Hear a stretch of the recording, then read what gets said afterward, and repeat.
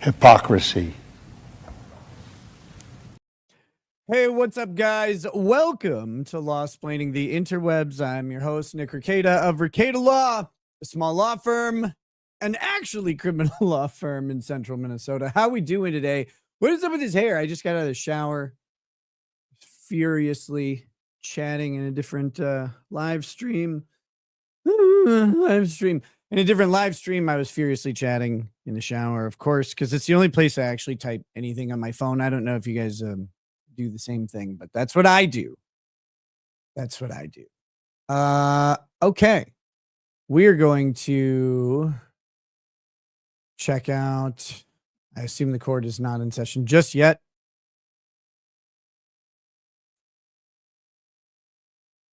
I assume correctly.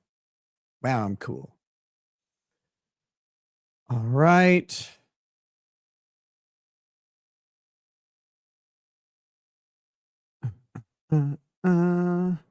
Getting everything set up. My voice is doing weird stuff today, which is nice.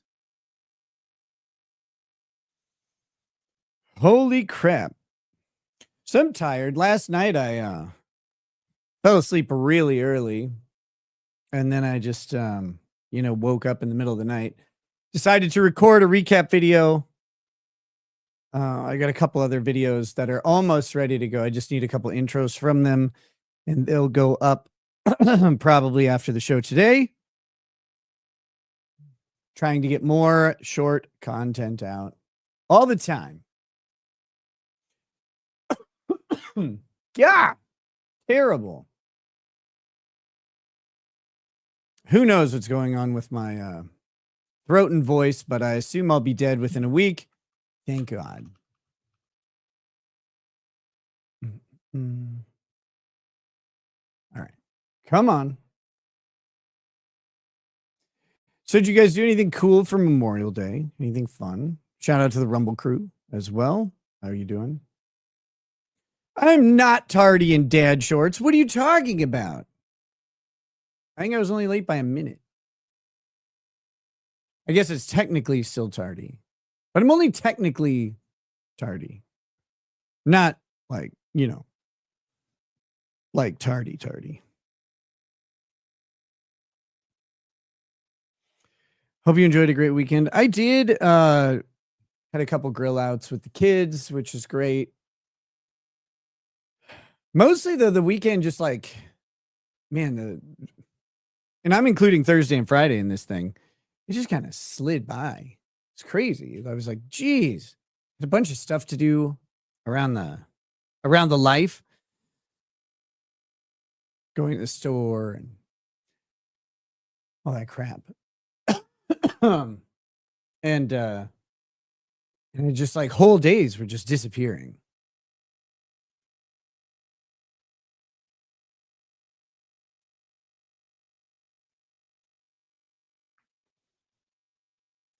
Oh, Swamp Air X, I'm like sorry to hear that, but glad you get, peace and to move on. I hope it'll take some time, I'm sure, to get over those wounds, but let's see. All right, let's go ahead and tweet out that we're live and update the locals.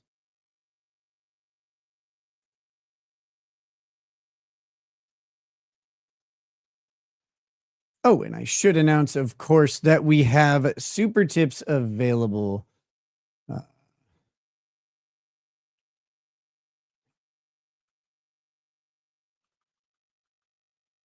Check out super tip.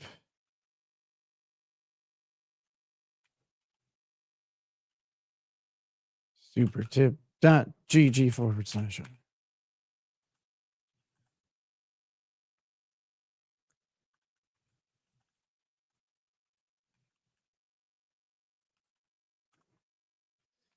Wee. Holy cats.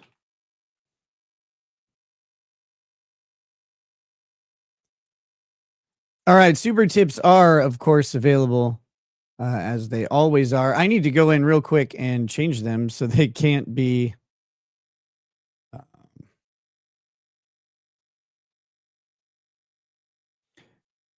Where is it? I got to turn off the skipping. There we go. Man, I want to have the skipping ones available for these shows, but they just don't work. You know, they'd play over the testimony, and that would suck. That'd be a pain. Am I going to answer the super tips like they're real people, dumbass? Well, I mean, they are written by real people, so yes, I guess so.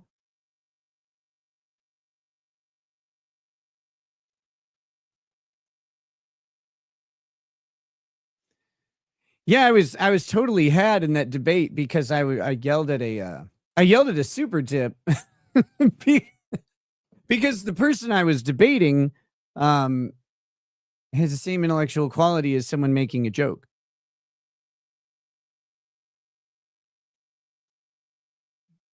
But it was funny, especially because I'm like, anybody who thinks they're real is retarded. Schadenfreude.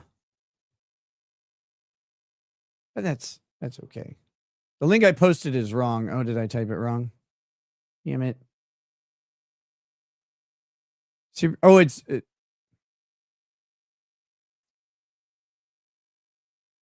what?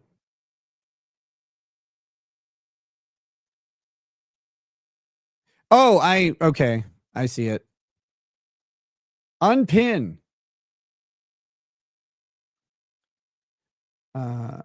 Try out. There we go. That looks better.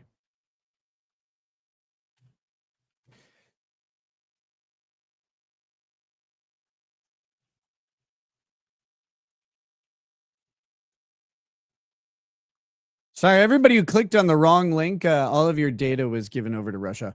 Hoosh McFadden, welcome to Paralegal Status. Thanks, man. Thanks for joining up. Happy to have you.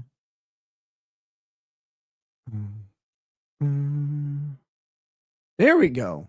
That message has now been pinned. Should be better.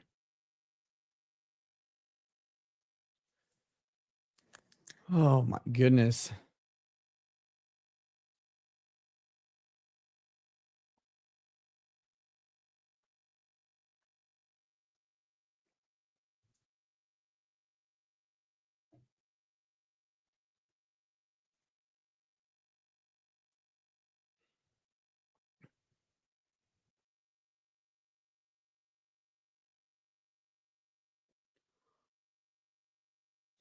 Okay. I think I've got everything just about settled here. So that's nice. We're going into day 21. It is the sixth week of trial. I thought the trial was supposed to be 6 weeks long, but apparently it's got longer to go. Dana Loves Zumba says legal strategy, defense putting ARCA first. Thoughts? I think it's a good strategy. ARCA seems like it's supposed to be very strong on the strong in the facts. A good counter to what's been put forth this whole time. So that's good, I think. I don't know what they have to bolster the credibility of Karen Reed and to repair how crappy she looks in some of those clips. I'm not sure what they've got for that, but we'll see. Putting Proctor up on the stand should be good. Jim says you should feel proud that your appearance on Little Piggy was the biggest super tip show in history. We'll fix that eventually. Of course, though. Don't ever accuse me of not knowing how to put on a show, I suppose. Scott Christy Jones says, I did get a YouTube notification for this one, which was nice. Is Proctor going to be on the stand? That'll be fascinating. I don't know. Rumor has it he's not on that the state's not calling him, but don't know. if they're going to or not. I think they're not going to. Man, my voice is busted up. Tatsy Fayray says, Bering put out a video about you. I know. I didn't watch it either. I don't know. There's a lot of people who comment definitively about my life, my activities, my thoughts, my feelings, everything. And it's like, well, I don't think that's true. So I just stopped listening for the most part. If someone gives me a good personal recommendation on something, I might watch it. But otherwise, there's not really much point in doing it for me. You are unmuted. You're unmuted, you liar. I don't know why I called them a liar. That was kind of rude. Now open and may be seated. All right, so I was told, Counsel, Mr. I did a Leslie lot of wanted to yelling see this me. weekend. That's true. Okay. Did you want to Look, I'm going to call a vapid cunt who Sure. says nasty stuff about my family a vapid cunt all day, every day. I'll do it 200,000 times. I'll do it right to her face, too. And to her husband's. I don't care.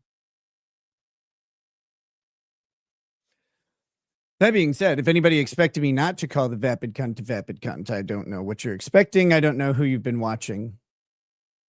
And hopefully it was enlightening for you and helpful for you. Eat some SpaghettiOs or whatever while you listen to it if you want. Immediate sidebar has been something that they've been doing a lot lately.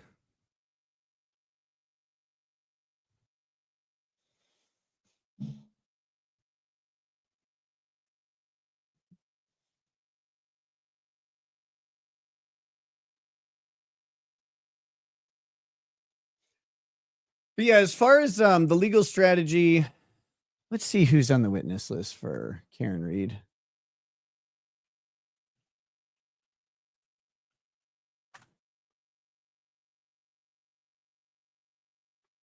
You thought that the bald guy was getting his neck kissed by the other guy? That was happening.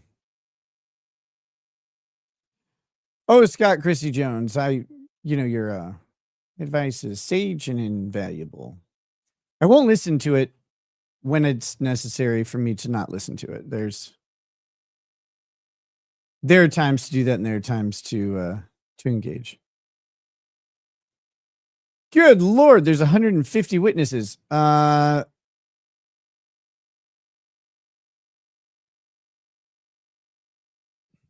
I don't want a combined witness list. I want to know who's on the. Just a second.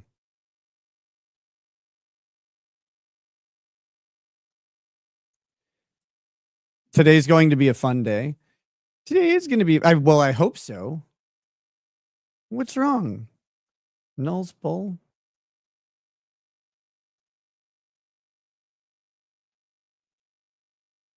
Now comes the defendant Karen Reed in the above captioned matter and provides the following list of prospective witnesses. So on Reed's, sheesh, she's got 91 people on her witness list. We got the Alberts, all the Alberts. That took care of 7 of them. 84 to go. Let's see. We got Michael Wagner, Cheryl Waugh, Paul Makowski, Leslie Bernstein, Rebecca Bison, Officer Nicholas Barrows, Trooper Evan Brent, Sergeant Yuri Buchanek. So we've already, of course, some of these people we've already got, right? Lori Cahill, Trooper Zachary Clark, Christopher Curran, Carrie Curran, Nicholas Curran, Richard D'Antuono, Officer Kelly Deaver, Stephanie Devlin, Trooper David DeSicco,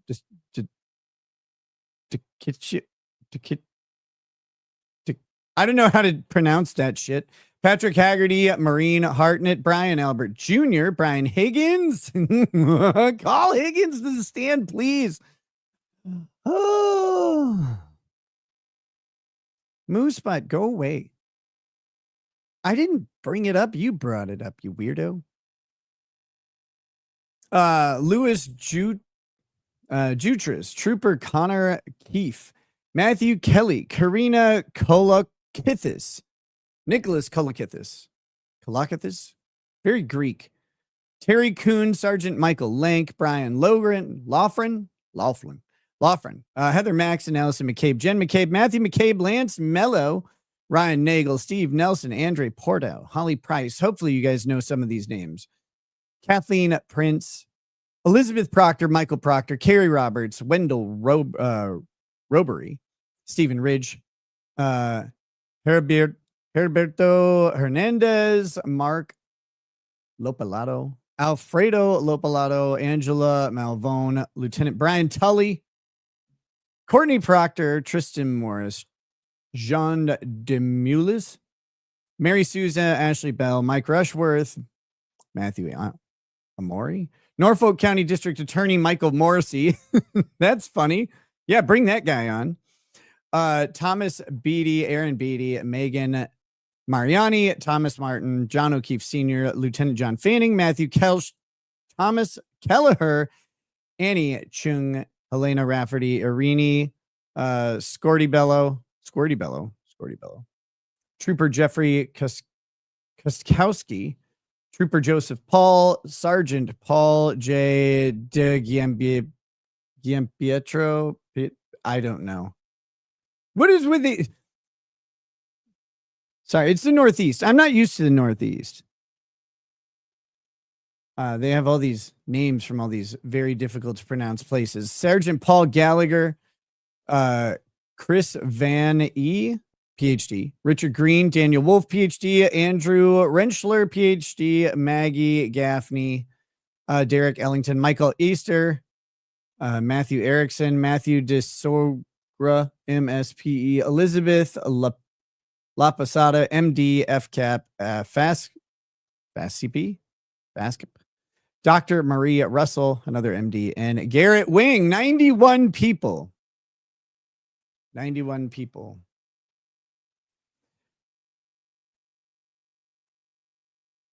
So that's the witness list for the defense. I mean, some of those names mean something to me. Not all of them do. Matthew Austin says, who's the worst judge, Bev or the Murdaugh judge? The Murdaugh judge was real bad. But this one is so...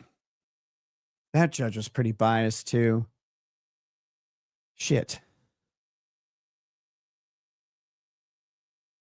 That's a good question. I don't know.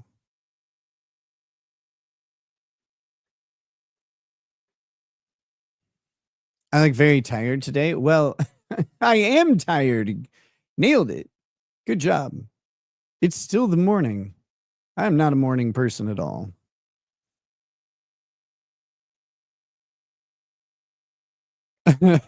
Mark, I feel that, man. Oh shit, I was trying to figure out why Nick is on. I didn't think court was on until Tuesday. It is Tuesday. Yes, it is. Oh crap, I forgot to do the whatchamacallit. Locals. Go away.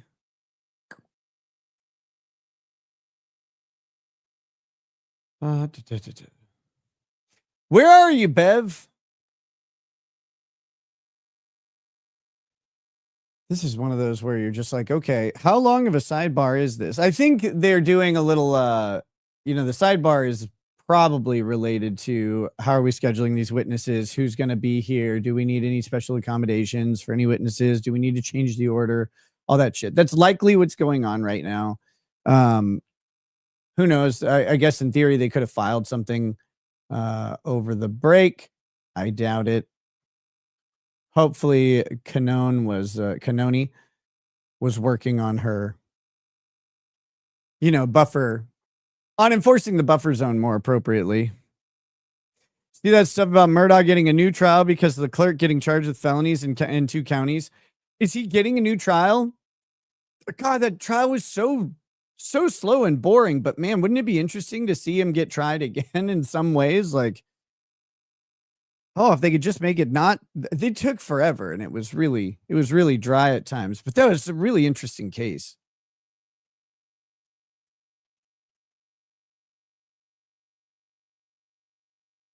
Let's see. I need to share this. Just doing all this housekeeping stuff.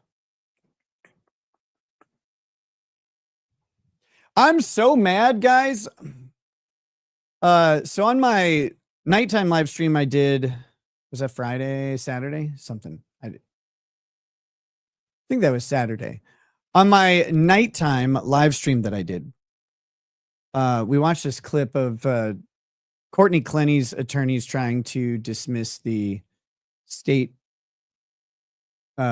prosecution team and have a new prosecution team brought in due to some misconduct that they have alleged. And in the middle of watching the video, like, I realized something that it seems like both sides of that argument completely missed, and it's critical to the analysis, the legal analysis that needs to occur. And it seems like both sides missed it. So I've got a Courtney Clenny video of watching it live, but I want to add just a little bit more to it. So after reading the case and making sure that I'm right, I'm pretty sure I'm right, but it was really annoying.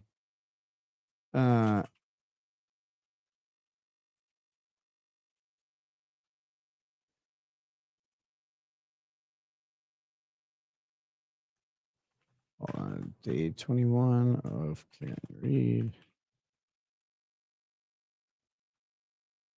Go. Nope.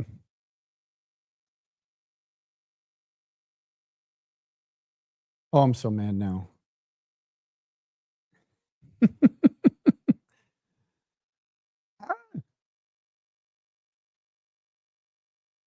Okay.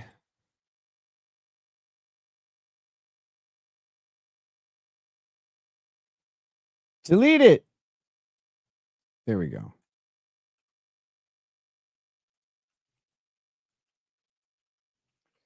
Alex murdered his wife and kid. I don't know that he did, man. I was not sold on that one. I think there are plenty of reasons to believe he didn't. I think I don't think the state proved their case. I also think that I think he got really deep in drug trafficking and maybe got into debt, and it looked kind of like a hit to me. But I mean, I'm not like an expert on organized killings or anything. It's not like I'm like, oh, my trained eye. It's just like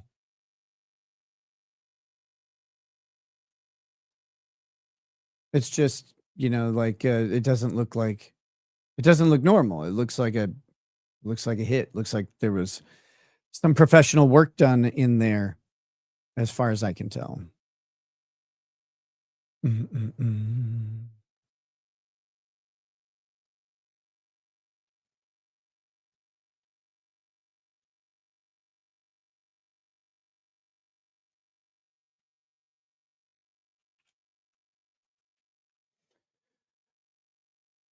Let's see. Where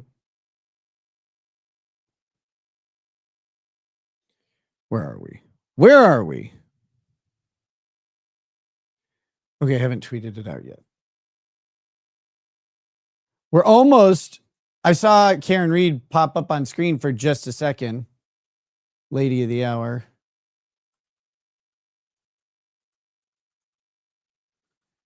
We're live for Sidebar City in the Karen Reed trial.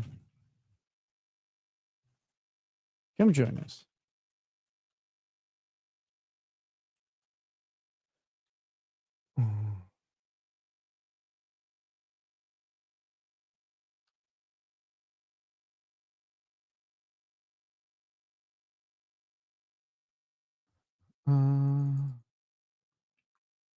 Why did I think I tweeted this out earlier? But I didn't. It's probably all the brain damage. Dun, dun, dun, dun.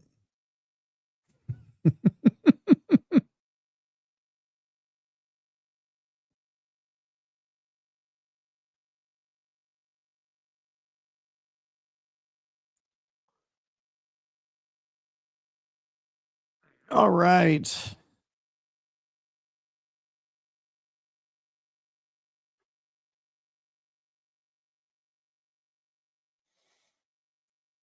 Nick is a drug sniffing dog. No, I can't do that. I can detect them. One time. Then I'd go to prison. Yay.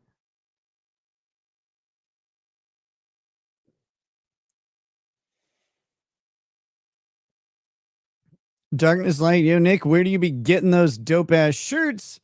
My man's looking fly as fuck while my fat ass is sitting here looking like this soy shirt without a remote. I think I got this one at Macy's several years ago. You know, I got a couple of them in Vegas. I actually grab a bunch of I grab stupid looking shirts from Goodwill. Ones that look like a drug dealer or whatever. Those are great. You can go to Goodwill and just grab those for like $8. Frederick Little says, hope everyone had a great Memorial Day with great barbecue. I found these really, really huge hot dogs. They were really good. Thick and meaty. I can't keep describing this. This is not good. It won't go well.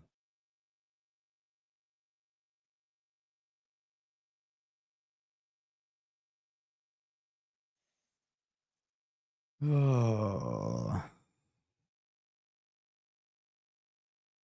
And his guilty behavior was because he was guilty of causing that mess, plus drug addict and habitual liar guilt.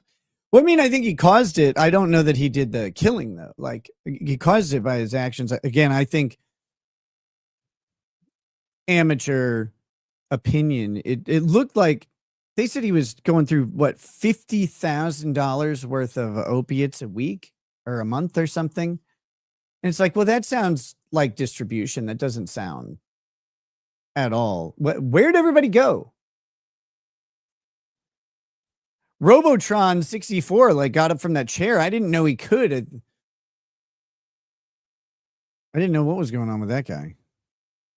Oh, Mom Bear, that's what you mean? Yeah. Yeah, he got it. He got wrapped up with some bad folk. And it sounded like he did. Like people around him started dropping, like his family members, you know.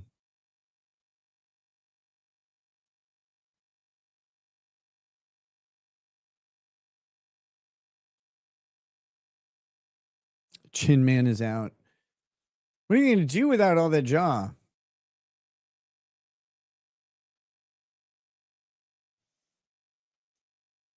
Oh my gosh.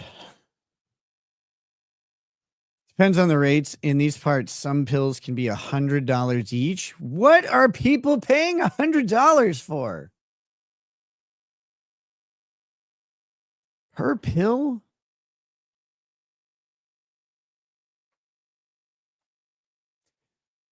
Are those like pills that they're like a fentanyl pill that they quarter up or something? Like, holy shit, that's expensive.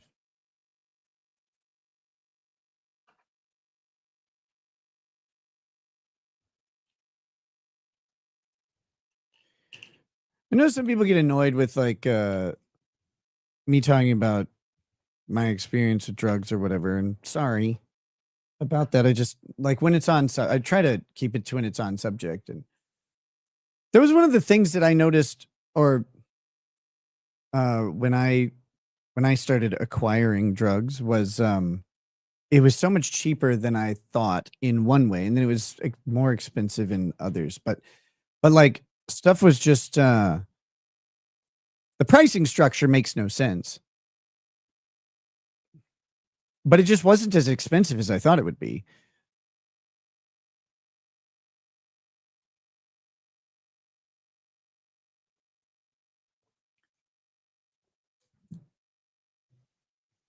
Think I should do a stream with JD Delay. Who the hell's that?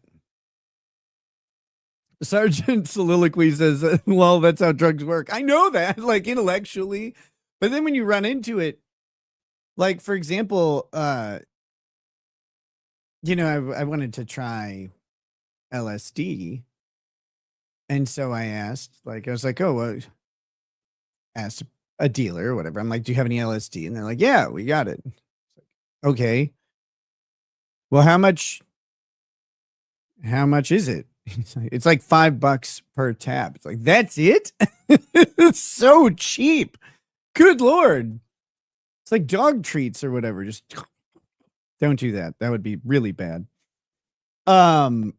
Jules says, decided to go back to school to not be like witness.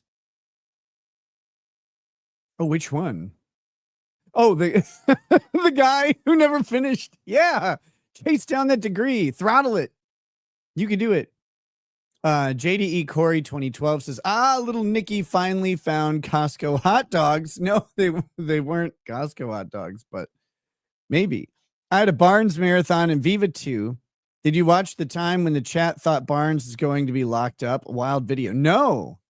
Why? Why was he going to be locked up? I turned on them for a while, and Barnes's mic was so bad. I felt bad because I couldn't listen to it. I was it was background noise, but the static on his mic was too distracting. I had to turn it off for a bit. I threw in a super chat and I couldn't wait for it. Did I ever take PCP? No.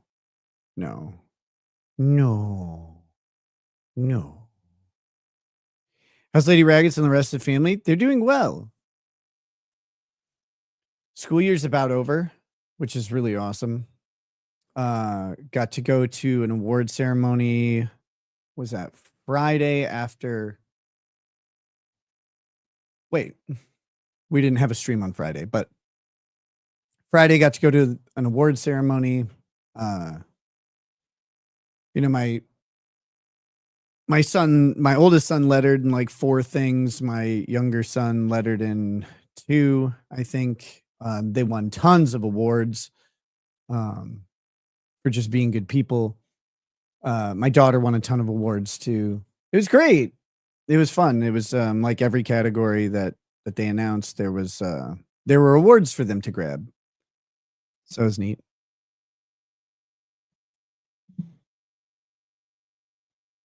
So watching my brain damaged, permanently AIDS-riddled children, watching them clean house on awards and, I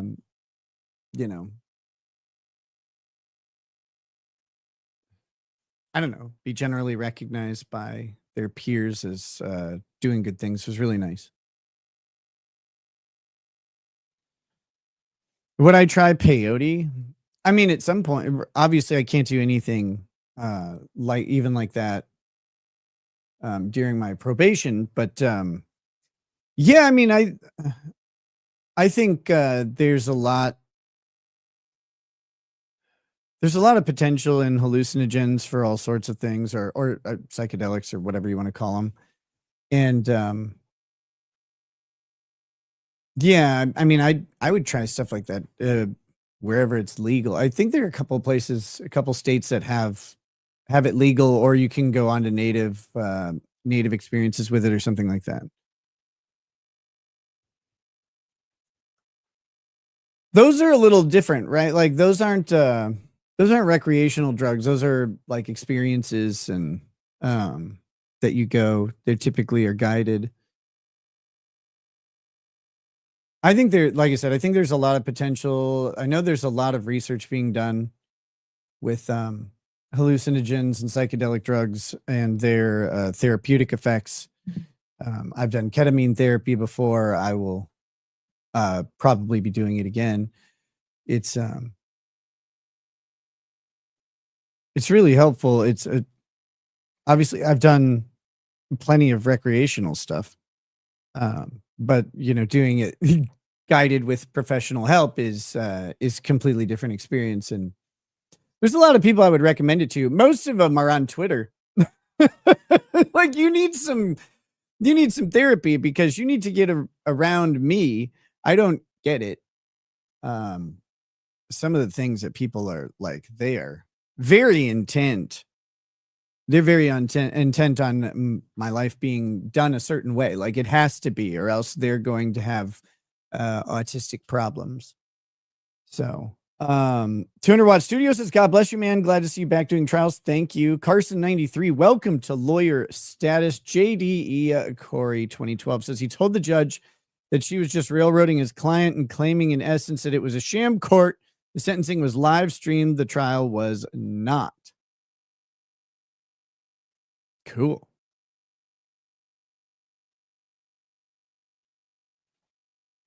Nick, you had to stop taking your Provigil when you did the ketamine therapy. Yeah, if you're going to do ketamine therapy, you don't take any, that day, you don't take any stimulants at all. Um, yeah, anything that interferes with how your brain works or changes the way your brain works, you don't do it that day. You get clean of your prescription meds for like 24 hours and then you do it.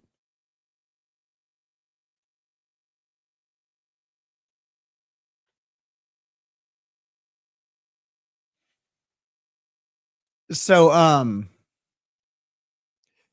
there's research from a neurologist out there about, um,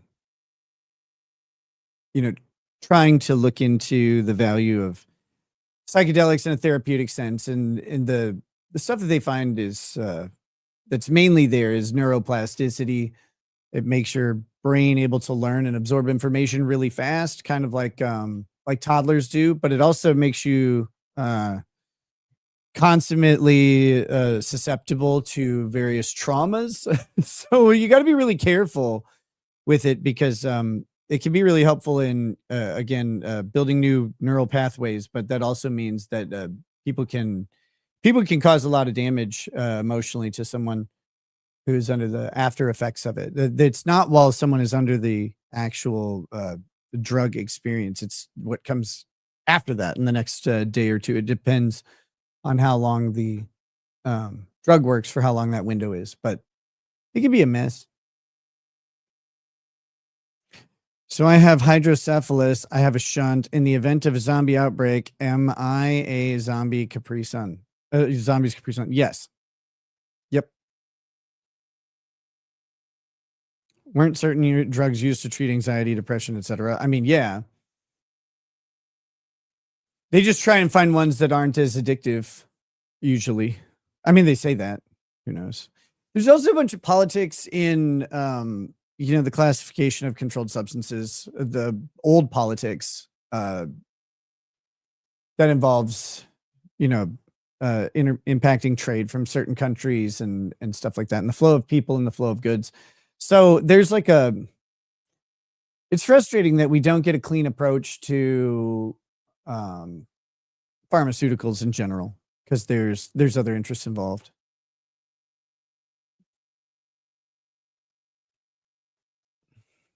You have a family, you don't need drugs. I know. I know. Don't worry about it.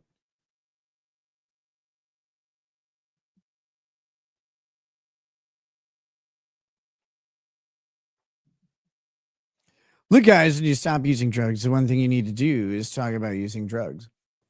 Well, I figure, my experience is one that is valuable towards people who won't ever have that experience or might convince them not to have it, for example, because it was devastating to my life. That being said, why experience life at all if you don't learn from it, grow from it, if you don't share that experience with others? Like, what's the point? I don't know. But my job and purpose in some ways is to sit and share experiences with other people, experiences that they may never have. They may have curiosities about these things, but go, I'm not as dumb as Nick. I have a family and I really don't want to fuck it up. So I don't want to do that. But it might be interesting to hear from someone who I've related to on other things tell me about their experience with this thing I'm curious about. So I try not to waste the things that happen in my life, like even if they're bad, right? I don't understand why that is confusing for people. And yes, I know that for some people, like talking about these things or whatever, like it's not the traditional thing. Well, I don't live like a standard life. I'm out here in public in front of tons of people. My job is to talk about stuff, so it's not like that's what I do. And so it does change the nature of how these things affect me and how I deal with them versus the next guy on the street. And that should make plenty of sense because my situation and the way that other people approach it is different than how they would approach everybody else in the same situation. So it's or not, in a similar situation if they weren't if they weren't online talking every day. That's just part of it. So why waste it? The state has no case, but they keep going. How long will we watch this slow motion train wreck before the judge declares a mistrial? Also, Kurt has a micro peen and crusty hair. The crusty hair is also true. I don't know. The state does have that. I agree. The state has no case. They do keep going. Who knows how long we have a micro peen counter. We've made it. We've broken the seal. The judge is not going to declare a mistrial in this case. I promise you that's not going to happen, which almost guarantees that it will happen, but I promise it won't. This judge is going to allow this case to go through to the end. And the only mistrial would come if, a hung jury.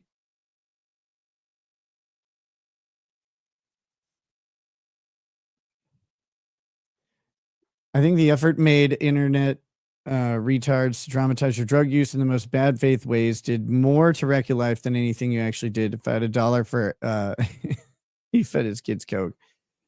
Yeah, it's and now I've been reported like I'm throwing bullets of cocaine at children, which is true. Rotten kids, I'm like, you can't run from this cocaine. No, you throw it at them. If you hit them with it, that's how they do it. That's how they inhale it, and it's perfect. So if you ever have a child who's just disobedient or whatever and running away from you, no, you throw cocaine at them all day. Frederick Little, are you following the Carmelo Anthony case at all? No, not particularly. I haven't seen anything about it since he stabbed the guy. That's about all I know.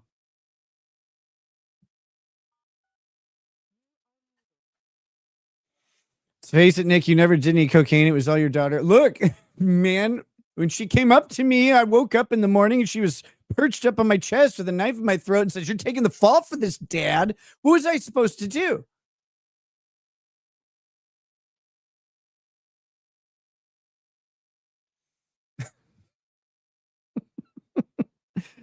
Someone the other day was like, "These jokes are 10 years too early." It's like, oh, you're right. You're right. I'll have to wait. Sorry. Someone put a counter on it. My jokes are on probation.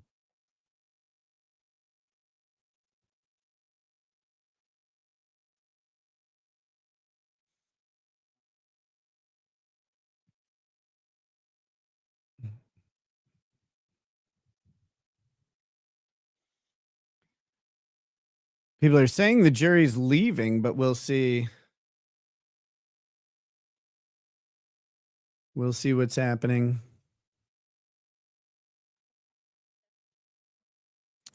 Juror from the first trial said 9 of 12 wanted to convict for involuntary manslaughter. The 9 were not convinced at all about the police cover-up narrative.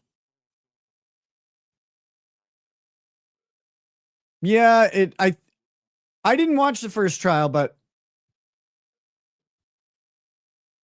I heard they sold it a little harder than they're selling it here, which I think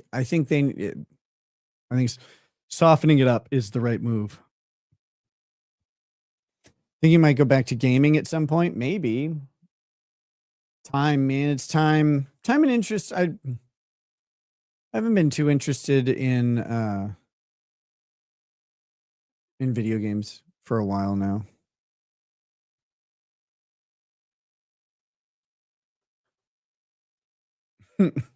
Yeah, Cookie. I'm a fun guy. I'm a lot of fun. I was watching briefly the testimony of Brian Higgins from last year. It's pretty good, but mainly because that made me able to hear his text messages in my head. Nick should truck with me. It's terrifying. Megan, what is wrong with you? You're like, oh, I'm going to play a video game. Here's a job. What a terrible choice. I don't get it.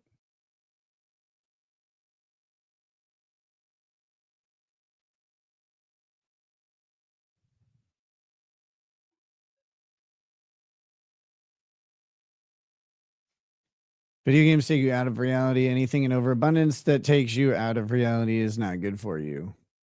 Wow. Video games on life support.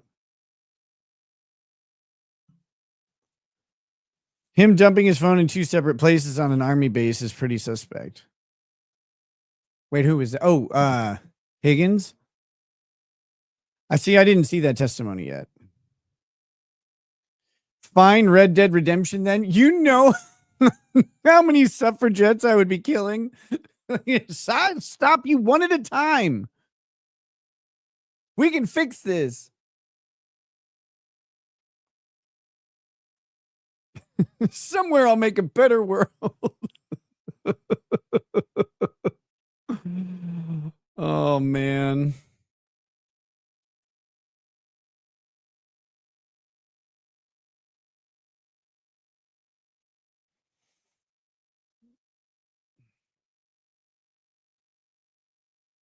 So what's up with the Carmelo Anthony case? Oh, you said you guys said it was upgraded to a capital murder, so that's a death penalty case, right? That's good. I was worried that he was an underachiever. Turns out he's going all the way for it. They don't let you kill the suffragette anymore. After that one guy just killed her 5,000 times on a YouTube video. So funny.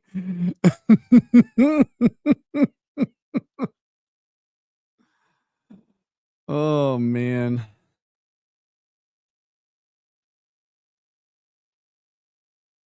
Blitzen sent 5 gift memberships. Thank you. Blitzen, Tell Comet, and Cupid, and Donner, that we're happy that you came by today to drop off those new members. Really appreciate that. Let's talk about Macron getting slapped by his man. What? What is this? Say thank you in an ooh-woo voice? I don't know how to do that. Nick, no death because it happened when he was 17. Okay, so life in prison. Then. Scalia one time was talking about the 8th Amendment and the death penalty, which was pretty interesting. And like, oh, well, we shouldn't kill children. Scalia's like, why? Okay, that's based. Tell me more. It was Piers Morgan, I believe. And he's like, well, back when the country was founded, we executed children as young as 12. That's I think that's as young as they ever found. There was a 12-year-old executed. He's like, what's cruel and unusual about killing someone under 18? That's not cruel and unusual about killing someone over 18. Just because they're a child, like it's somehow cruel and unusual? No. Killed all them. Kill those kids. Jesus. Settle down, Scalia. Tease T sent 5 gifted memberships. Also, thank you so much, Tease T. Nice to see you. Thanks for stopping by. Whatever happened to Drex? I don't think he likes me anymore. That's the shitty thing about making some choices that people disagree with. They they get to make their choices about other people. So I don't know though. Like, I would like to talk to him at least. He never. I talked to him once in the past 2 years, I think. So kind of hard to gauge. I think he believes something that is really wrong, and it's really dumb, in my opinion, because he could literally come just ask. I think he believes that I gave my daughter cocaine. He could just come ask her. Like, she knows him. She's talked to him 1,000 times. So he could just come ask. And she'd tell him, no, like, that's insane. So he can ask all the kids. I don't care. I know what they'd tell him. I know what they told. Same thing they told the county. They've never seen or done or been exposed to drugs in any way. Charlie Eckert, Carmelo Anthony, because of his age at the time, faces life with the possibility of parole after 40 years. Well, that's nice. Just those 40 years. He'd only be 56, 57. It's not so bad, right? 58 by the time he's convicted.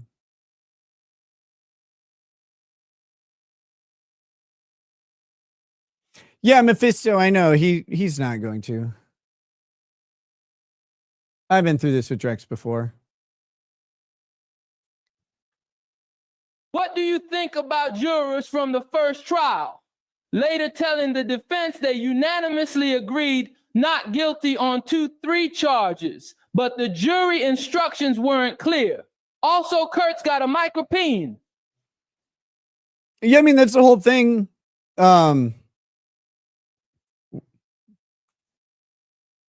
We expect these people to, with like the jury instructions or whatever, we expect them to understand exactly what's going on. But some of these are, complex legal issues, and they have to be explained very well by somebody. And if they're not, you get messed up results. I think if a jury doesn't understand the jury instructions, just make it not guilty. The state didn't do well enough.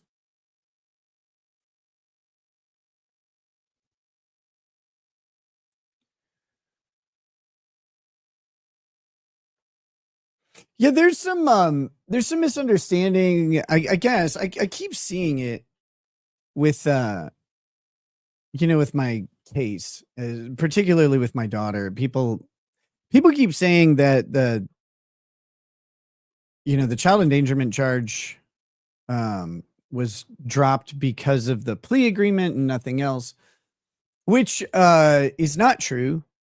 The state wasn't interested in pursuing the child endangerment charge. That was the first thing they said. We're dropping child endangerment and the gun charge in the plea negotiations. That was, they're like, we'll get rid of those. No worries.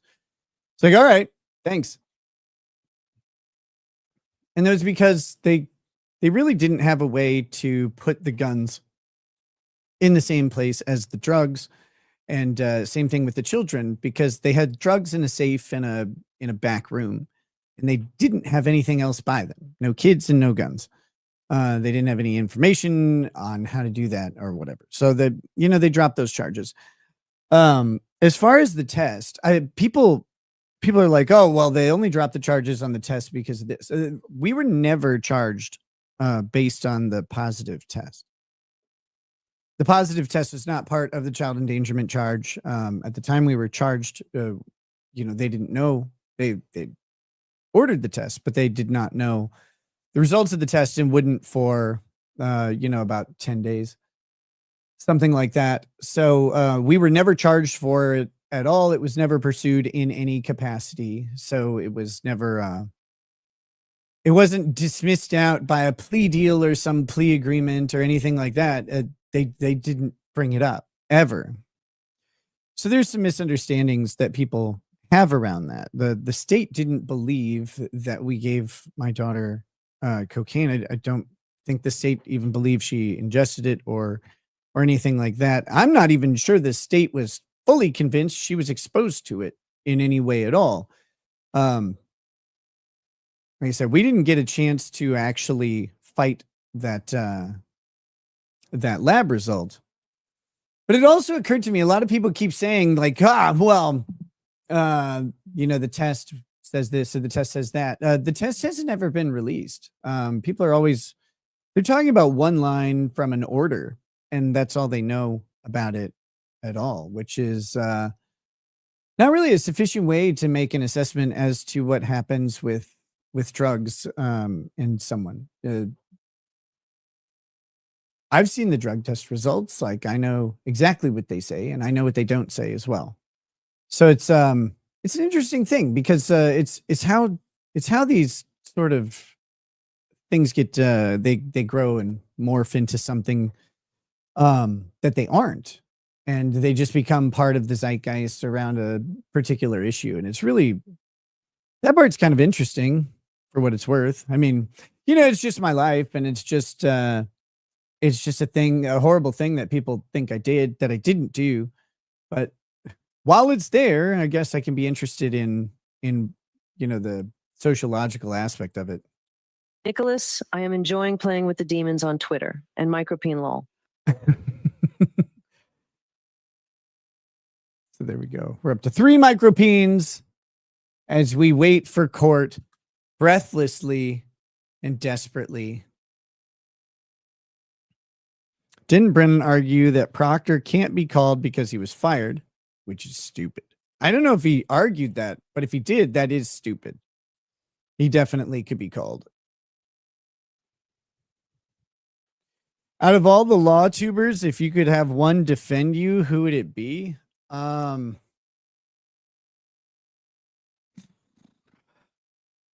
who's considered a law tuber. I mean, it depends on the issue.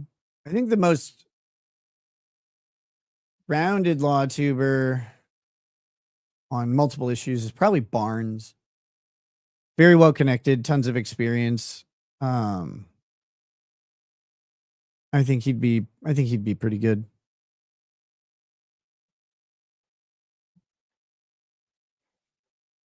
Or Gosney. Gosney would be great. Andrea. Yeah, Andrea would be good. Branca doesn't practice in a courtroom. Branca is an expert. He has a law degree. He is admitted to practice, but he is, he's an expert on the law of self-defense. That's what he does. He mostly consults and testifies as an expert witness. He does not do the legal casework. And I wouldn't want to put him through that. That would be terrible. Are me and Andrea still friends? Yes, we were going to do something over the weekend, but Twitter kind of had a data center burn down. And so our DMs got kind of paused. So we're looking for the next time we can get together and put together a show about the case and where it is. What about Lead? I love Lead. He's awesome. Hopefully I would never need his services. Lead is a family law attorney primarily.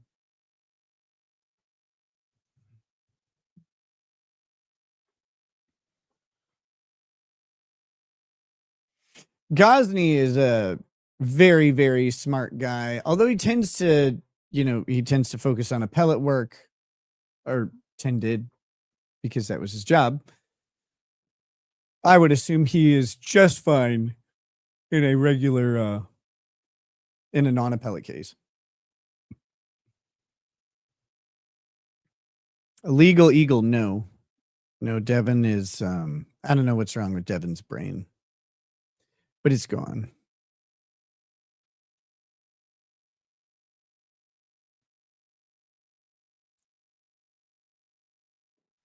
Bronca's great. His Chauvin opinion was surprising. What was his Chauvin opinion? Are you doing something with AV to the 7th soon, Nick? Yes, hopefully. She was traveling over the weekend. But yeah, we're at the time when I talked to her a couple weeks ago about doing something really soon. Do I still talk to Ty? I haven't. I would. I just haven't had occasion to talk to Ty lately. 100% having lawyer defend me. Well, that's not fair, because doesn't he come with like a pack of other lawyers, like the family of lawyers? What a horrifying Thanksgiving that must be. Ron Coleman. I like Ron Coleman a lot, actually. I was asking him yesterday. I was like, hey, has the judge ever ruled in the Gavin McInnes case? And he said, nope. He's still waiting. It's been like 3 years, maybe 4 now. Last night on says, more fun is which LT do you want on prosecution?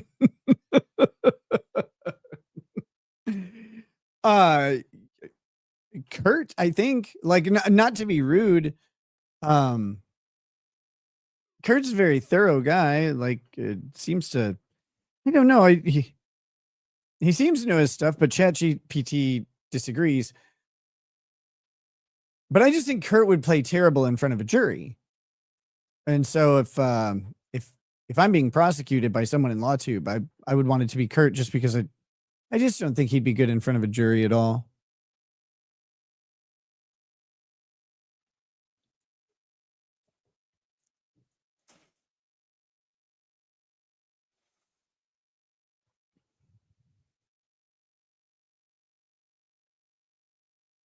Here comes drama. Yes, but Nick didn't do drugs in Canada. True.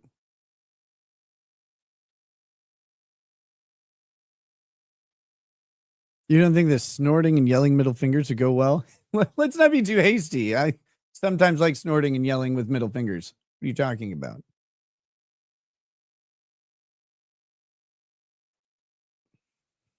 Oh. Oh my gosh. Somebody find me a chiropractor.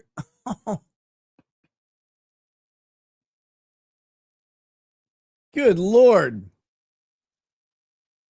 This is the longest, like, here we go. Thank you.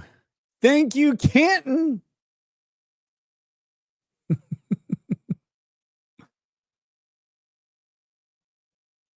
Just a reminder that super tips are available. Supertip.gg/RL if you want to play around with the AI voices and stuff like that.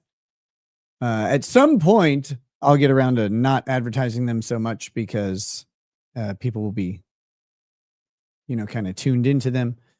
But they are available if you would like to partake and, I don't know, have some fun with them. Speaking of fun, I'm a fun guy. I'm a lot of fun. Oh, I guess I could start doing my thing. I need Brian Higgins. I was going to do this when there's Karen Reed text. I want the actual text. The complete text. Here they are. Oh, no. I don't want disable ad blocker or subscribe to continue. Okay, I block notifications. I don't want to sign in. I do want to disable my ad blocker. Go away. Not helpful.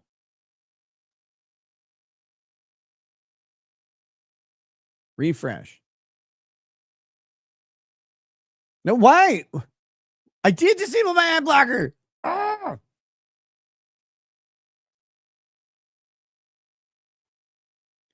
Black N7 says, no, you seem to be a narcissist. Wait, are you talking to me?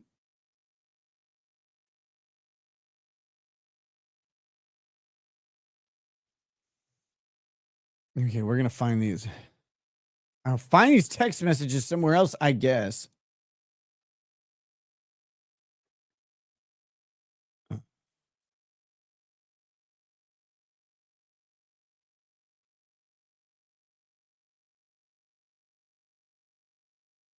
Let's see. Sit on that and spin. What a move. Oh my gosh. Okay, I'm going to feed all these things in to an AI, and I'm going to have the AI write an emo song called I'm a Fun Guy, I'm a Ton of Fun. Something like that. Can we get a Mark Richards impression? Usually we can do that for you. Let's see.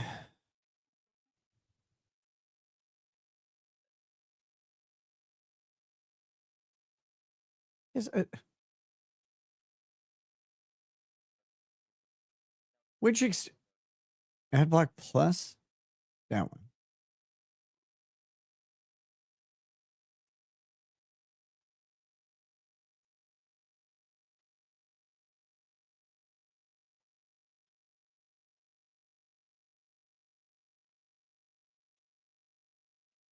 Okay, there we go.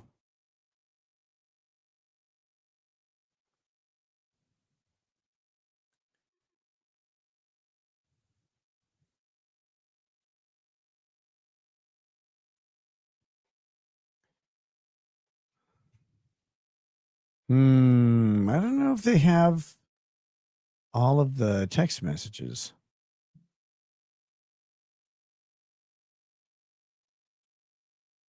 I need to lower my Johnny and Cat artwork. I think they're okay.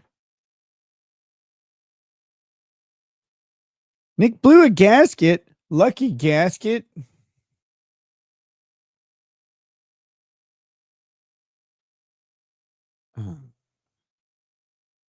See the flirty text? Sit.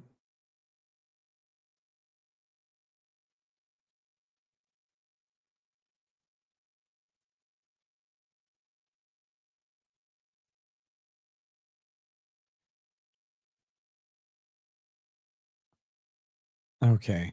I'm trying to find these text messages.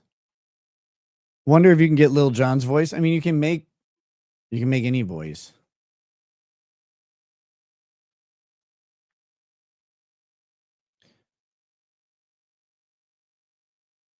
Trust me, chat. It's talking about this. It is crooked right now. I'll have to fix that. Need a Bill Clinton super tip voice. Hi. Hi, girl. How you doing? Okay, is this it? I'm just trying to find all of the text messages.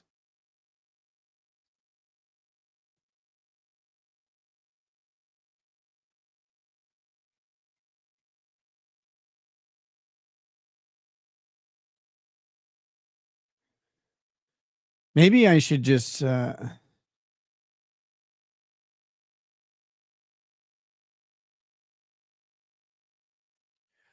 I think I can put a video in, right?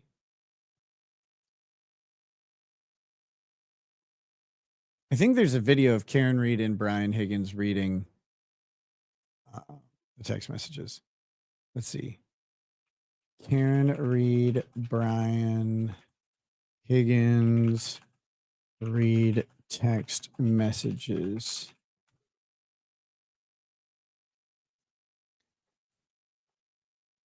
Mitch McConnell. Oh, well, I think we're.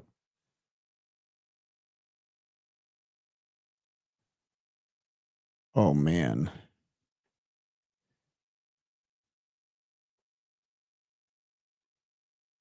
Witness Brian Higgins reads flirty text with Karen Reed. Oh, man, they have him.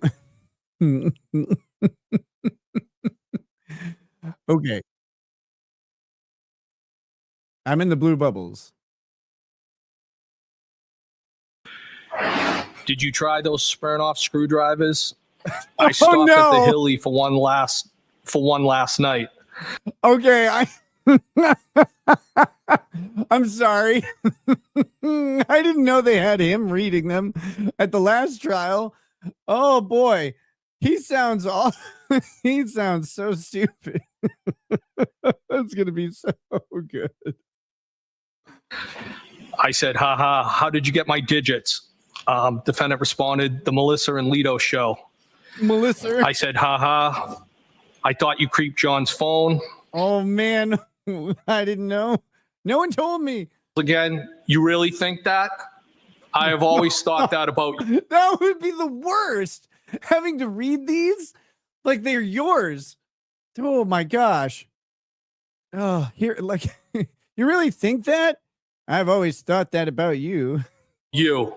Defendant responded, what? I responded that you're hot, smart, witty, but I didn't think that you're hot, smart, witty. Okay. This is what I needed. This is what I needed. All right. No more of this fooling around stuff. Wait. Oh God, nothing is happening still. Oh my gosh. All right, so now I need to take this. I need to open up is it Sora? Is that the music one? Your age is required. No, it isn't. Turn ideas into images and videos. Oh no. No. No, this isn't what I want. Suno. That's the one. Suno. Thank you. Oh boy. Type any idea you have.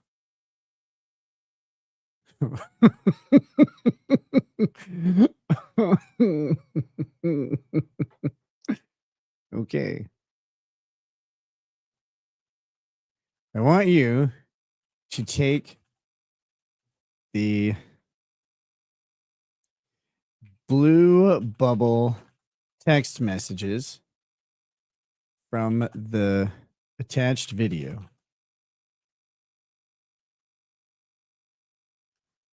Or from this YouTube video.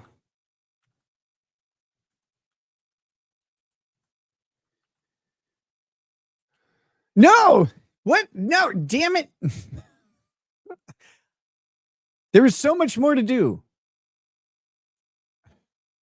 I gotta go back. My songs are not ready, you liar. Sign up. Creating this account.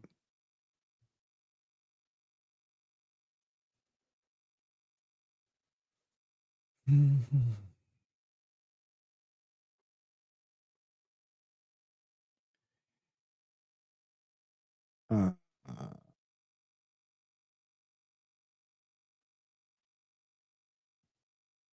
sure, I'm in. I don't know what I'm in for. Okay.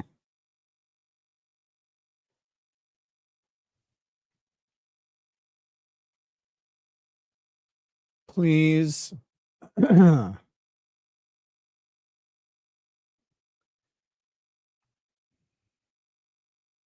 Please write an early 2000s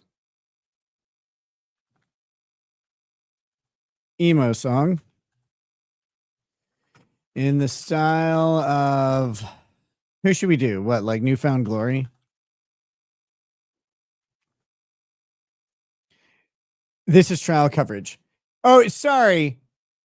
Sorry, Moose Butt. Here you go.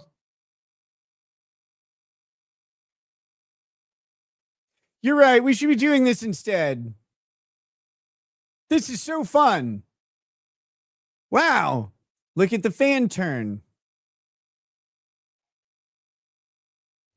Stop being retarded. Have you tried that? Like, can you just do that for a minute? Can you not be dumb?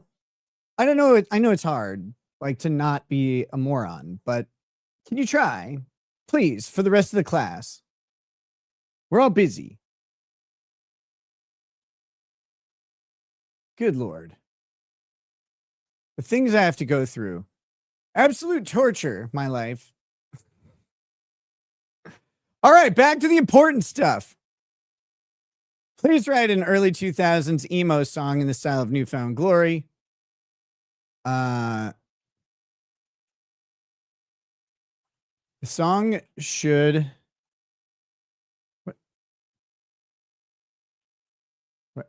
What? The song should... it doesn't give me any more letters. Damn it.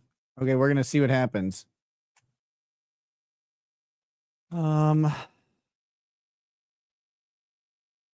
Wait, what's... All right. We'll create this. I have 100 credits. I don't know how many credits it's going to take to write this song. Nothing here yet. Type anything into the text box on the left to create a song. I did. Ah! Filters.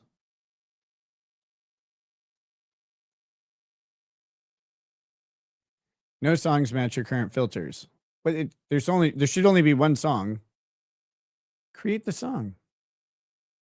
You didn't even use one of my credits. Couldn't generate that.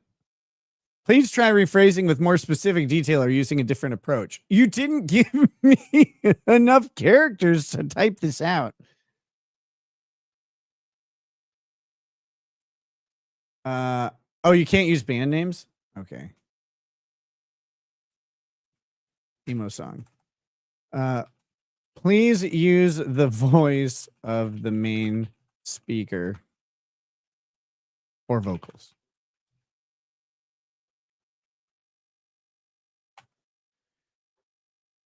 Create. See what happens. Couldn't generate that. I'm going to have to figure out how to use this thing. And I'm probably going to have to like upgrade to pro, but that'll be okay. Type it out in Grok or Chat GPT and paste it into there. That's a good idea. But it doesn't give you enough characters. There's a character limit on it. Probably because I'm using the basic version.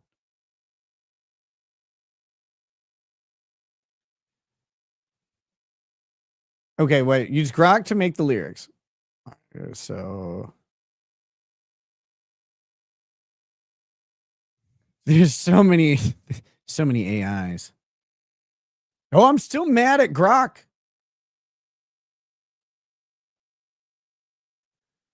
Okay. Please use the voice of the main speaker. Oh, wait. I don't need the voice of the main speaker written out here because this is for the lyrics.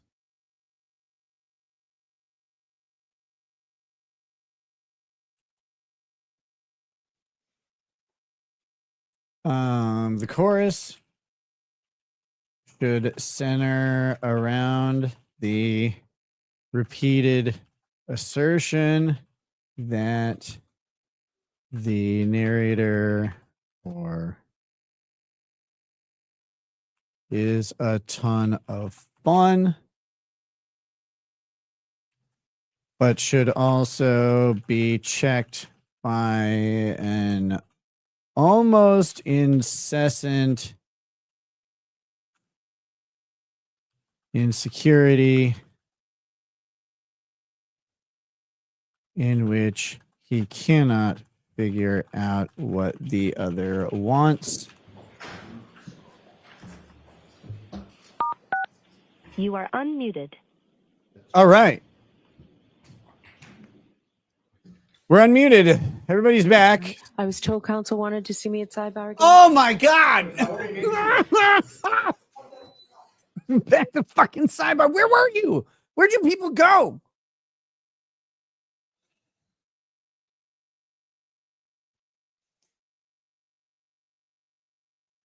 Incessant insecurity in which he cannot figure out what the other wants. Please crescendo the bridge with sick emo harmonies. Let's see. Landing on I'll give you all the beach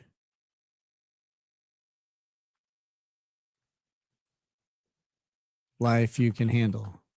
Or beach, is it beach life or beach house?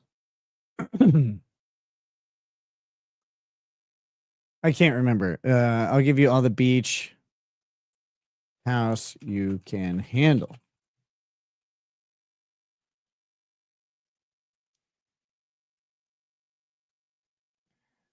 Okay, so I guess I didn't need to put the harmonies in there yet because this is Grok, but let's see what happens. You guys want to see? I guess I could share that screen.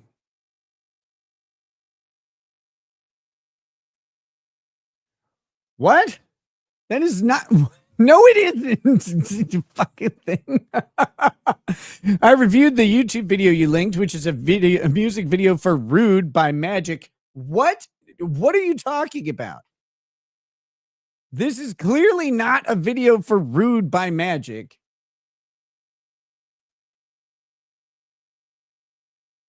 It's literally the Karen Reed murder trial.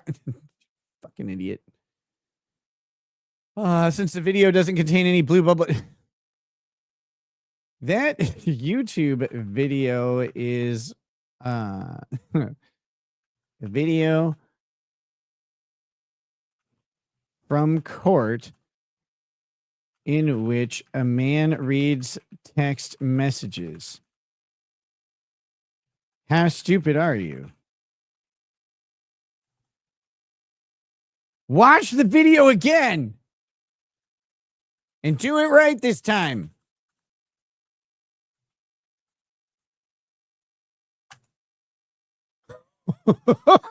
Okay. Did we get it?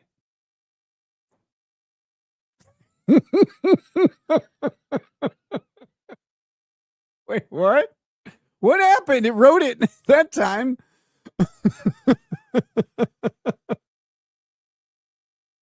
Okay.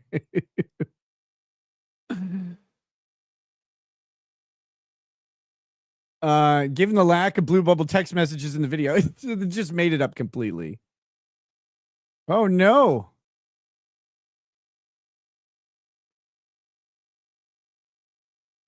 This is not good. I'm a mixtape. You forgot to rewind. A Polaroid fading stuck in your mind. No, this is awful. This is not good at all. I'm a ton of fun. I swear I'm a riot, but I'm screaming inside. Can't keep it quiet. Okay, that's kind of funny.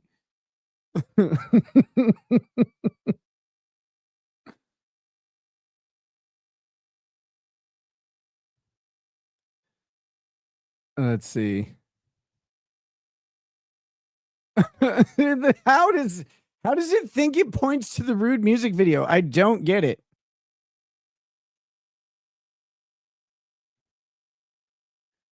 This is how MGK got his new song. No, he just stole it. What song was it?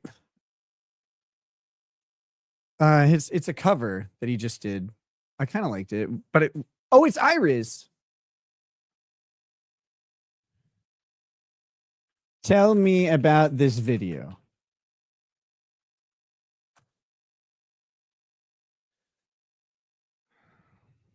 Why only the blue bubbles though? Because I want Higgins to be writing a love song to Karen Reed. What does it say? Guys, I'm losing my mind here. The YouTube video is the official music video for Rude by Magic. All right. So I'm going to hit open link in new tab. And Then I said, what do you like about me? Defendant responded, I just feel like you're from my neighborhood. I said, yes, yeah, ditto. Defendant responded,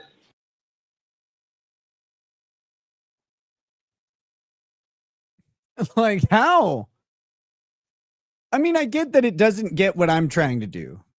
Like, I'm accepting that. But how is it so completely wrong? It's like, well, this is Rude by Magic. No, it isn't.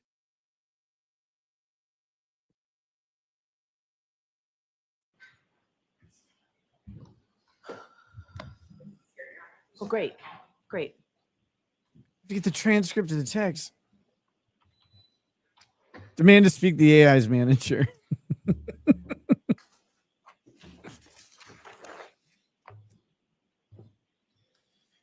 So what are we thinking about Karen? I have not done any reviews of Karen Reed's like clothing here at trial. That's a weird one. I feel like she should be in the trenches. I don't like that color of suit on her at all. One, I think it makes her pop out from her counsel at the table in this, but it's not a good pop out. It's green and drab. They're blue, except for the woman. She's in the tan, I guess. But I don't like it. It also looks weird. Check my text. Why would I want to do that? you're welcome. It better be funny. Good morning, sir.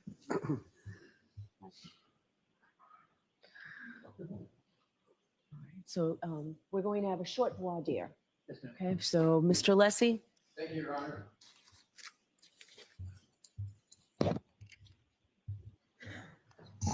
Thank you.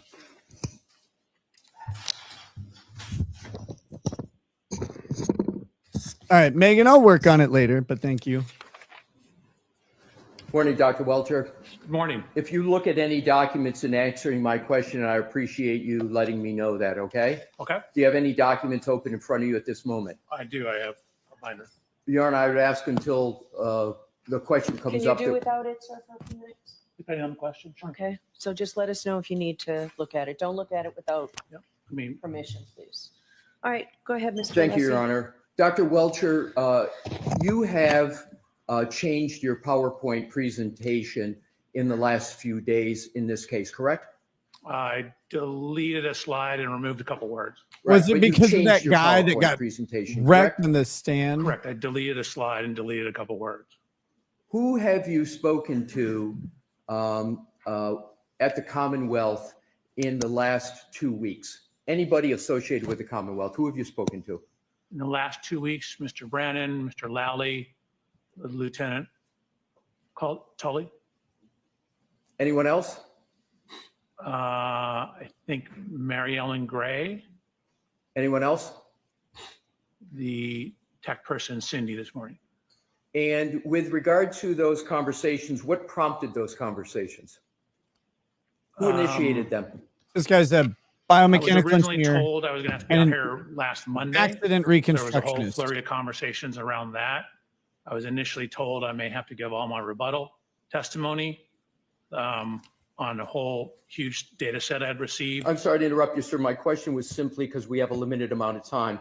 Who initiated the conversations? Oh, there were multiple conversations. How Yeah, many? who initiated them? I have no More idea. than 10? I'm sorry? More than 10? Probably not. All right, what did you discuss with, you understand it's no longer Detective Lieutenant Tully, it's, as I understand, it's Lieutenant Tully. Did you have you said you had conversations with him, correct? Correct. When was the first conversation? How many, and what are the nature of those conversations? Are you limiting it to the last 10 days or in total in my life? Within the last 2 weeks. Last 2 weeks? Forever. I believe it was when I got here on Saturday night, I informed them I'd landed. And then Sunday morning, he gave me a ride over to the district attorney's office. And what did you discuss from when you, did you have any discussions with Lieutenant Tully before Saturday? Within the last 2 weeks?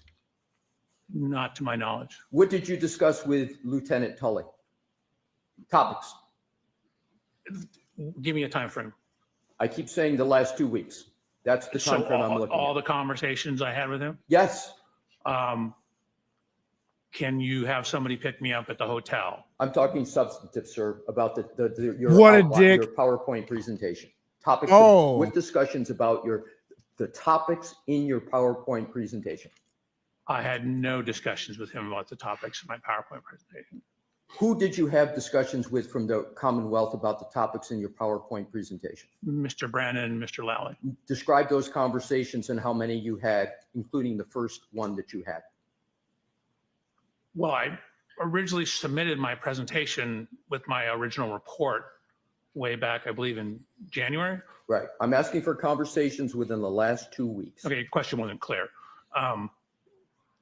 Then on Sunday, we just went through top to bottom through my presentation.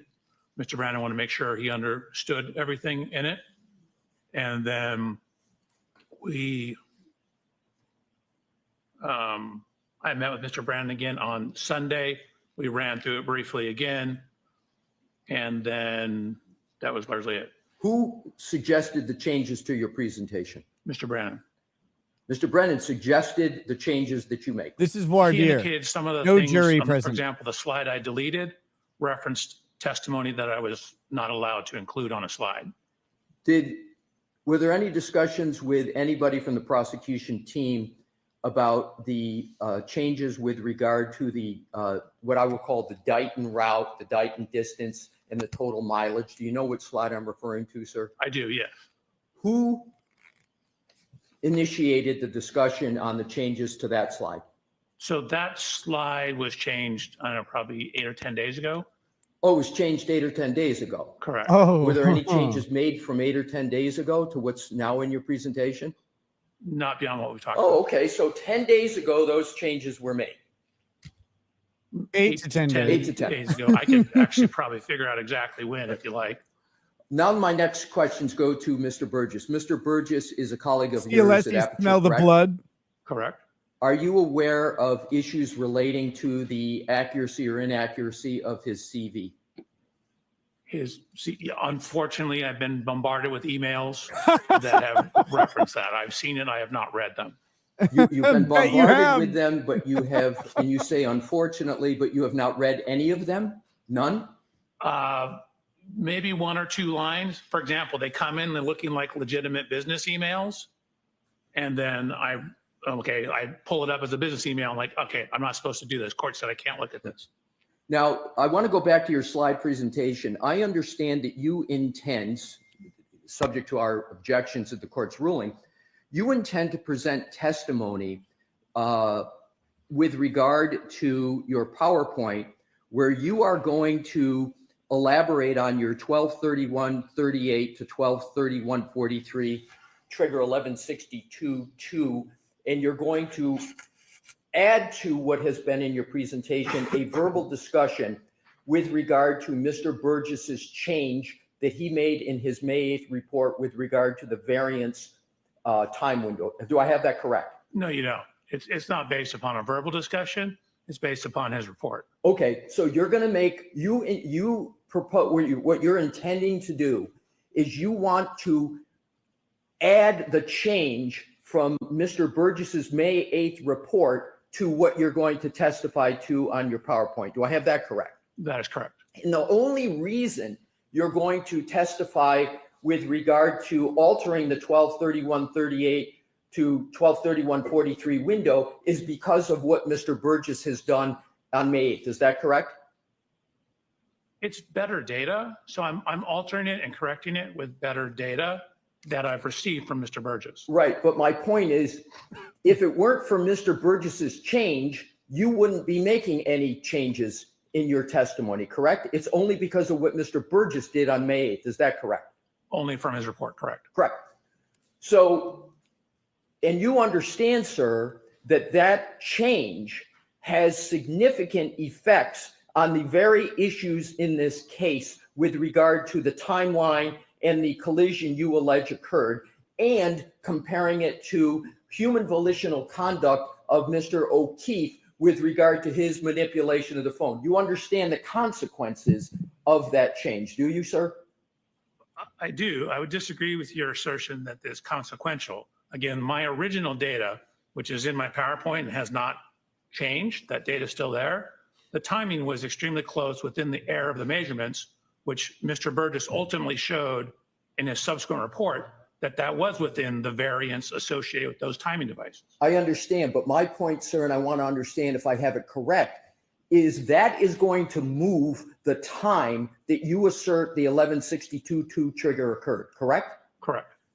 And you would agree that's a substantial change given the issues in this case when seconds matter? Or do you think it's an insignificant change? I wouldn't say it's insignificant. Again, I haven't modified my PowerPoint at all. I was happy with the data I had and satisfied with the data I had. Again, once presented as engineer would with better data, we use better data. It brings it, I'm sorry. It brings it, voir dire, let him finish. Yeah. it brings it closer in time to Ian Whiffin's last contact point data. But even if we don't have that, given what I knew about the variance in the cell phones, my time was still within that window anyway. Sir, you've just answered my question, which is you agree that it affects the timeline in the activity of Mr. Whiffin's report. You said brings it closer. Did I have your words correctly? Correct. What I was concerned about was your word about significant change. It brings it closer. It doesn't necessarily bring it significantly closer. My original timeline was very close, within the range of the accuracy of those types of cell phones, infotainment system data. So even if I didn't have Mr. Burgess's subsequent report, the data is still within that time window. Sir, isn't it a fact that with the variance of Mr. Burgess that you're now you want to testify to, that there is a change because your 1162-2 trigger 1231-38 to 1231-43, you know that there's a device lock event on the phone of Mr. O'Keefe after that time period. You understand that, correct? So again, there's a window of plus minus on that. Technically, those timestamps on that are, as you indicated, again, there's literally, I wrote that on my slide. It includes my slide where I have that exact comment. But my question, sir, is the change means now that with the Mr. Burgess variance moving, you now have part of the moving range that occurs after the device lock, whereas before your change, the device lock occurred after every bit of your range of 1162.2. I have that correct, don't I, sir? You do. Okay. Okay, so Your Honor, that's it. that's all I needed. Thank you. All right, so we're going to bring the jury in.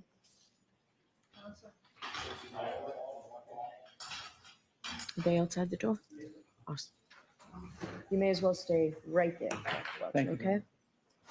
Should I do these banners? Be like, here we go.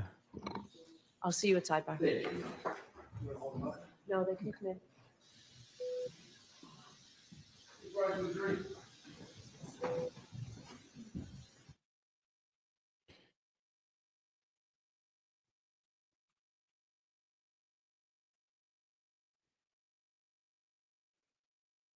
All right, I'm not entirely sure what that was. It went very fast. Bev Canoni clearly told Alessi, you need to do this real quick. We're not screwing around with this timeline. This guy doesn't have a lot of time. We're not going to play around and, do all this. Sounds like he's there for that day or there for today, for right now to testify, and then he's out of there. So I have to go back and rewatch that. It wasn't long. So maybe we'll do that at lunch or something.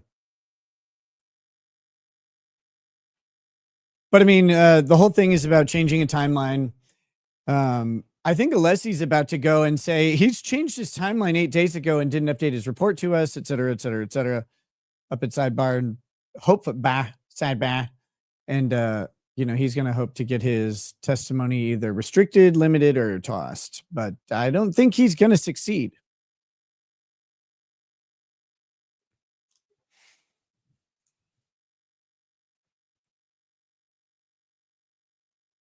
All rise. The evidence will show my client, Carmelo, was justified in stabbing Bev for requesting he leave his seat. And Kurt has a micro-peen. Congratulations on getting clean before the havoc of drugs made you homeless or some other havoc like guzzling the brother butter. I'll have 10 years this September. You got this, bro. Hey, thanks, man. I do. I have full faith in me. This morning, I think the coffee and donuts and muffins was probably a hint that we were taking longer than what we ordinarily would do. I do appreciate your patience. So I have to ask you those questions. Were you all able to follow the instructions and refrain from discussing this case with anyone since we met last You week? cannot move these Everyone said yes, banners. affirmatively. That's annoying. Were you also able to follow the instructions and refrain from doing any independent research or investigation into this case? Everyone said yes or nodded affirmatively. Did anyone happen to see, hear, or read anything about this case since we left here last week? Thank you. With that, Mr. Brennan? Thank you, Your Honor. Sir, can I just stand and raise your right hand? Yes, sir. Do you solemnly swear the evidence given to the court and jury in the case now is the truth, the whole truth, and nothing but the truth, so help you God? Yes, sir. Thank you. The HAL 9000, they're about to do direct examination of this doctor who's a biomechanical engineer who did an accident reconstruction for the state. So he's about to testify to his accident All right, Mr. reconstruction. Brennan, Thank whenever you. you're ready. Good morning, Nate sir. is asking Morning, questions. Mr. Brennan. Could you please introduce yourself to the jury and spell your first and last name for the court reporter who's next to you? Absolutely. My name is Judson Welcher. My first name is Judson. Last name is Welcher, Welcher. Sir, what do you do for a profession? I'm an accident reconstructionist and biomechanical engineer. I'd like you to explain to us a little bit about what an accident reconstructionist does. Sure. You can think of reconstruction, things such as this, as the physics and engineering that happens in car crashes. So accident reconstruction tends to deal with everything that happens to the car and outside the car, skid marks, vehicle damage, the electronic recording systems in the vehicle, things that have to do with the motion forces and how the physics of everything occurred and how that affected the motion of the vehicles. You said that you were an accident reconstructionist, but also a biomechanical engineer. How is your work as a biomechanical engineer different than an accident reconstructionist? So simply, you can think of biomechanics as similar, but to everything inside the car.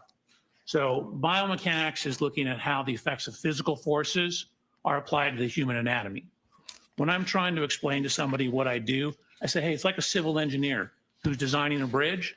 So many trucks and cars on the bridge. Are that going to cause the beams in the bridge to fail? Is that going to cause the cables to fail? So a human body is governed by the same laws of physics, just like the bridge. Obviously, it's made of a lot of different materials, but in a human body, my beams are bones. My cables are the muscles and ligaments. Different material properties, but everything's governed by the laws of physics and principles of engineering. So I'm looking at how physical forces, the outside of the car, when people are inside the car, seat belts, airbags. The first seat belt was patented by an engineer. It's engineers who quantify the force of the crash and what kind of injury damage there is to the body. So it is force that causes damage like a fracture. And so we're looking at how the physical forces are applied to the body and what that means in terms of what happens to the body. Dr. Welcher, I want to ask you a little bit about how you became a biomechanical engineer and an accident reconstructionist. Can you tell us? Sure. So when I was getting ready to go to college, my Thank you, father, who was a Christy, physician, for said, gifting whatever us you them. do not go to medical school. Because I was getting ready to go to medical school. So this was 39 years ago. I was believe. totally going to be a doctor, but now I'm not. 35 years ago, 39 years ago. He said, it's I could have just done not it. worth it. So I said, okay. So then I entered into the mechanical engineering. I grew up riding motorcycles, taking things apart, frequently pissing my parents off when I couldn't put it back together. But I like taking things apart and figuring out how things worked. So I went to university and got my undergraduate degree in mechanical engineering. From there, I happened to be at a Thursday meeting of the American Society of Mechanical Engineers. A group came in from a company that did this type of work, and they showed some examples of how you apply engineering concepts that you learn in mechanical engineering to the human body. And so I was like, man, that's a great job. That's the perfect mix of engineering that I have and my desire, to learn the medical side of things as well without becoming a doctor. So I talked to them. I actually applied to the company and was ultimately hired as a biomechanical engineer. How long did you continue as a biomechanical engineer until you went back to school? So I actually, very quickly after I started the job, I took a human anatomy class at a community college. I quickly realized that wasn't enough.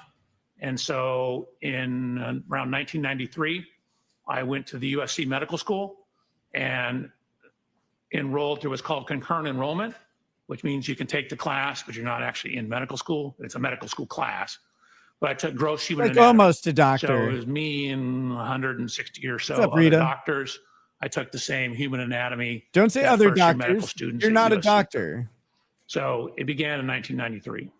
Did you continue to You might work be as you pursued your higher Or you're a education? doctor. Sorry, you're a I PhD now. ultimately started my own You're a company, medical doctor. continued to work, continued to do research, had a wonderful opportunity to have 2 beautiful children,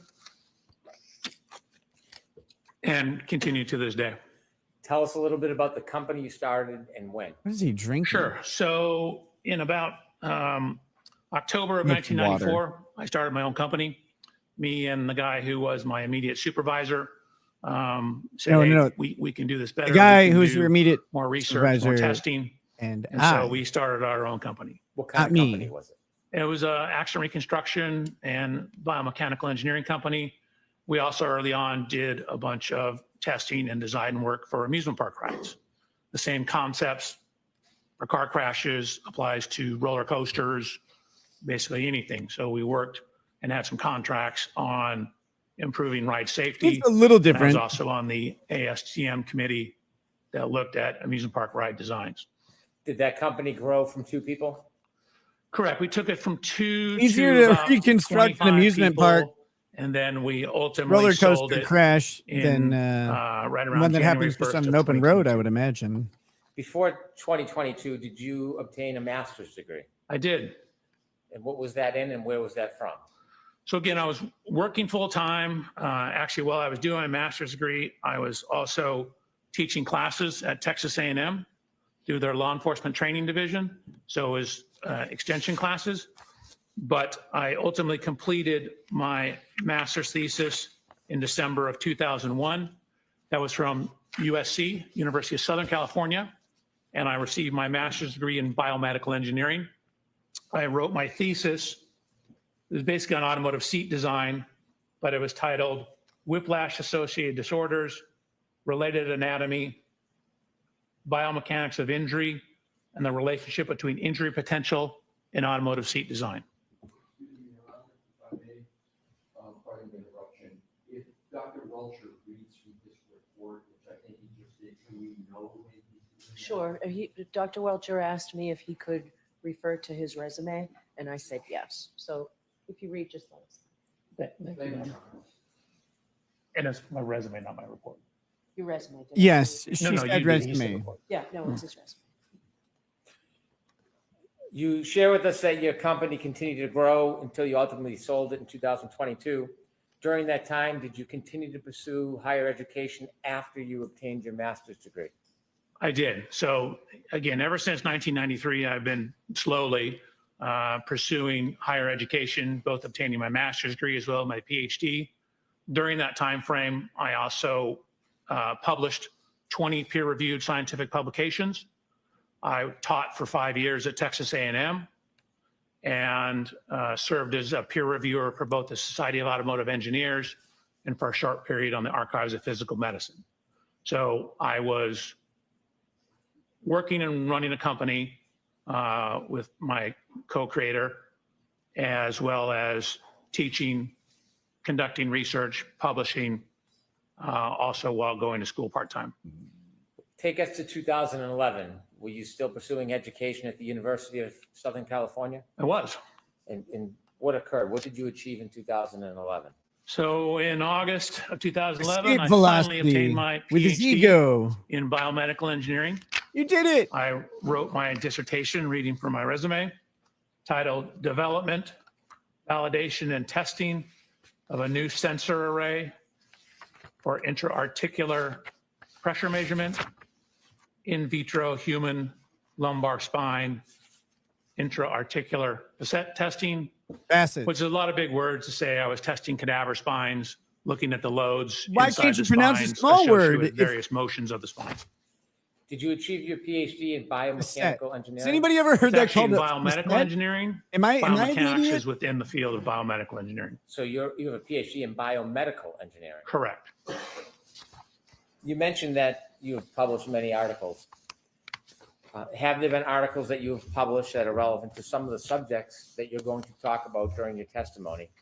I mean, I have a number of, again, peer-reviewed scientific publications. Peer review just means you submit it to a journal and they have other people review it, give you comments. Your peers Are they in your the field. peers? I do believe there are a number of them that Peer could reviews certainly when be your relevant peers to review. both the physics and, for example, pedestrian injuries. If I could mention a few. You wrote an article on side swipe collision dynamics. What's side swipe collision dynamics? So I was actually an invited speaker at the World Congress, or sorry, not the World Congress, the World Reconstruction Expedition. They asked me to give a presentation on the theory, science, and mathematics behind side swipe or side impact collisions.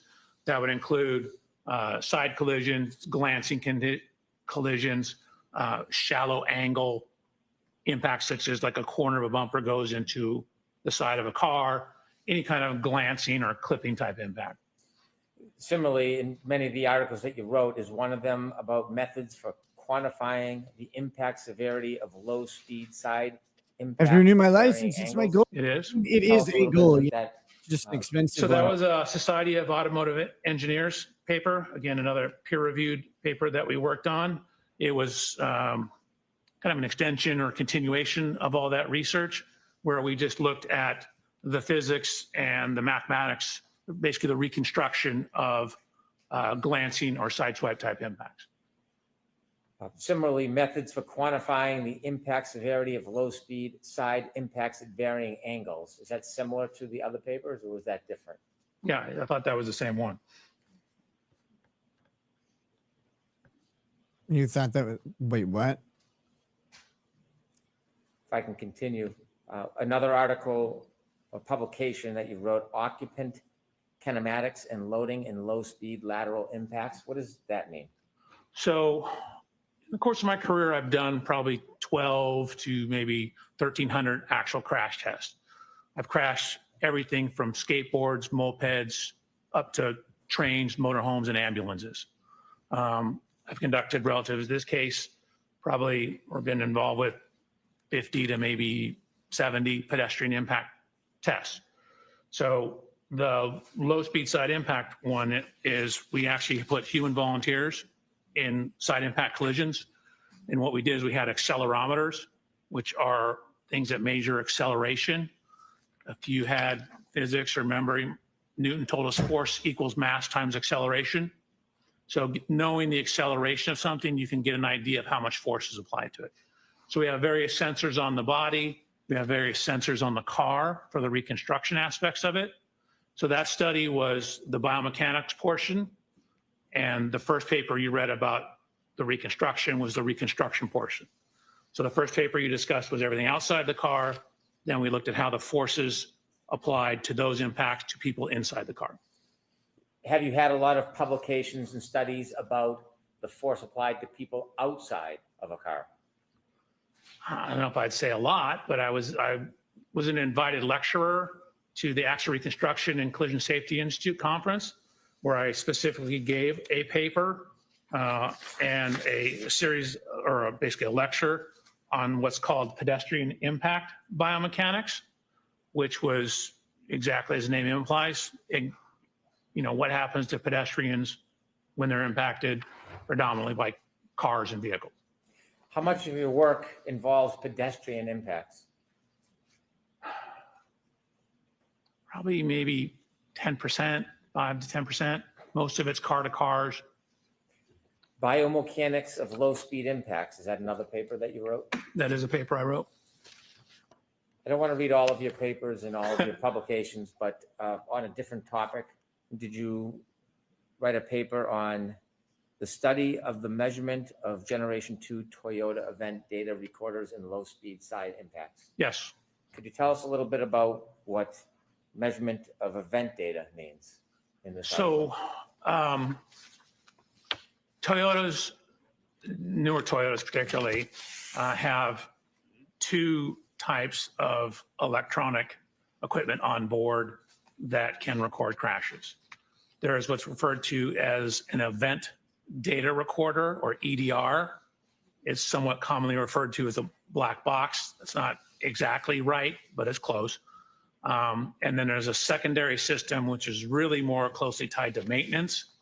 That's called Textstream, but it will pick up data that you can frequently relate back to various events.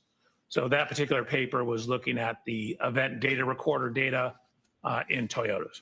We'll get more into that subject later, but is it event data recorders a subject that you're well schooled at? Yes. In addition to the papers that you've written, have you continued through the years and after becoming a PhD, your research in this area, in these areas? Correct. For example, every year we're part of a conference called SATI, which is our company, largely led by an engineer, Christopher Furbish, that we work with, has spearheaded us going out and conducting crash tests for that conference for 10 years. We did a lot of the instrumentation and crash testing at the Accident Reconstruction and Collision Safety Institute conference. And then for a number of years, the company actually went down and did crash testing for what's referred to as the Spine Research Institute down in San Diego. So we've been hired by various professional organizations. We came out here once, the Massachusetts Association of Accident Reconstructionists, I think I'm messing the name up, had a conference. We came out here, conducted crash tests for training other experts out here. We did all the instrumentation, the biomechanics of that crash testing. In your research and testing, you have pages with dates of the different researches and testing you've done. There's over a dozen of the research and testing items and articles that deal with pedestrians. Is that a common topic in your research and testing? Yes. So again, frequently at the conference, we're doing pedestrian tests.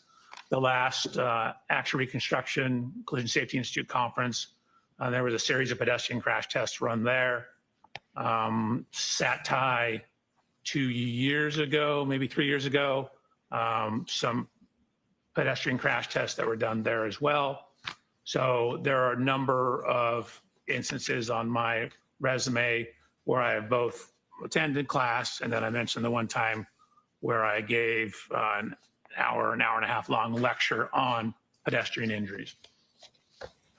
After you became a PhD or a doctor, do you continue your education and research? Correct. I've always continued my education and research up until, I just got back from the event data or Action Reconstruction Collision Safety Institute EDR conference, or the Event Data Recorder Summit. My company, through my relationship with the founder of that summit, was a sponsor.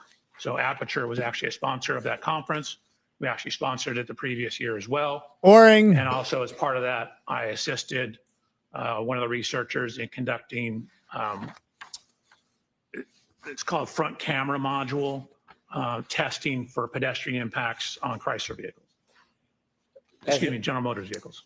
As a biomedical engineer, are there any groups, organizations, or certifications that are important? I think ACTAR is important. So ACTAR is an acronym. It's ACTAR, and that's short for the Accreditation Commission for Traffic Accident Reconstructionists. And so it's a bunch of professional groups, originally from some concerns, I believe, from the Department of Transportation, got together and set standards for reconstructionists. Again, these are kind of minimum standards. You have to show, you send in your resume, you talk to them about your research, and then if you're deemed qualified, you sit for an examination that tests your skills, day-long test, theory, a practical portion, and then every 5 years, you have to have 60 continuing education units to become reaccredited. I've been an accredited accident reconstructionist since February of 1995, and my accreditation is current and active up through today. So you've been accredited for 30 years? Yeah, correct. I don't want to trick you on the math. No, I never thought about it, but yeah, I guess it has been 30 years. Have you testified in court before? I have. Have you testified in state courts? I have. Have you testified in federal court? I have. Matter of fact, in Boston. Have you ever testified in civil cases? Yes, I have. Have you testified being called by the plaintiff? I have. Have you ever testified being called by a defendant in a civil case? Yes, Have you testified in criminal cases? I have. Have you ever been called by the state or the government? Yes, Have you ever been called by a defendant? correct. Public Defender's Office. In any of the cases, whether it's civil, criminal, plaintiff, defendant, government defendant, does that in any way change your analysis about data regardless of who or where you testify? No, I take my job is to be a critical analysis of the data. So I wanted to look at the data as objectively as possible and form conclusions based upon the data, trying to remove wherever possible speculation, try to remove wherever possible reference to testimony. Now, sometimes testimony is the only thing we have, and so we need to rely on it for bits and pieces. But generally, my job is to try and look at data and see what the data shows. I have no dog in this fight. I don't, quite frankly, care. What I'm doing is trying to do a good engineering job, which is looking at the data and drawing sound principles and sound conclusions from the data. Presently, you said you had a company and you sold it. Where do you work? It's a company called Aperture. I guess we were acquired or merged into it technically. How many offices do you know if Aperture has? Oh God, I should know that. I mean, we have them in Massachusetts. We have them in, I think there's 3 or 4 in Texas. There's, I think, 4 or 5 in California. So I want to say there's at least, I don't know, 13 to 15. Do you work at a particular location? I do. Where do you work? Long Beach, California. Do you work with other people? Do you have a team? I do. How many people are on your team? 5. And what's the team comprised of? It, Is everybody a PhD and engineer? one individual is a PhD in engineering, Dr. Umali. And then I have 3 other engineers and 1 case reader. I guess it's 6 people. I have a case manager as well. Is there any, do you work interchangeably at the different branches around the country, or do you have your own team in California that you work with? 99% of the time, it's my own team. Occasionally, we'll get a case from another office. I've worked on a couple cases out of the Texas office and maybe a couple out of the Nevada office.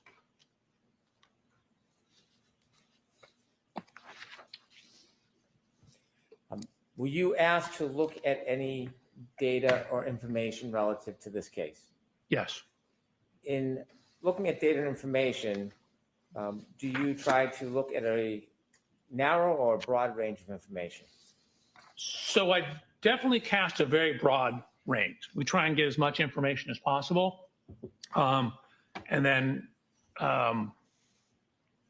weed it down to what is important, weed it down to what is consistent with the data.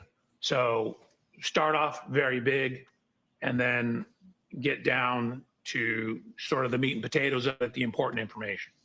Do you necessarily rely on everything you look at? No, I certainly consider everything I look at, but I frequently don't rely on everything because sometimes it's not reliable or it's irrelevant. In this case, can you share with us materials generally that you looked at in your review? Sure. Your Honor, may I read from my report? Yes. Thank you. So, Mr. Reporter, I apologize. It's a lengthy list. Slow? So I have police reports, including the Canton PD incident report, and I have 8 other reports, also the 34 Fairview Road Rams final report or cars report. I have the ring video from Mr. O'Keefe's residence. I believe that's One Meadows. I have the cruiser cameras, which are the police vehicles, onboard cameras, both front and rear cameras from 1, 2, 3, 4, 5, 6. I believe 10 different videos. I have photos and videos of the scene from Sergeant. I have photos of the vehicles, 140 photographs of the vehicles lined up together. I have 25 additional photographs of the scene, 18 separate photographs of the scene, 2 photographs of the scene, 1 group of 92 of the scene, 1 group of 50 of the scene, another video showing the cars lined up bumper to bumper, 4 videos of the scene. I have a video showing Miss Reed's vehicle being pulled into the Sally Port at the Canton Police Department. I have a 360 diagram, surveillance video files from McCarthy's, surveillance video files from Waterfall Bar, Canton Police Report, Sally Port videos from Dighton. I have the Lexus Connect Verizon records. I have the alarm.com videos. I have a video of the tow truck arriving at the Canton Police Department. One titled Native Location, John O'Keefe's phone. Past witness statements. The report of examination from the coroner. Jennifer McCabe Cellbright data. Something called Lexus infotainment. Different past summary testimony of numerous witnesses.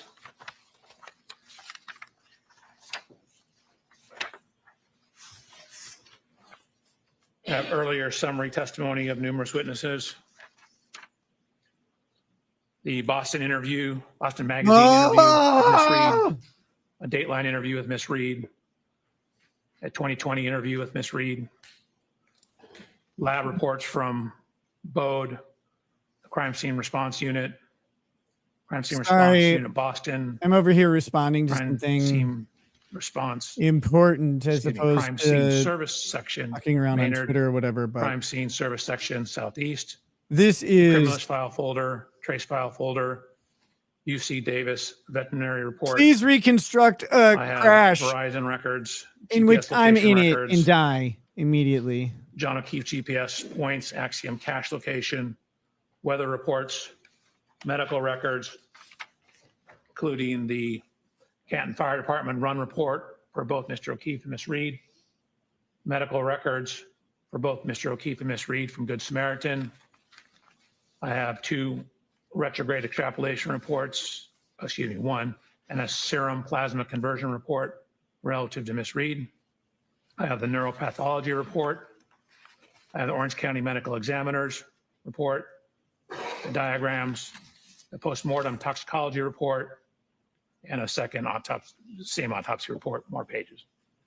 In addition to the information that you reviewed, did you on your own go out and obtain information that you thought might be helpful for your review? I did. So first what happened is I asked for all the information on the case. So I received some information, and then what we do is we start doing our homework. Hey guys, So I'll we start doing the be right groundwork. back. Just So a once I second. received some of the to information, make what I sure did was, The you know, house modern is moving cars have what's called a along. VIN number or vehicle identification number. It's a unique 17-digit number. So what we'll do is we'll decode that VIN number, and that gives us information about the vehicles.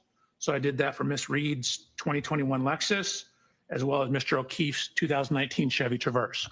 So ran the VIN numbers, use the VIN numbers. It tells us year, make, model, safety equipment, things like that. I then got dimensional data from a program called Expert Autostats. And then I have complete parts diagrams for the vehicles. So I have literally bumper to bumper parts diagrams from something called the Mitchell Collision Estimating Guide.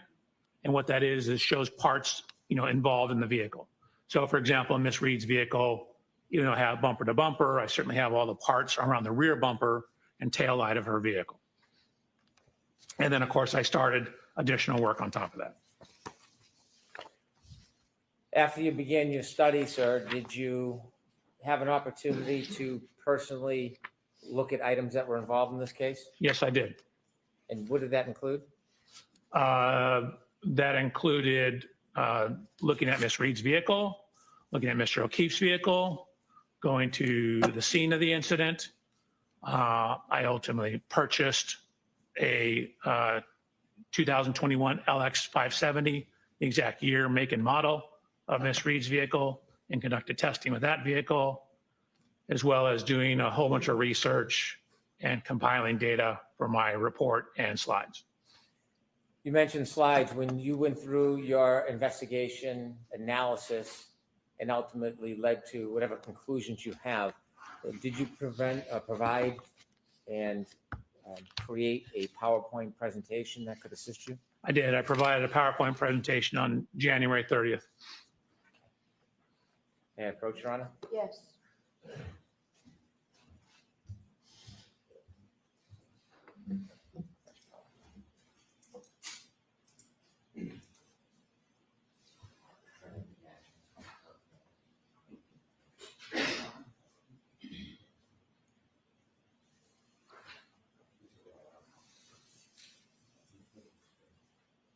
Yes. Sir, I'm handing you a binder. Would you kindly take a look at it?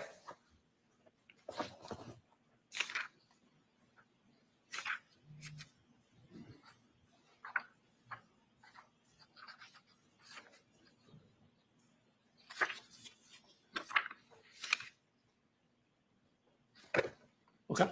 Sir, does that appear to be a copy of the PowerPoint presentation that you prepared for us today? It appeared, right? 141 pages. Didn't look at every page, but it looks right. All right, I asked to mark this for identification. Okay.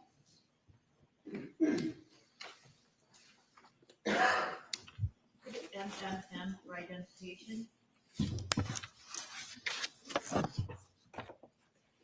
With the court's permission, I'd like to have Dr. Welcher use his PowerPoint presentation to walk us through some of the information he'd like to share today. Okay. No objection, Mr. Wesson, right? No objection, Your Honor. Thank you. Your Honor, I'm looking at a paper version in front of me. Okay, is the paper version the same as what we're going to see up here? It is. Okay, then that's fine. Thank you. And Dr. Welcher is going to manage the PowerPoint presentation. Sir, you mentioned that you wanted to look at the area and look at the scene. Your office is in California. It is.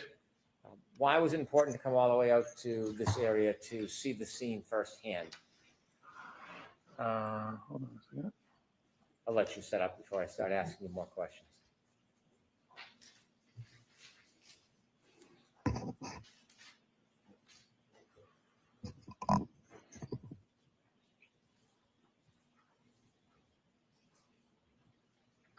We went through this, had it working perfectly.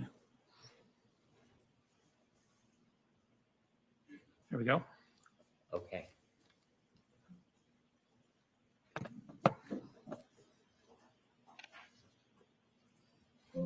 So that's me. No, that's my first slide. No. I Again, have a couple questions for you, Dr. Welcher. please. The first is your office is in California. Oh, yes, sir. Why was it important to come all the way out here and view the scene firsthand?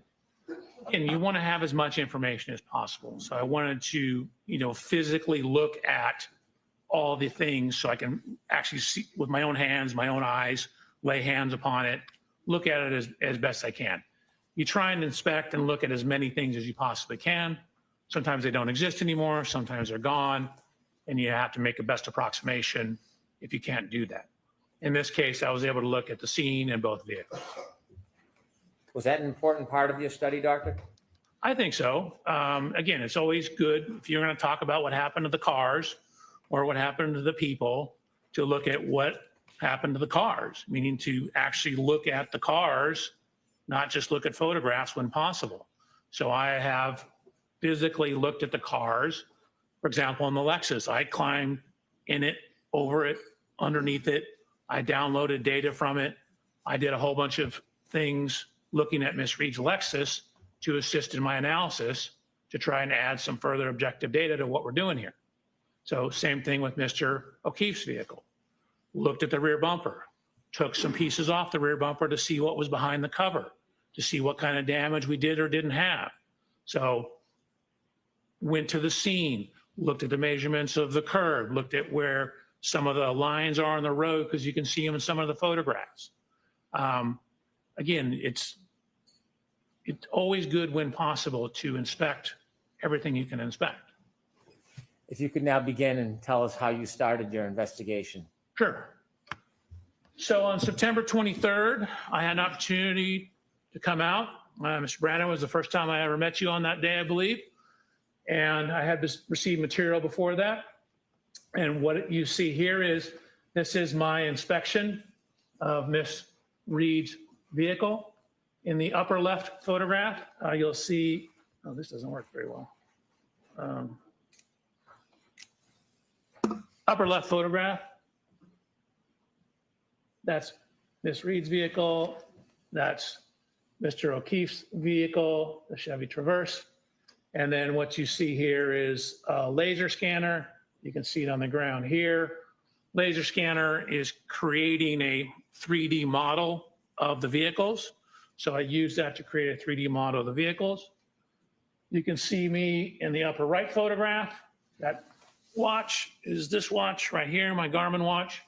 And what I'm doing is looking at the construction composition of that right rear corner of the bumper. I'm looking at things such as the dimensions, where various lights and components are, and how does the geometry of that bumper relate to things that would be hit when backed into. Dr. Welcher notes this is 9/23/94. Is that an accurate date of when you came and first started looking at the vehicles in the area? You said 24, correct? I did. You said 9/23/24, correct. And then on the slide, what I tried to do is underline what I'm doing. So this is inspection of the Reed Lexus. And as noted, I'm only showing you a couple. I actually took 445 photographs. Do you remember when you began this case, the month or the date? No, it was obviously before this, I had material before I came out to look at the vehicles.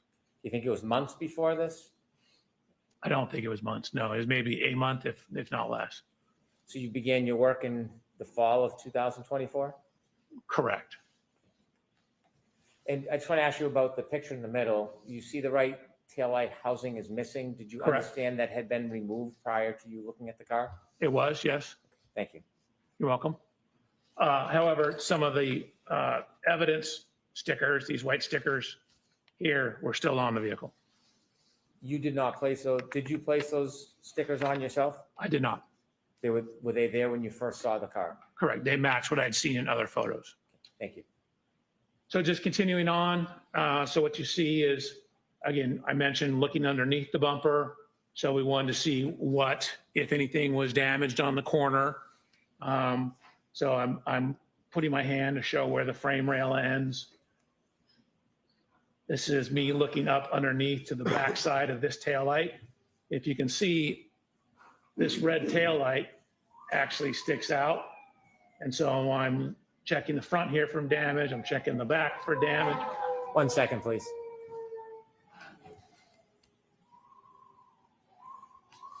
Okay, doctor, when you were looking for damage on the previous slide, did you find any damage to that lower right red taillight? No, there was no damage to the taillight. The middle picture is from the inside, looking at the inside of that taillight. Was there any damage to the inside of that taillight? There was not. Thank you. You're welcome.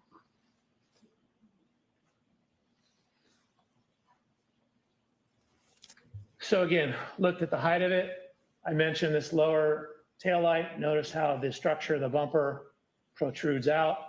You can see one of the marks, which is consistent with the contact to Mr. O'Keefe's vehicle.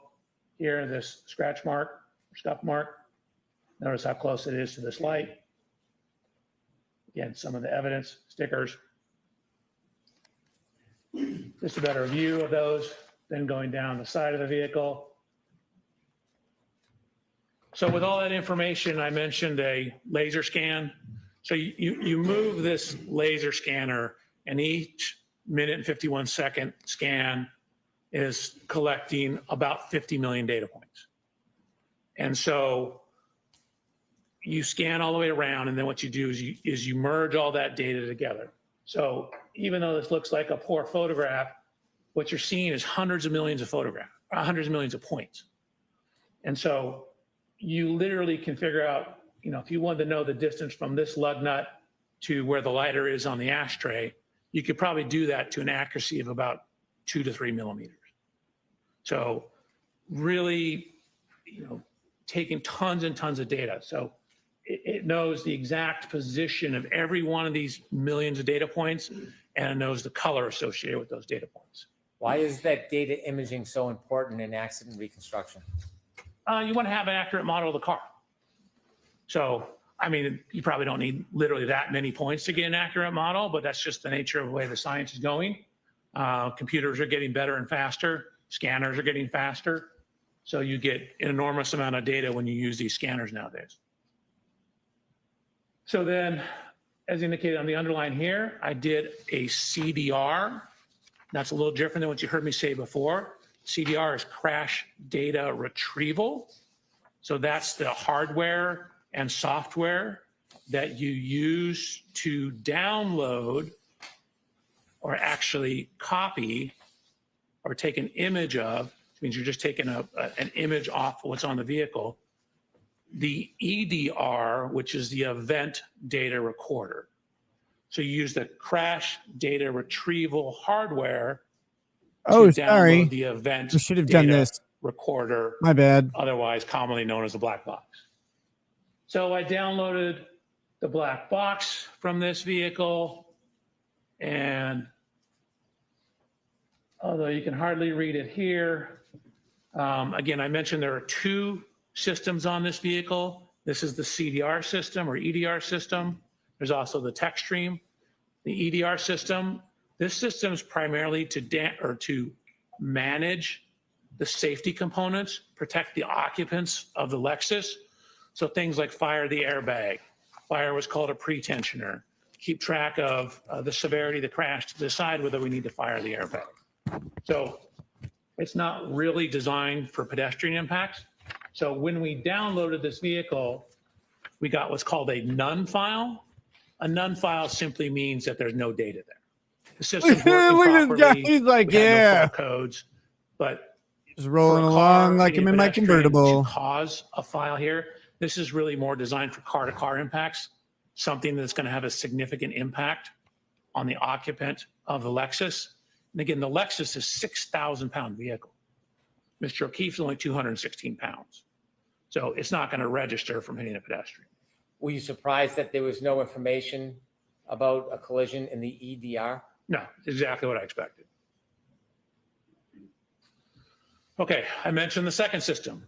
So as underlined up here, this is the Textstream. So this is from Toyota Textstream data. You can see the screens here. There's generally two types of files, what's called a vehicle control history and a PCS file. The PCS file is the, God, I forgot the name of it, the protection system. So I also looked at Mr. O'Keefe's vehicle. Sorry, PCS is pre-collision system. Looked at Mr. O'Keefe's vehicle, same thing, took a series of photographs, laser scanned it, looked in it, underneath it, behind it. I mentioned taking some of the bumper parts off. So I took this rear cover off here to look at the damage behind the bumper cover. Most cars have what's referred to as a face bar. That's that piece of metal that you see here. And there's a piece of energy absorber here. That's your face bar. So I'm looking to see if there's any damage to that. There was no damage to that. Before you go forward, I want you to take a couple steps back because I want to ask you some questions to explain Please. Textstream data. Could you go back a couple slides, please? Sure. Okay. You mentioned that in the EDR, which is similar to a black box, there was no information found. And then you mentioned a different system, the Textstream. Can you make it clear for us how these systems are different and where they're stored on a motor vehicle? Sure. I mean, a lot of data is stored in a similar location. The Textstream system was originally designed, according to Toyota, for maintenance issues. It seemed to come about around the same time Toyota was having problems with sudden accelerations or allegations of sudden accelerations. So the Textstream data or vehicle control history will give you information when there's, for example, excessive acceleration or rapid shifting of the vehicles or rapid steering of the steering wheel. So the statements are that that's designed to help the maintenance people, if you come in with a problem with your vehicle, to diagnose what that problem is. It has a lot of utility in accident reconstruction because if you jam on the brakes before a crash, frequently the Textstream data will record the crash. You mentioned Toyota a number of times. Could you share with us the relationship between Toyota and Lexus? Sorry, in my mind, they're the same thing. Toyota and Lexus, obviously a little different, but Lexus is basically made by Toyota. So Toyota and Lexus has the Lexus safety system. Toyota has the Toyota safety systems, which you both read with the Textstream data. The Textstream data, in this case, does it play an important role in your analysis? I think so, yes. The Textstream data, did you independently download that data yourself? So I independently downloaded it, and then I also ran a test with Miss Reed's vehicle, and I created a new Textstream file so that I had a stamp in the ignition cycles of what the current ignition cycle was. So I did a sudden acceleration test of the vehicle. On the Lexus or on the exemplar vehicle? On her Lexus. When you did the downloading, why did you do it yourself? Again, you, whenever possible, want to be the one that does it, make sure it's done correctly, and be able to say, hey, how do I know that's from that vehicle? Well, I know because I was the one who did it. And so if I get it from someone else, then they frequently have to bring that person into court to say the other ones that did it, so then I can use it. So if I do it myself, it eliminates that problem, and then I have no concerns over where it's coming from. So then I know hey, I did it. This is the right car. This is the right program. You left us at slide 10 when you were inspecting Mr. O'Keefe's car.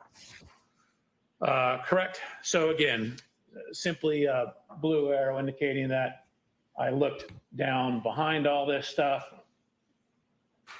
took measurements of it. And then similarly, I have a 3D point cloud of Mr. O'Keefe's vehicle. So part of the reason we're making these 3D point clouds, and we'll touch on this further, in addition to the scene, you can then basically put all these things back together in the computer. So instead of having to drive the cars to the scene, for example, or to Mr. O'Keefe's residence, you can take these computer models and additional data and put it back in the computer and reconstruct everything on the computer. So before we had the exact angle of impact, again, this is for looking at when Ms. Reed contacted Mr. O'Keefe's vehicle, backing out of Mr. O'Keefe's garage at One Meadows. I lined them up just to generally show the approximate location. A couple things, you notice how, again, this lower portion of the Lexus bumper sticks out. Notice how the side of the Chevrolet slopes in as you get higher up. So this portion sticks out more than this portion. And this is where you would expect any contact damage to occur, assuming there was an impact. So again, looking at the measurements up the height of the vehicle, of course, as you indicated, Mr. Brandon, the taillight's gone. And then went to the scene.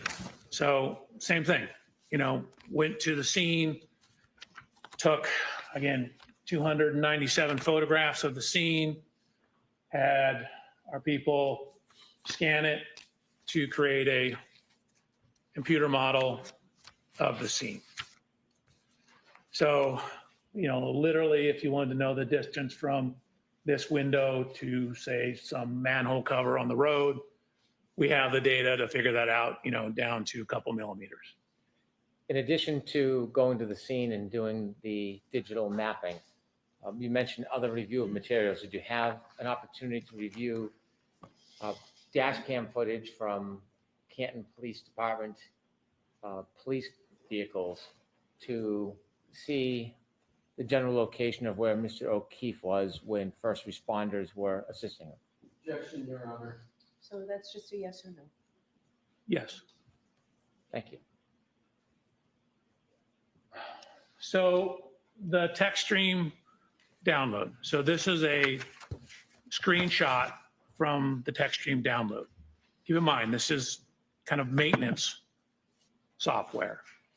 So we're looking at a number of things in the maintenance software.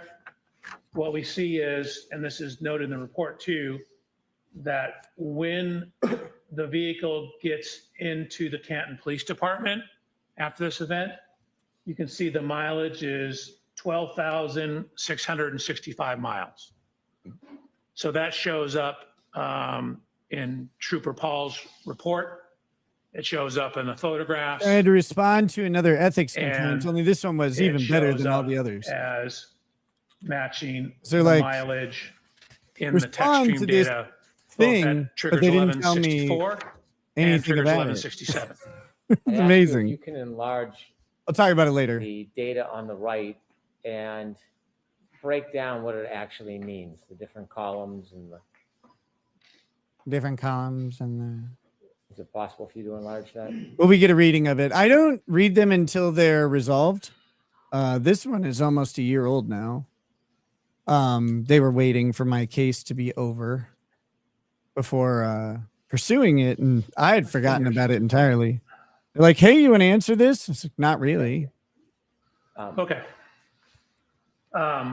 So what you're looking at is what I called event 1162.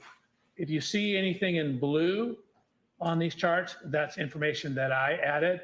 Actually, I don't even typically have put the my original initial, complaint anymore. I think I deleted it. JBW, Judson Blair Welcher, that's me. And so this is referred to as the key cycle trip. So key cycle is simply you turn it on, not necessarily turn the ignition on, turn it on, turn it off. That's one key cycle. So I labeled this one 1162-2 because there's also one that's on the same key cycle that I'm calling 1162-1. The system also records the mileage. So again, this is a maintenance system generally. So what you see is the T here is the trigger, and there's a point. So this time in the Textstream data, you could think of it as like a stopwatch. It's when it starts when the car turns There's on, not it deleting stops when evidence. the car turns off. And then if it sees a triggering event, a You're T, triggering my event right it now. I'm records triggered. that information. So this is when the trigger happened. So that's 1,142.2 seconds. And so I've converted A lot that of to minutes and seconds because most people don't think in seconds. I do. And so what it thirds. also does is once it sees a trigger, it's constantly circulating data through the computer. So when it says, okay, we have a trigger, it saves 5 Hey, seconds world's before worst the girl. trigger Thank you and then for 5 the seconds after the trigger. for the So link. the trigger's in the middle. I'll take a look You at have it. 5 seconds of data before and 5 seconds of data after.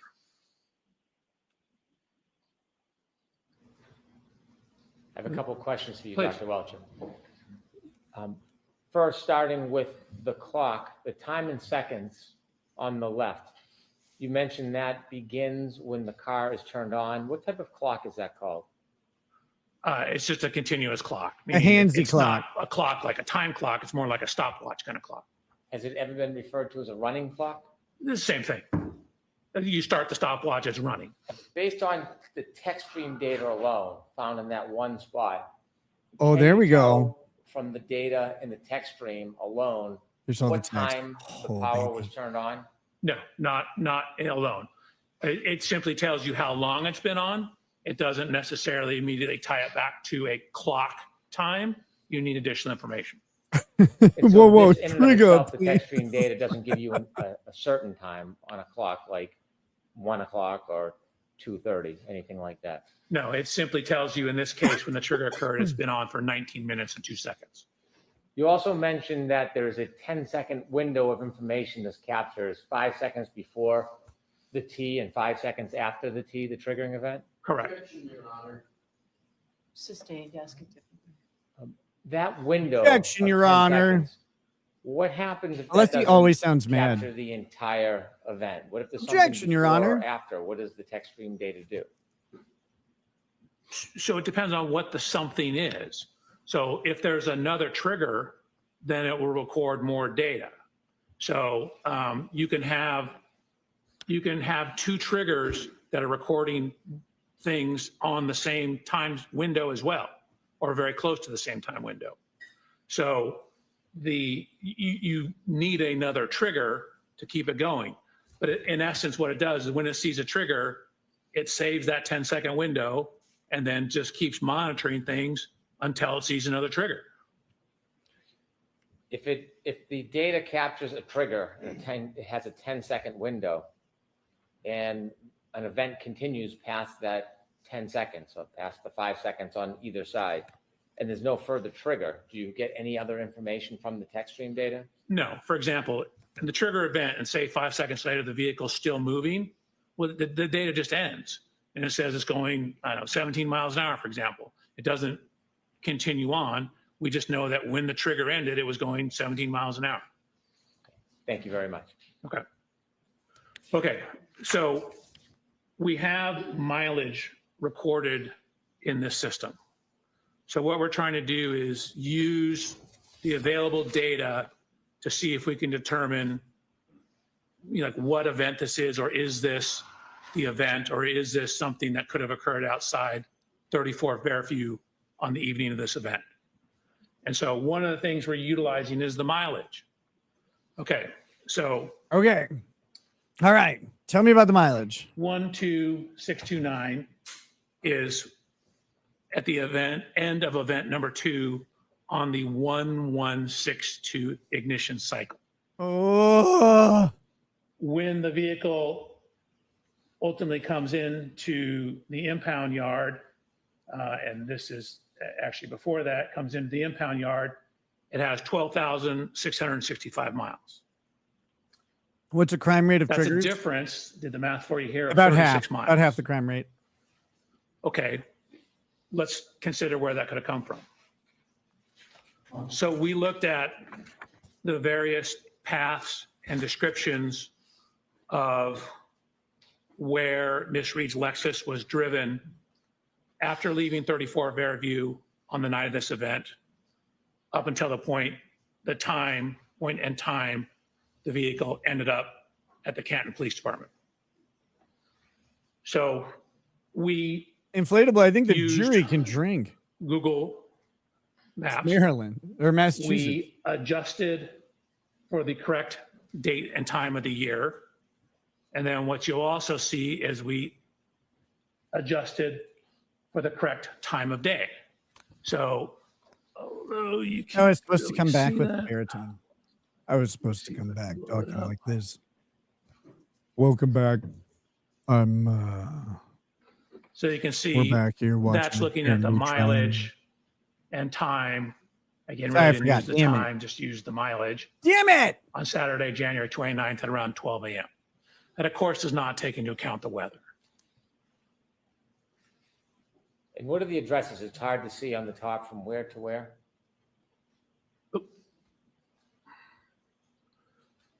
So this is from Here we go. 34 Fairview to One Meadows Avenue, which is Mr. O'Keefe's residence.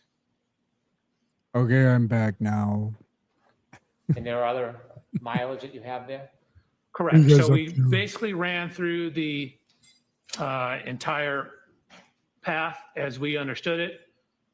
Again, we didn't have complete Adjusted information. doesn't We matter. didn't It's not know the included. Yes. exact road. All of this is based on We we could didn't just know if, change what we need uh, to change. turned around, stuff like that. So you're seeing the suggested available paths, and we end up with a range of data.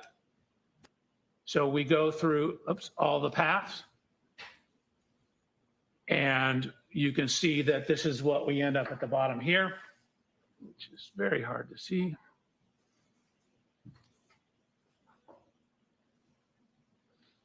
So the minimum suggested route is 36 miles, 36.1 technically. You have a range of 37.9 to 39.7. But again, that's right in the range of the 36 miles. So that's a data point that's starting to build our confidence in what is in the Textstream data being related to our event. This is all an effort to match whether or not the 1162 data is relevant to a particular event? Objection, Your Honor. Sustain. Let me ask it this way. Matching all the distances by miles, is this the only way you're trying to determine whether 1162 is the event in front of 34? Whoa! No. So again, these things are all This rumble rant tools. takes a hard You left at the can't end. I take love it. necessarily one Read it data in a point minute. in a vacuum. You need to consider the totality of the data.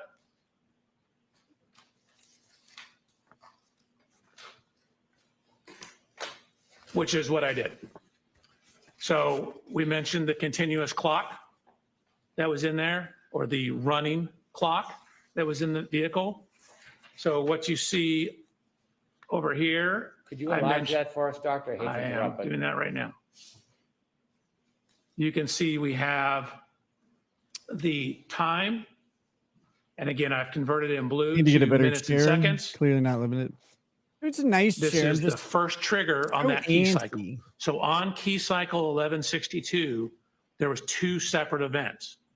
The vehicle keeps a And I hadn't continuously been sleeping running. well, which is clock. messing with my back. So we're able to see the time That each makes me event not sleep occurred well. relative to when the vehicle was started and the difference between the two events. Okay.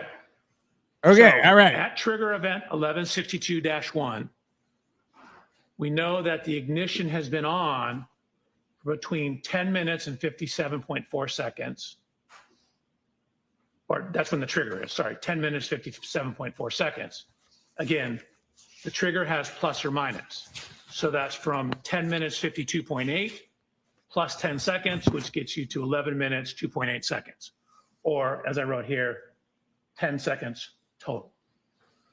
So again, the Textstream data indicates at the time this event was written, the trigger occurred, again, at 10 minutes. Ow. You see we have the T, 10 minutes, 57.4 seconds. Dr. Welch, if I could ask you a couple of background questions.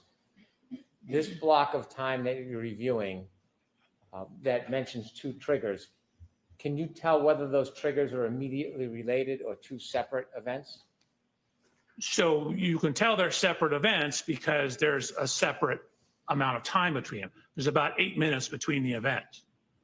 And so they're on the same ignition cycle, meaning the vehicle hasn't been turned off in between. And we have this continuously running clock that records when these things occurred. So But can the clock it be tells just us changed when event 1 occurred, whenever they want? when event 2 occurred. We know it's on the same ignition cycle. So if we have some idea of when the car was turned on, we can then tie that back to clock time or real world time.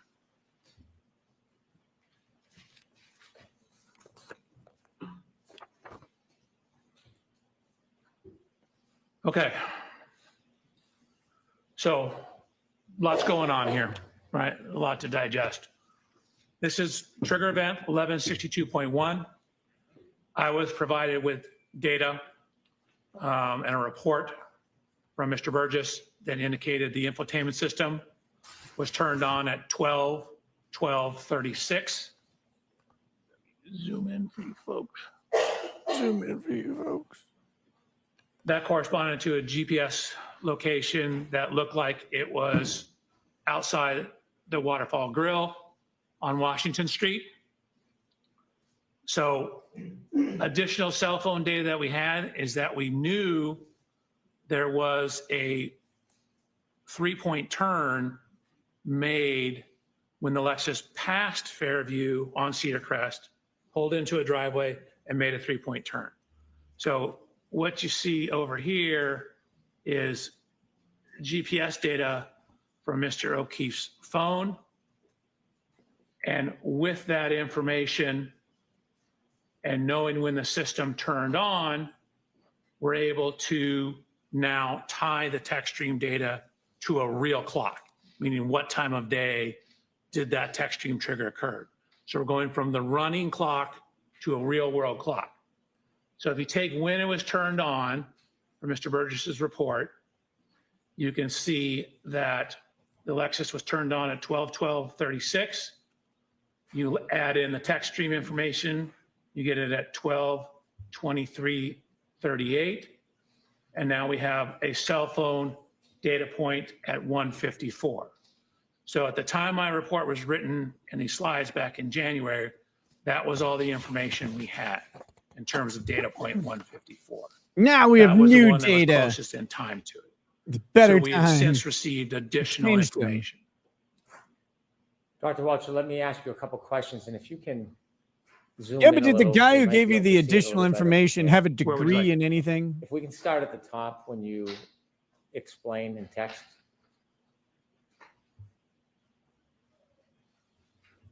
You told us that the Textstream data does not have an actual clock. It has a running clock, like a stopwatch.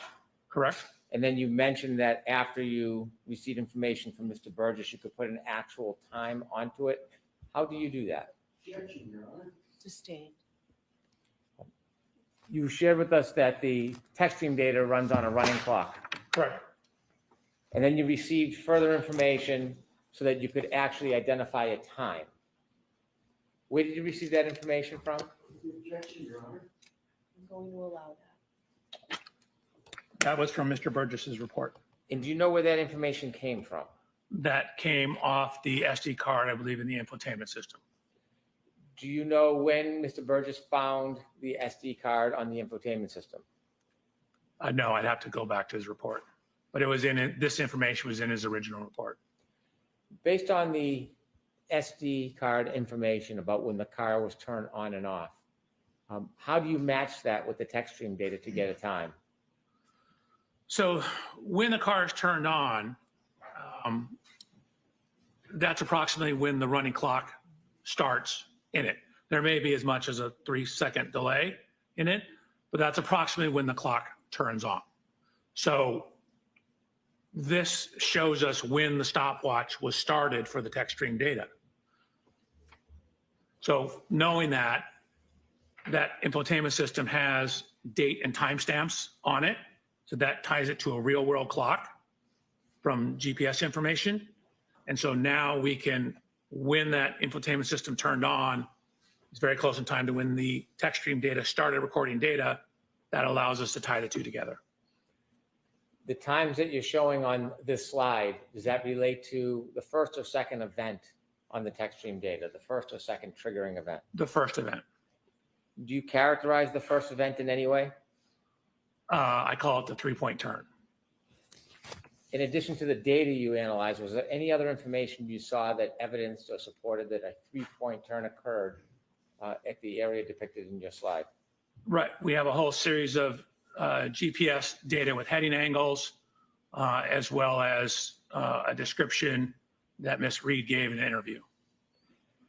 The time that you have after you consider the SD card ignition on and the running time, what clock is that based on? It's my understanding that's a clock in the infotainment system. And then we're ultimately trying to also tie it back to the clock on his cell phone. Mr. O'Keefe's cell phone, correct. Do you have any understanding whether all devices have the exact same clock? So it's my understanding they do not. In my discussions with Sure, Mr. Burgess, Oh, reading good. reports, that they can have. So it can that be as guy much as 30 told you seconds they to a minute don't. of variation. Objection, Your Honor. Sustained. Have you ever heard the, Strike, Your Honor, that answer. Sure. Jurors Yes. disregard that answer. have you ever heard the term variance before? I have. What do you understand that to be? That means differences Mr. from the Burgess answer, said it. I'm sorry, differences from what? from typically the correct answer. Like meaning that a given data point has Wait, that's variance not a in good terms of thing. how it's measured, when it's measured. So From the correct different measurement answer. device can have a different variance around the actual true number. You mentioned on this slide a time of 12:23:38. Correct. In O'Keefe's cell phone data, at point 154, approximately 12:23:58. Correct. Is there a difference between the clock on the Lexus Textstream data and that of Mr. O'Keefe's iPhone? There is.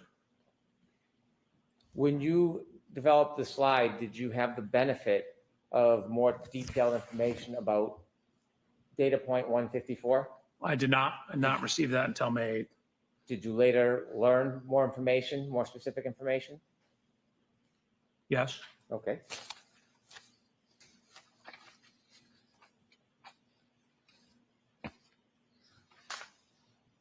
Your Honor, I'd like to show an exhibit to Mr. Welcher that's already been admitted. Okay. It's 192A.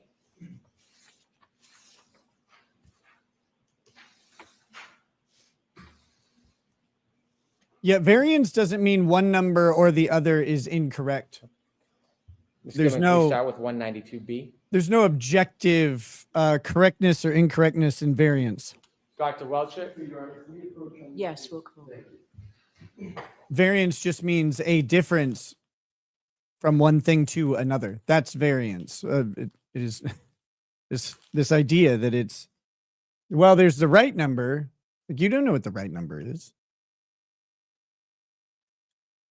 As a reminder, get him to say tacit to see how he pronounces it. I once heard a patent attorney say assignee instead of assignee.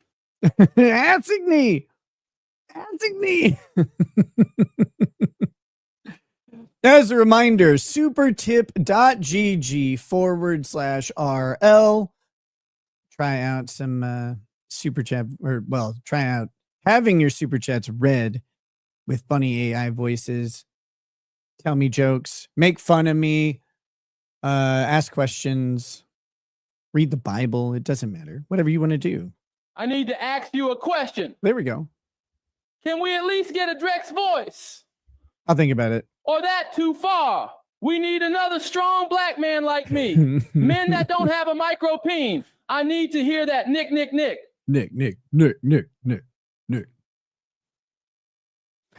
Yeah, man. It'd be fun. I don't know. I'll think about it. What do we got here? Oh, these are from the other day. Neurodivergent says, Ricada Law, can you tell Danny that the Rumble Ghetto says hi? And then Sanglin says, Nick, if you have the time, at some point, I'd love to get your thoughts on this guy, his ideas, claims in his interview. I don't know who this is. Ancient language expert. Jesus Christ used children as drugs. Whoa! What? Okay, that sounds funny. Not for this stream. I've got it. I've got it saved. What is that?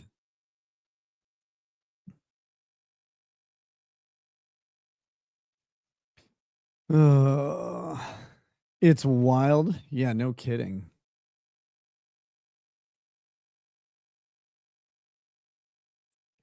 Eon Dobbs says, patent guy here, it is correctly pronounced ass-igny in IP law. I don't know, man. It's a signee. What are you talking about? Don't do this. Don't gaslight me like that. It's a signee. That's how you pronounce the word. And it's facet, not facet. That was weird.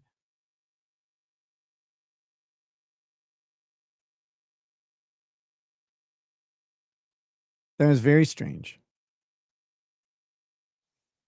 Okay. So yeah, long story short, there was an ethics complaint that came in back, I guess it was in August. I don't even remember what it said because I think there were like two from the same guy and I only have one of them. And the first one, they already said, we're not investigating this one, but the other one, I think they may have asked me to investigate or they may be confused. I don't know. Because I was like, I don't have a letter from the date that you said, can you send it to me? And they sent me a letter from a completely different date. That said, they're like, the ethics complaint is, please explain, or well, I think it was about my charges at the time. And the renewed, I guess, process, they asked me to please explain the full situation now that your case is resolved. And then please propose any ideas you have about attorney discipline. And I was like, what rule? What rule did I violate? Please tell me which rule I violated before I went. But they did the Ayn Rand thing, right? Like, I need you to participate in your own punishment.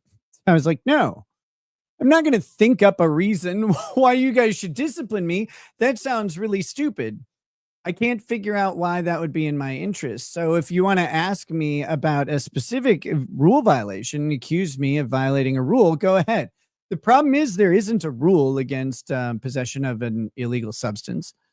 There is a rule against dishonesty, but none of my, alleged acts or even the facts surrounding them involve any allegations or accusations of dishonesty on my part. I wasn't representing any clients. I wasn't soliciting to represent any clients. And if anybody ever called my office, they got the same answer. I'm not taking any clients at this time.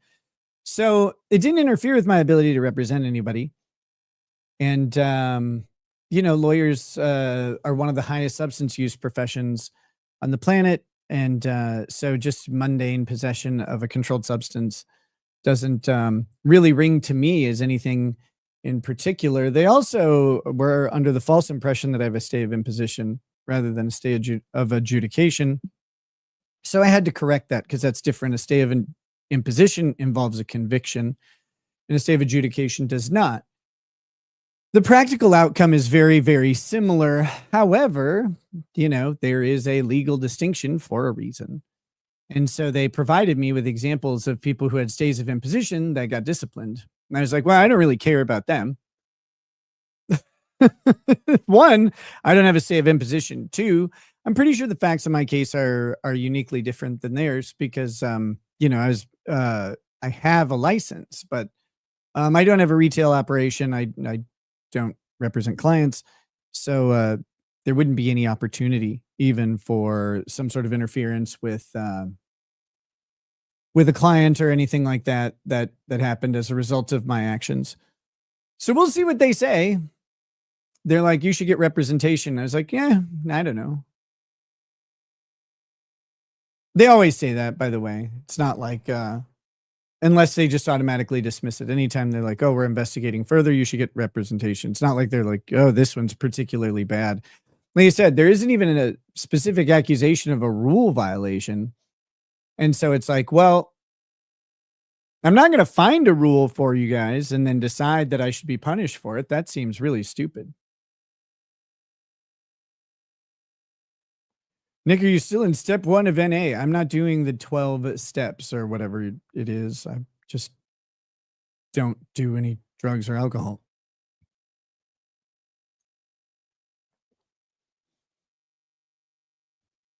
Roro Mad says, pronounced ass-ein-knee. Assign-knee. Yeah, that's how I just say that same thing, but faster.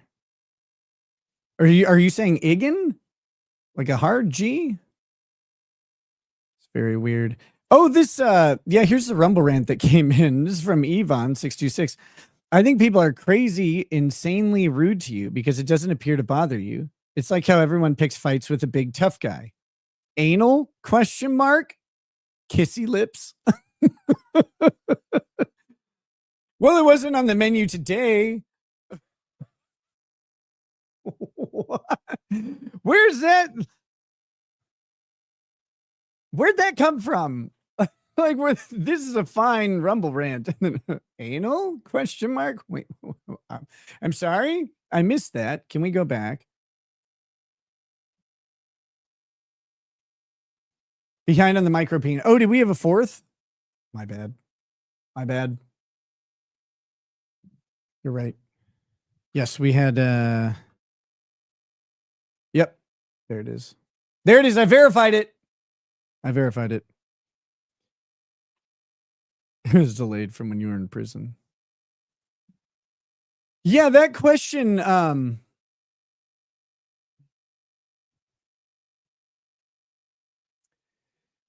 question has, you need context for the answer. Like there's a lot of variables that need to be worked out before you can answer that question.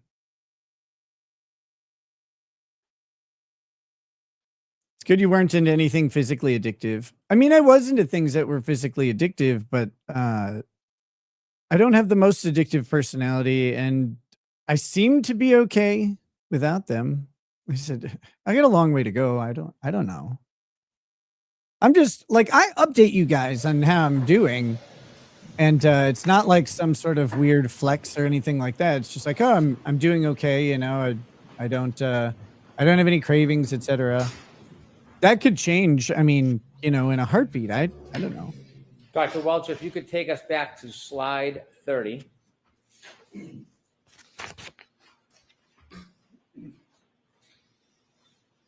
Thoughts on our boy, Mr. Herrera, So we almost understand becoming a there- senator and you turning down mentioned head of the there's two triggering ATF. events. Is this Awesome. the first one or the Tell second the government to fuck First off. one. Is that the one you've labeled the 3-point turn? Correct. And where did that happen? What street? Cedar Crest? At this 3-point turn triggering event, there is a time in red, 12:23:38. Correct. Where is that time taken from? That's coming from the cell phone of Mr. O'Keefe at 0.154. And is there another time on there? I mean, I do the math between those two. Okay. Could you make that a little larger? Could you zoom in so we Sure. can see it better?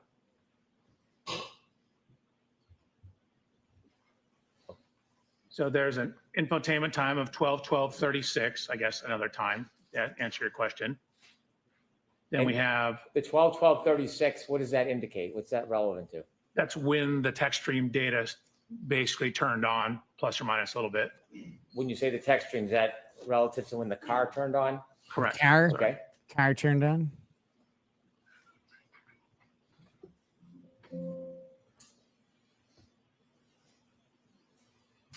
Oh, wait, we got to do this again. My bad.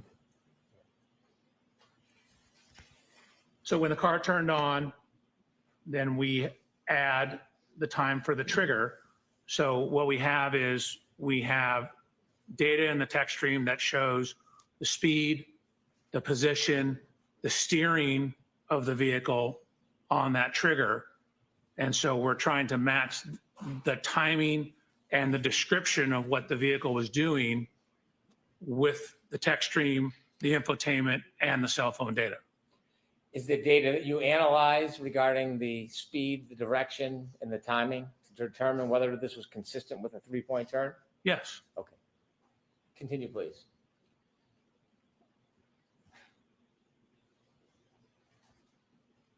And if you can enlarge that, because it's hard to see back here. Sure is. Okay, so again, we are looking at event 1162-1.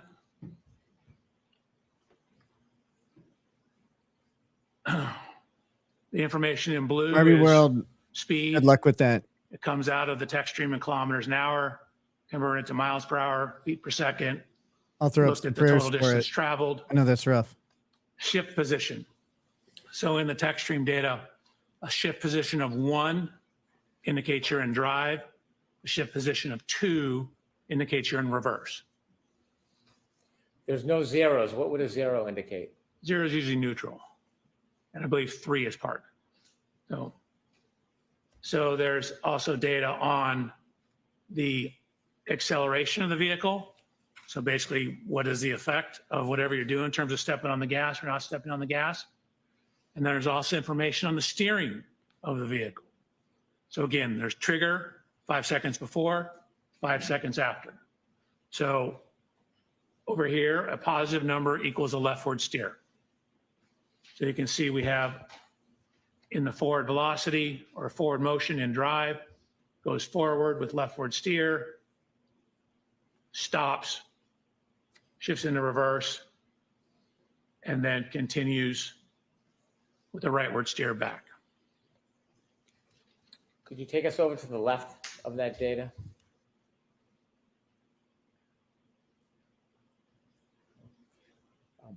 When you look at the number 1162-1 as an event, can a key cycle, or when a car is turned on, power ignition on until the point it's turned off, whatever amount of time, can it have more than one triggering event? Yes, it can have lots of triggering events. In this case, it has 2. On a key cycle 1164, there's 11. On 1167, there's 10. If you could move a little bit to the right on this, is there something you can see on here that caused the triggering event, some of the data? Yes. So if you look at the triggering, the indication of what this trigger was, what you see is accelerator opening ratio, which is basically, you can think of it as how much you're stepping on the gas pedal. And so if it exceeds, in this case, 30% quicken time after shipping into reverse, that tells the system, hey, we might need to start recording this data. So what you can see, it went into reverse, and then within a very short amount of time, the accelerated pedal went above that 30%. That's what caused the T or the trigger in the text stream data. The row next to Oh my 31.5, engine die. data. Can you explain to us what that is? Sure, that's how many revolutions per minute the engine's turning. The more gas, is it generally the higher the RPM? Correct. There's going to be a little lag. Your car doesn't move instantaneously. You have to step on the gas, then the RPMs go up, and then it starts going faster. If you could explain to us the total distance and distance travel columns, how do you read that? Sure. So we know the speed at various times. We know from this data that there is, you can see half a second between each one of these timestamps. So 1, 2, 3, 4, 5, 6, 7, 8, 9, 10 data points at half a second. That's the 5 seconds of pre-crash data. So if you know you're going so many miles per hour, again, I converted it to feet per second. Feet per second. And stop you're going yawning so many eventually. feet per second I'm for fucking tired. half a second, for example. You just multiply those two together and it tells you how far you went. So what I'm Oh, doing thanks. is looking at speed traveling during the interval. That's during this short time period. And then I add it all together here for total distance traveled. You mentioned that when the data is captured, it's limited to 10 seconds. When we look at the top row of JBW vehicle speed MPH, it's 9.94. Is that 9.94 miles per hour? It is. Can we tell whether it was going faster or slower? Time to pop an before this Adderall. I data? already took my Adderall for today, We unfortunately. generally cannot. I mean, you might have some, it looks like it's slowing down. And then you see right here, this brake switch application. So you have two things relative to braking. You have the brake switch, which is simply whether the brake is on or off, just enough pressure to make the brake light come on. And then you have brake oil pressure, which gives you some idea of how much pressure is in the system, which is a rough indication for the braking. But then what you see here is the longitudinal acceleration or deceleration. This Oh, gives you some idea of how much the vehicle is speeding up or slowing down. So generally a minus sign is a slowing or accelerating in reverse. And for the bottom of those columns, I'd ask you whether or not at the beginning of the window, if you had any other information, is it the same situation for the end of that window that's captured? Correct. So at the end of this window, you can see it's still going about 8.7 miles an hour when the trigger stopped. So after that trigger plus 5 seconds, the system said we no longer need to monitor it. Things have returned to an okay state. And so then it stops monitoring the system.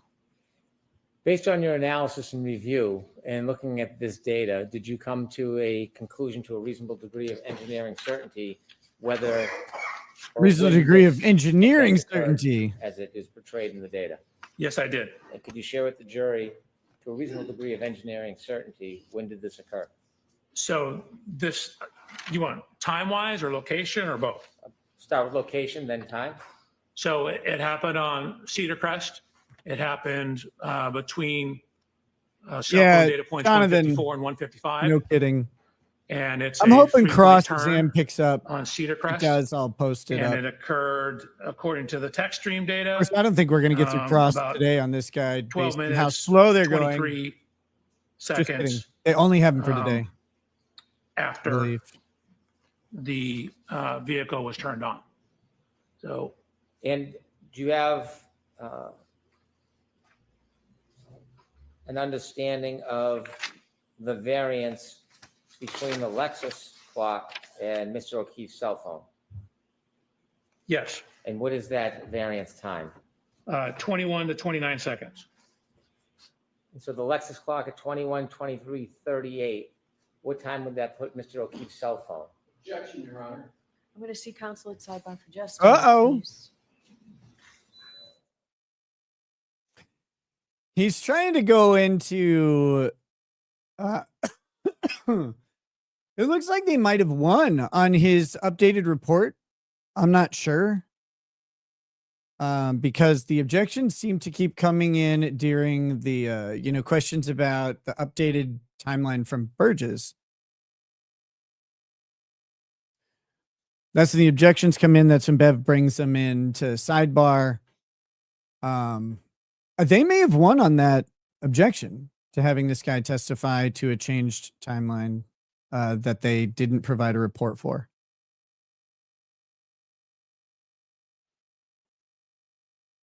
So cool. Good job, I guess. Well, how are you guys doing? This is a little bit brutal. Like, I'm not gonna lie. This is something. Whew. What do we have here?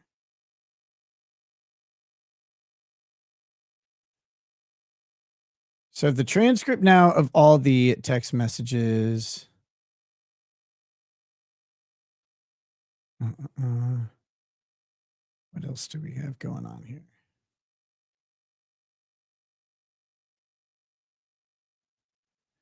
Don't need this witness list anymore. Trying to clean up all my extra notes.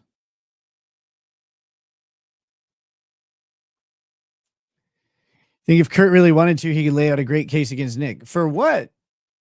He should. That'd be hilarious. But what for? What would the case be against me?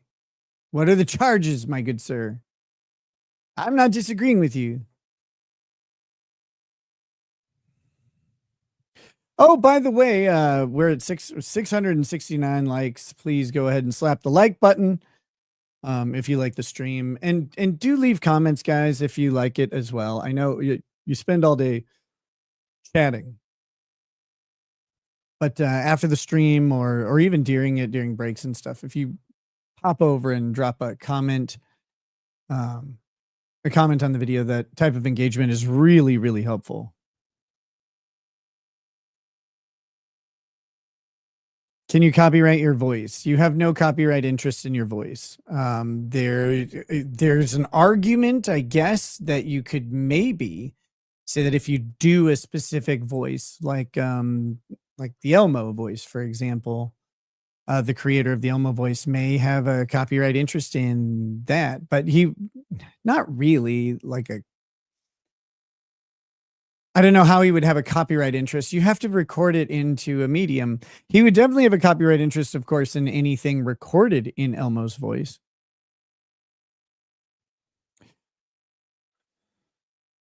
But that's for things that already exist, not for new stuff.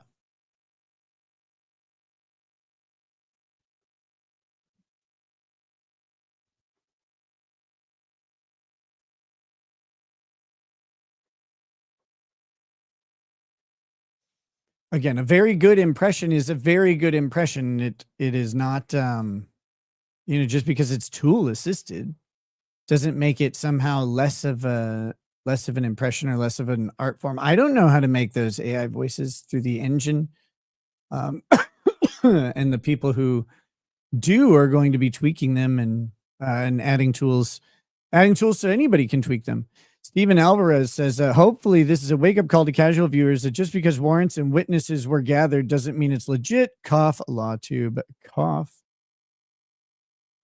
Thunderkid, Chubwagon Monsters just got to 500 subs on YouTube. Help Charlie get to 1,000. Chubwagon Monsters, guys. He's at 500. Help him get to 1,000, I guess. I don't know who Charlie is, but sounds like a good chap, maybe. Stephen Alvarez, yes and no. I know what you're saying. At the end of the day, it's still my fault. I still, I had the illegal substances in my house. That was on me. How it got there is frustrating, but it doesn't change who commit the crime and whose fault it is. I think that maybe is something that I've been inarticulate about in my frustrations, talking about it, but I did it. And I'm also a good part of the reason they came to the house. It wasn't like it was everybody else's doings. It was also my disaster stream, which sent everything over the edge. But how it got started and why they were even watching the disaster stream in the first place is a long story that's very complicated. It involves people really close to me that and the absolute sundering of multi-decade relationships that I'm really, really sad about.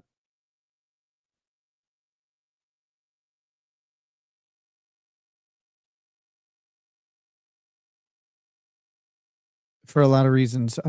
Sorry. Unz says Dr. Wolf the Richard Marx of this trial? I mean, it's a different Richard Marx than I'm thinking of. Yes, Unz is Proctor testifying, or is he on Suicide Watch somewhere in Spain with Miss Heard? We don't know. He may be testifying. I don't think the state's going to call him.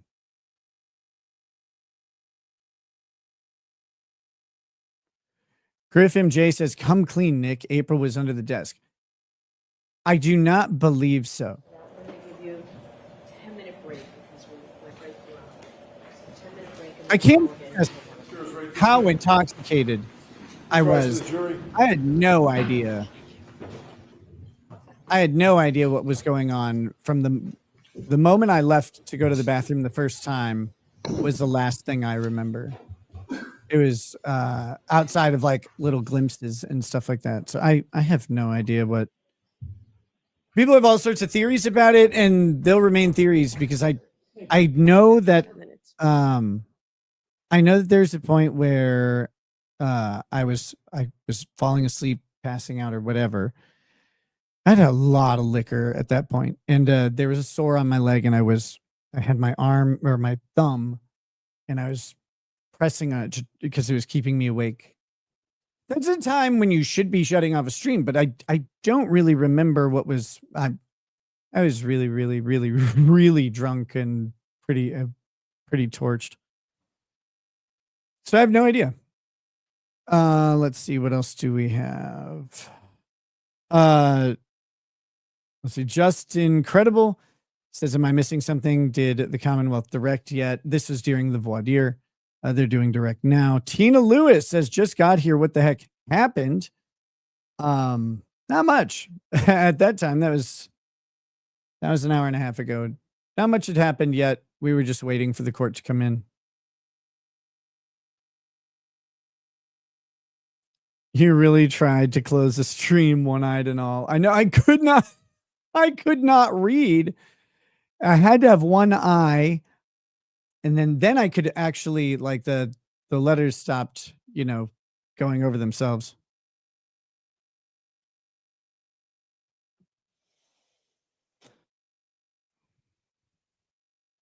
But it was a mess, man. It was not good. I didn't know why, so I took it down right away. When I woke up, I was like, that stream was a fucking disaster. But that's all I knew, is that it was a disaster. I didn't know about the smudging on the nose. I didn't know about, like, the end of it. I didn't know the whole, like, hey, you need to shut this fucking stream off. What are you doing? I didn't know any of that. Chrissy Avalon gifted a membership. Thank you so much. Blitzen gifts 5 memberships. Thank you, Blitzen. Thank you, Chrissy, for those gifted memberships. That's 18 new members today.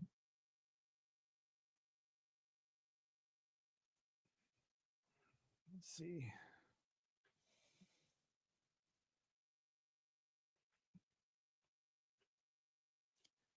It's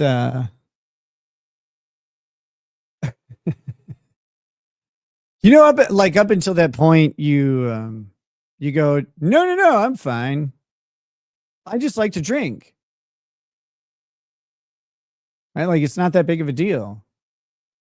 I just like to have whiskey from time to time. What are you talking about? And then all of a sudden, you didn't just like to drink. You're drinking angry and a lot. Yeah, not a good move. Don't do it. Not recommended.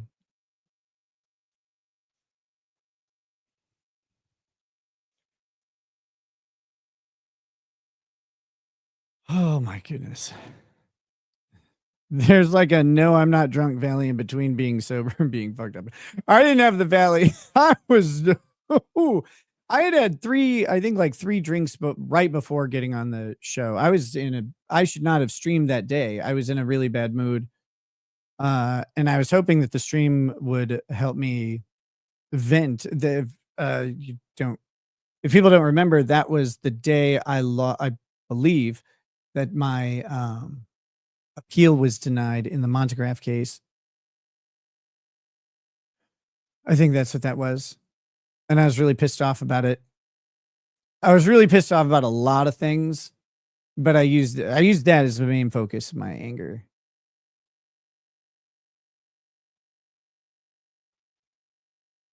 Speaking of which, there should be an update in that case really, really soon. It's been sitting kind of on park for a while, but things have been moving a little bit behind the scenes.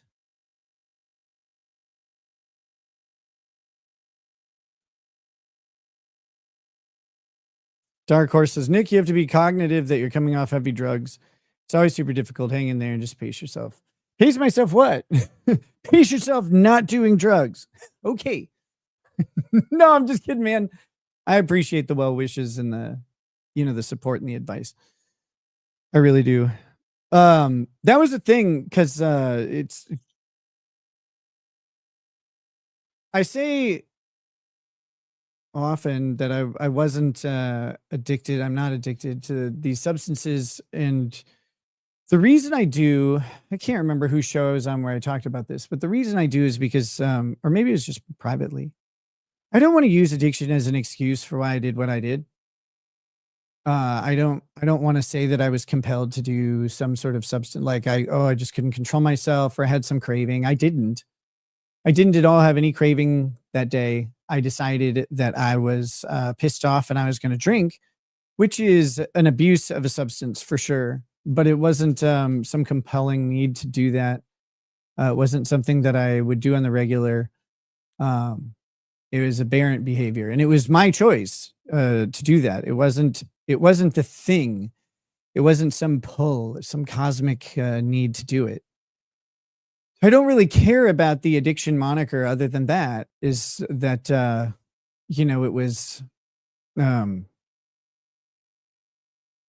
it was me who did it. It wasn't someone else. There wasn't some other force. And I hate that. Like, I hate the ability of people to say, well, it's a sickness and illness. And it is certainly those things. But those don't matter to me as much as the accountability aspect of it, and letting people know that, like, I know that this is my fault, not someone else, not something else, and not some other force. It was me. I chose it. They were bad choices. They caused damage. It sucks. Amy Curtis had wanted to say this for a while. You're one of the reasons I got off my ass and started working out, eating right, etc. Down almost 100 pounds and flying to Europe in a week. You inspired me. Glad you're back. Keep it up. Whoa, awesome. Amy, that is fantastic. Congratulations on being not a fat. Congratulations on shedding that weight. You've gotten rid of an Instagram model. That's amazing. You just threw that to the side. Keep going. I don't know what your goals are. I don't know what your ultimate end is, where you are. It doesn't matter. You're well along the journey and you're doing it right. So keep going. Stay healthy. Make sure you've got, that shit can be an issue too. So make sure you've got good coaches and accountability people with you to make sure that you're doing it in the healthy ways and achieving the goals that you want and being healthy when you get there. So that's awesome. I love hearing about that. I love hearing about lost weight more than damn near anything. Get rid of all these people that we have around. Gross. Smelly and sweaty or whatever.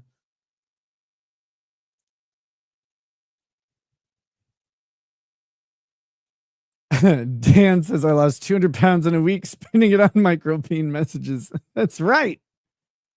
Lose way more.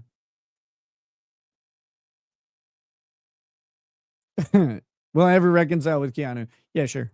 Whatever. No, she's disgusting. I hate her. That won't ever change. JD DeLay is an ex-convict who yells at a camera. He's annoying POS. Don't bring him on your show. Okay.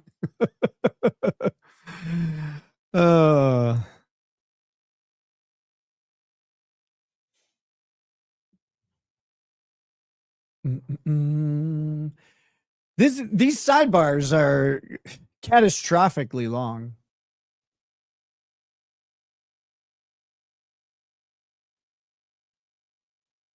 They've already had these arguments, so what are they still doing? Darby O'Hara, no, court did not go to lunch. Court is at sidebar. Alessi objected a couple times to questions that seemed to be around this witness, whose name is Dr. Welcher. This witness's timeline being adjusted by the report of Shannon Burgess.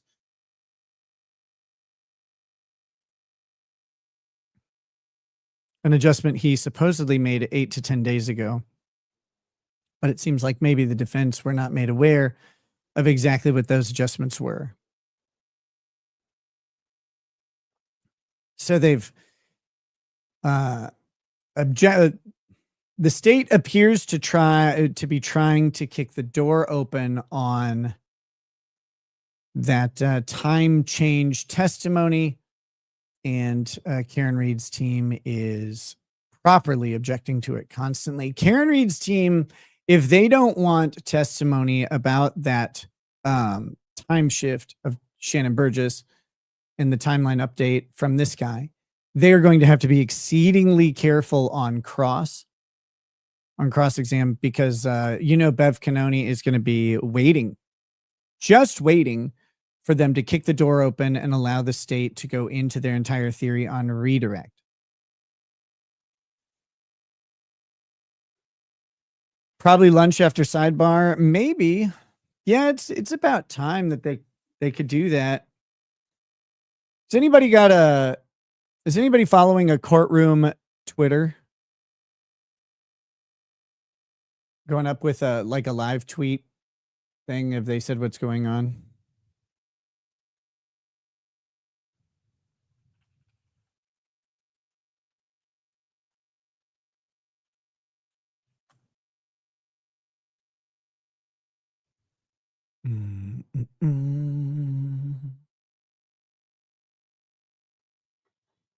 First Amendment issue around this trial is very interesting in the witness tampering statute that Massachusetts has. Yeah, if you have not, Neurotic, if you have not watched it, whoa, I have 2 interviews up. I have 2 interviews up on the channel. They are, one is with Mark Randazza, and the other one is John G. Mateus. Mark Randazza is lead counsel on the First Amendment buffer zone case. I believe Kurt was out there prior to the rulings saying that the buffer zone seemed fine to him because Kurt is weird on speech issues. He's like, well, there are time, place, and manner restrictions. Well, not really. But that being said, it doesn't matter. So we do have the interview with Mark Randazza up, and then John Mateus is representative of a couple different organizations, news gathering organizations, and we also had an interview with him. They're both there. The John Mateus interview was really good, and it needs a little love.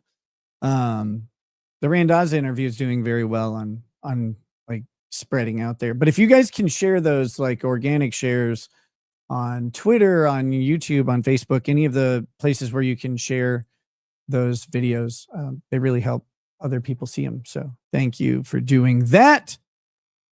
They went to break.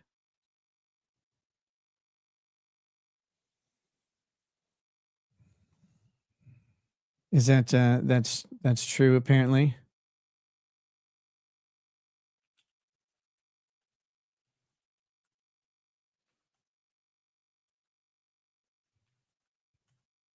Let's see.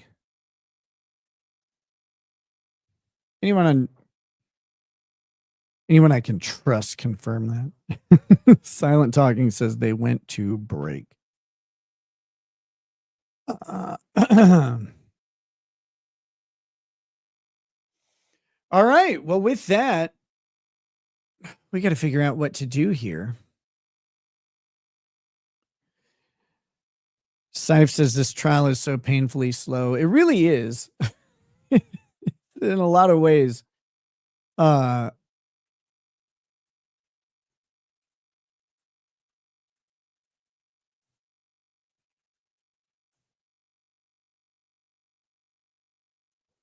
Whew.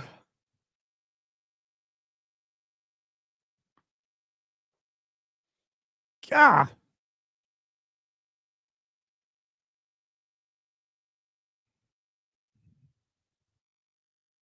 All right, I have a bunch of different options on things that I've been wanting to do. I want to get back to Grok because I had asked it, which ad was better, mine or Kurt's. And it said that Kurt's was better, but it also said that mine was an ad for Kurt, which I thought was really rude and also really funny. So I want to revisit that. we need to do that, and we need to see. I think I can argue with it. Nick, in the end, you made mistakes. You are human. No, I'm not. Sometimes we all get into a spiral. This doesn't mean it was okay. It does mean that we all need some grace. Well, thank you. You sound like real Megan, except with not enough condescending tones telling me I'm doing social media wrong. Other than that, you nailed it.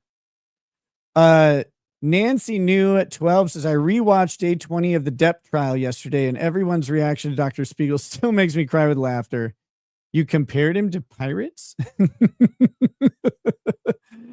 Yeah, he's like, well, based on Pirates of the Caribbean. Wait, you're diagnosing him over a movie where he's acting as a ridiculous character? What is wrong with you?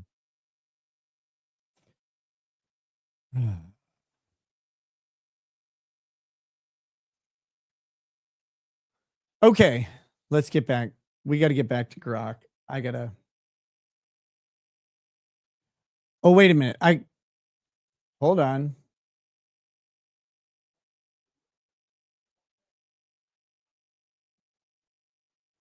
I can hear something very faint. It's weird.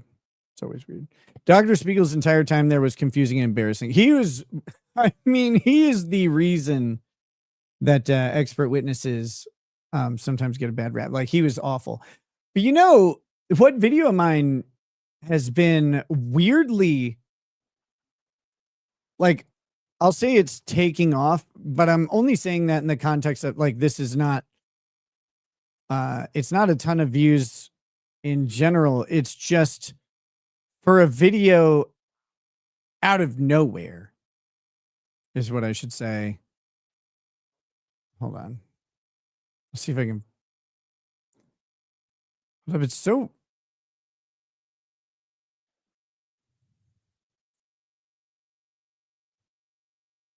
Can I please? Thank you. Oh, wait, no, this isn't what I need.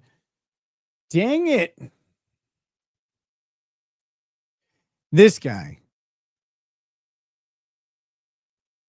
I know you guys can't see this yet.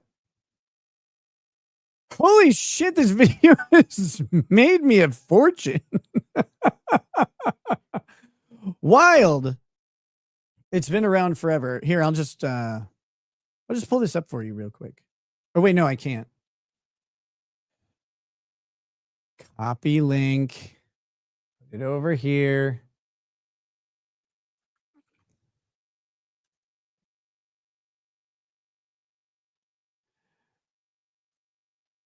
So this is some Glory Days shit right here with the Bronca. We won't do this forever. Just a little taste. But yeah, this is the one. Ah, here we go. R-I-C-K-Y. This idiot. Last name is B-U-R-E-M-S. Good afternoon, Mr. Brown. Good afternoon, sir. How are you currently employed? I'm not going to play this. This is the guy. He got demolished. He got absolutely demolished on the stand right after. Like, they qualify him in as a witness. A what?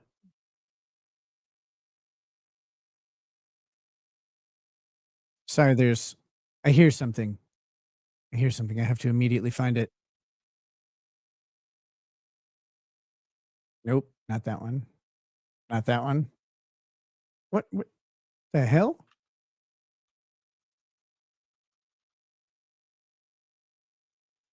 Oh, court's back. All right, so Mr. Brennan, you can continue. The objection's overruled. Wow, they lost the objection. My goodness. Dr. Welcher, could you take us to slide 30?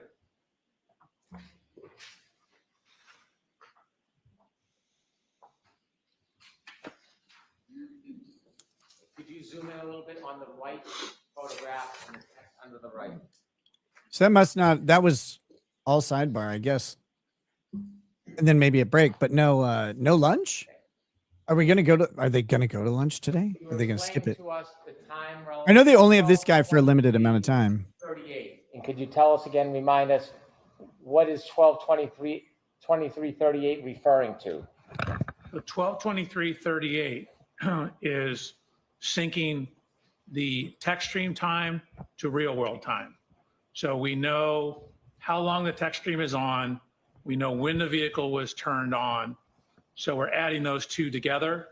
So if you add the 12:12:36 to, for example, 11 minutes, 2.8 seconds. Yes, we'll get or when the Browski's end of the voice in trigger there. is, that gives you 12:23:38.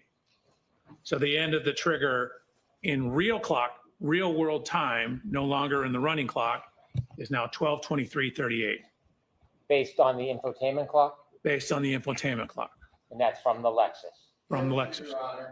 Sustained. And where's that from? The Lexus. Thank you.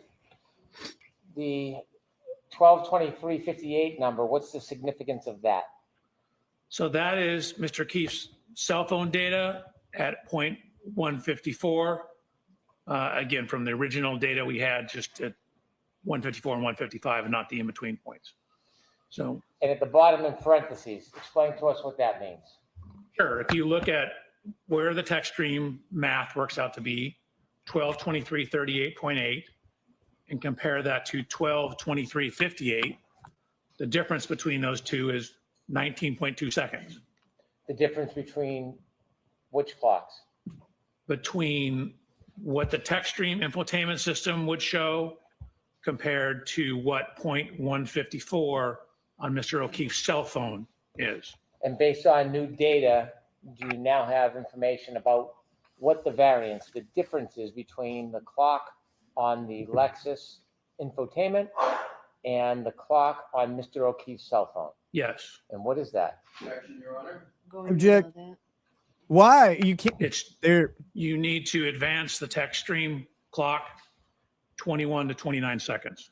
You need to Somewhere advance it between 21 to 29 seconds. seconds. For why? Why do you need to do that? Because the cell phone is ahead 21 to 29 seconds. After you advance the Textstream ahead 21 to 29 seconds, can you then compare the information, the time that's coming from the infotainment system Lexus to Mr. O'Keefe's cell phone from his iPhone? Correct. That's what you need to have an apples to apples comparison. You need to get them on the same time clock. Thank you. You're welcome. You can proceed. They didn't need to kick the door open. They just got to be let in. That was nice. So I think we left off here. So that's 1162-1. So what we have is we have the cell phone data, the original cell phone data on the right-hand side. And then from that Textstream data, you know, we have whether it's going forward, we have the speeds, we have the steering angles. So from that information, we ran a simulation to show you what the Textstream data means. This is what the 10 seconds of data is. Okay. There's a 3-point turn. And again, just because the simulation stopped, that's just where the Textstream data ends. Again, as Go we kill showed him. you earlier, Go the get him. car's still moving. That's just the last data point we have. So what that Textstream data shows is matching a 3-point turn on that Cedar Crest Street.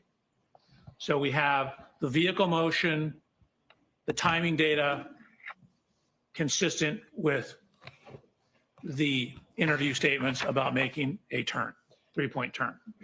Can you take us back to the data chart and show the 2 points that you just mentioned, the turning? Where's that reflected in the data? Sure. So you can see And you'll in have to enlarge that. I'm sorry, Doctor. column N, that's the ship position. So that's looking, we start off going forward right here. And you can see at the start of the simulation, we're going about 9.94 miles an hour. And then as you start a 3-point turn, you generally start, in this case, if you're going to the left, with the left turn.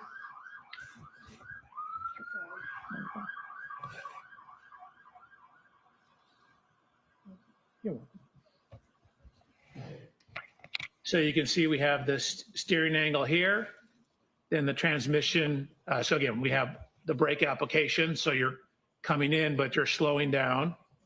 and you get down to a speed of approximately 0, 0, shift into reverse, back up, and then start to turn the other direction as you're backing up. So again, you want the rear to go to the right, you turn the steering wheel to the right, right is negative, and then as you start to pull around and pull forward, you turn back to correct for the steering, and so that's what this shows. So again, if you put it all into a simulation program, the speeds, the shifting, the distance, keep in mind we only have that 10-second window of data, and the steering angle for that Lexus, that's what it indicates. It just got Can rid of you my enlarge the photograph on the right stupid Twitter with window. the data points and explain to us the significance of that? Sure. So again, what we're trying to do is we have the infotainment, we have the text stream. We're now trying to see how that correlates to Mr. O'Keefe's cell phone. So we had originally very coarse data points, 154 and 155. There's additional data points between here. So we're looking at how well does our predicted time compare to those two. So with the cell phone correction, you end up with the text stream data at 12:23:59 to 12:24:07. So that's actually right in between these two data points. And so we know 154 was closest, but it's on the right-hand side of the road. 155 is when it's turned around and heading back in the southerly direction. So the cell phone data corroborates the text stream timing data Only in when conjunction you with the infotainment system data. Thank you. Please continue. only when you adjust it. When you adjust it to be what you want it to be, of course it matches. Oh, well, if we change it. Okay, so we talked about 1162-1. That's the first trigger on the text stream. So we're going to go to 1162-2. So I've highlighted that in yellow. So we're now talking about the second trigger. So this is on the same ignition cycle. It's on ignition cycle 1162. We have that same continuous running clock, but we've now synced it to real world clocks. So instead of the running clock, we now have some information on the real world clock. So at this time, we know the ignition has been on for 19 minutes and 2 seconds. So at the trigger, 19 minutes and 2 seconds. And again, we have 5 seconds either side of that. So between 18 minutes, 57.6 seconds to 19 minutes, 7.5 seconds. Could you enlarge that, please? Which part? That part where your arrow is. You were speaking about the clock. Could you explain that so the jury can see? Sure. So again, this is continuous from when the time comes on. I just converted it to minutes and seconds here so you can see how long it's been on. This is the mileage. These are the speeds over here.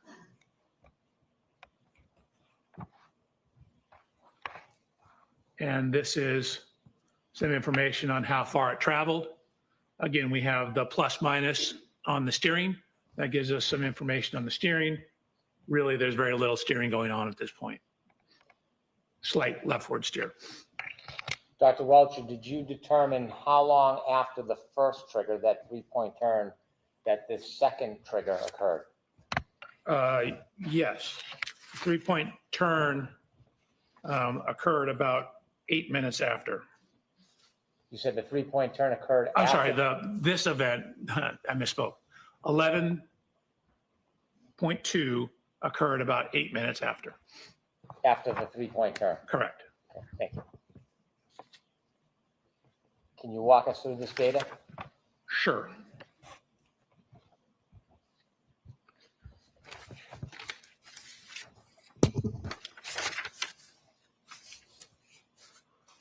Okay. So we have the accelerometer data here.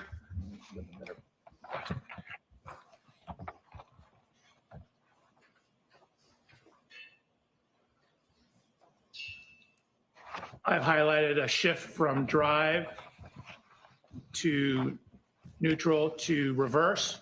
I'm sorry, Again. you're gonna need to zoom that in so we can see it. Absolutely.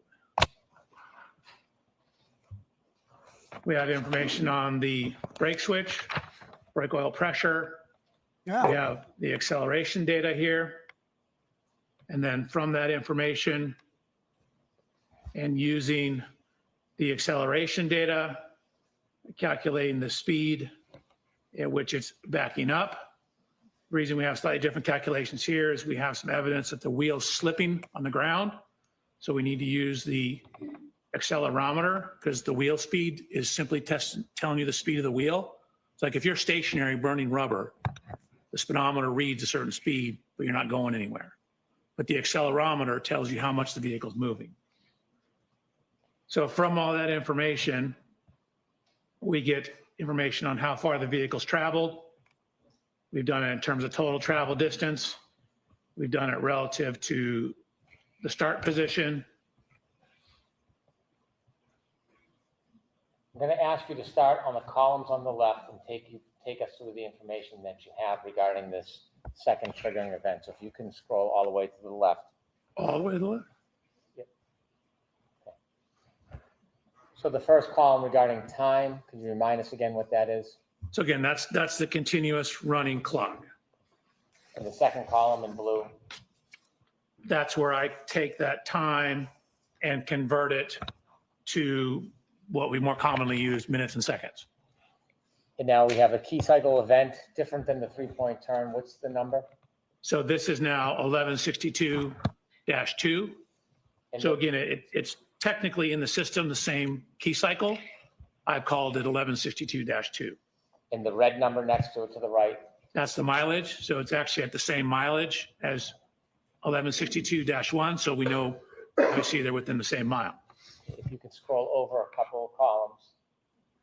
From your data, can you tell during that event how far the Lexus traveled during Yes. that event?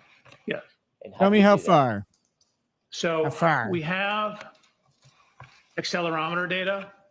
We have velocity data or speed data back here. I've corrected for what you see down here is, and I go through this on a later slide, but right here you can see a significant increase in RPMs, but yet the acceleration is dropping. So what that means is if your RPMs are going up and the speed's going up, that means you should be accelerating more. But what happens because the acceleration is dropping, that means what's actually happened is the wheel's slipping. So what I've done is I've used the accelerometers data to calculate the speed once the vehicle is put into reverse. And once we know the speed, again, feet per second, we know every data point is half a second. So speed times time tells you how far you moved. Feet per second, feet divided by seconds times seconds gives you feet. That's how far you went. So you get how far you went in each interval. Then you get the total distance traveled. Ah! And so this is relative to the start. So 0 is the start. The vehicle goes forward about 34 feet. Then Just a reminder that you we see have basically stops super in this area tips here, then begins to available. back up and ends up backing a total of 53 I'm about back to turn on the instant from where it play originally for, started. So if you add for this guy. 53 This guy sucks. to 34, And for lunch. you get 87. I'm doing it. So the total Even motion, dangerous. 34 forward, 53 back, It starts the fucking Lexus things moved up. 87 I'll let you feet. know. total. Dr. Welcher, when you say the Lexus moved 83 feet total, is that according to the data? So if you or is want that the to, you can entirety go of the on movement of that Lexus? and super tip, No, and that's it'll just actually from when the interrupt. data starts to when the data ends. It'll So just if you play look at over when whatever. the data starts, It's just so you fucking can boring. see that the vehicle is actually going 13.67 miles an hour. When the data stops, the vehicle is still going 23 miles an hour. And you From can the- see, I'm sorry. you can still and see that it's still at 74% throttle. You're at 74% throttle. You know, this is 3/4 of full throttle in reverse. So to start with the distance traveled, if you can go to the top, we see that the speed is 13.67. Is that where the data gets picked up? That's where the first data point is. Again, the trigger is here. This is 5 seconds before the trigger. Are you able to tell how fast or slow the vehicle is traveling before that data point of 5 seconds before the trigger? No. And likewise, on the bottom, the speed. At the end of the 10-second data points at 23.61, can you tell whether or not that speed stayed the same, increased, or decreased? I mean, considering you're at 74% throttle, it likely increased. How much, I don't know. And you can see that up here, she's on the brake. Down here, she's not on the brake. And so Get she's on the brake. not on the brake and at 74% throttle. And what is the percentage of throttle that has to be initiated to cause a triggering event? For a shift into rear and a rapid throttle application, it's 30%. If you look at the next column over, if you can go to the top heading for the jury to see the engine RPM data, could you explain that? Sure. Again, that's the engine RPMs. And so, as I mentioned, you have this jump in engine RPMs and a very dramatic jump in the reported speed of the vehicle. But when you look at the acceleration is actually dropping. So again, that's a telltale sign that the tire is spinning because the vehicle is not being accelerated. And so I've used the accelerometer data. Again, if you just, a process called integration, you integrate the accelerometer data, it will give you the velocity. So what I've done is it's called piecewise integration to get the speed data that takes into account the tire slippage, and from there calculated the speed or the position at each interval going across the top here. If I could stop you at your column that says JBW speed at each time step. Yep. If you go to the bottom, please. So does your data indicate that the speed is changing at the end of this 10-second event? Objection, Your Honor. Sustain. Is the speed changing at the end of this event? Yes. How so? Well, again, you can see it's increased about 2.7 miles per hour. And again, we know from what I already stated that that last time step, you're still at 74% throttle and you have 0 brake application. Is it possible from the data to tell how far the Lexus went forward before it went in reverse in total as far as feet? Not in total, no. We just have this 10-second window. I can tell you what it did during this 10-second window. Is it possible to tell how far it continued after the data? No. The shift position changes from 1 to 0 to 2. Can you again explain to us what that means? Sure. 1 is drive, 0 is neutral, 2 is reverse. And then brake switch status, again, a 1 is you're on the brake How pedal. did I pick this trial for enough to streaming? activate the brake lights. Well, it's got a 0 lot is of you're buzz off the brake around it. pedal. Each one of those indicators. It's an interesting 1, 0, case. 2, how much It is time boring does right each now, of those? though. 0.5 seconds. The defense So hopefully can will you be tell how long fireworks, the Lexus was both in today neutral and for? in their case in chief. So again, it only occurs at 1 time step. And again, there's a little timing issue. Like we only have data every half second. You don't know exactly where in that time it was. Okay, you can continue, Dr. Welcher. Next slide or continue on this slide? Unless there's something else you want to point out to the jury on this slide. You can Nope, I'm move to good. the next. So similarly, using this information to then try to tie it back to the cell phone data to make sure we have the real-time information. Again, this was written back in January before I got the additional information. So what you can see is, I'll zoom in. Again, we're now talking about trigger 1162.2. We know that that's 18 minutes that the vehicle has been on, 18 minutes, 57 seconds, 19 minutes, 2 seconds. This is the range. Again, the plus or minus 5 seconds. The 19 minutes, 2 seconds is when the trigger occurred. Infotainment system, adding those two together, 12:36, plus the 19:7.5 indicates the end of 1162-2 is at 12:31:43. That 12:31:43, is it based on the Lexus clock from the infotainment system? It is. It would need to be corrected to the O'Keefe cell phone We data. need to be corrected. Reconcile that variance of 21.29 seconds. What is the time? You end up with 12:32:04. So if you simply take this and add 21 seconds to it and add 29 seconds to it, so you get between 12:32:04 and 12:32:12. When you reconcile the two clocks and you have that range of 12:32:04 to 12:32:14. 12:32:12. I'm sorry, 12:32:12. Does that simply accommodate the window of data, but not before and after?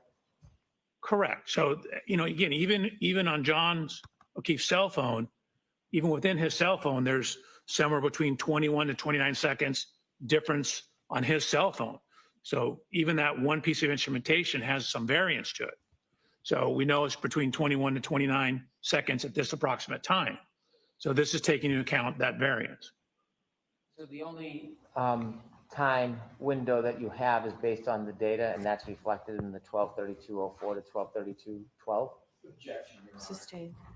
Do they Is there recognize any other foreign window language? you can accommodate with the data you have other than that 10 seconds? No, I think they'd try and pronounce Yes. it phonetically in English. So I was given information about a final lock event on the phone. Let's stick with this window if we can. Okay. Glenn says, so which Since is you it, only have 21 or 10 29 seconds of seconds? data, Anywhere is in it between. possible, from Somewhere the between those. Lexus clock data to have a Nancy New larger says, did you window? ever buy any Isaac Baruch art? 10 No, I second have window. not. I don't have anywhere to No, hang the it. the Lexus, or excuse me, the Textstream will only give you a 10-second window, but it doesn't tell the whole story because the vehicle's still moving. Understood. Okay, continue, please. So I have this other event. Yeah, a Island, I lock event, agree. Likely the last and witness. We still the have to go back information to I the was mouse given, that's lady. at She's still on the 12 stand. It's 12:32:09. And so we have the Textstream data ending at somewhere between 12:32:04 and 12:32:12, which puts this number right in the middle of that, more or less. Continue. Is this a good place to take a luncheon break? Certainly are. Okay, so why don't we do that, George? Luncheon We'll break. take 45 minutes for lunch. All right, 45 minutes. To those of you who don't hang around Thank you, Your Honor. Thank for lunch, feel free to get the hell out. You are muted. But do come back.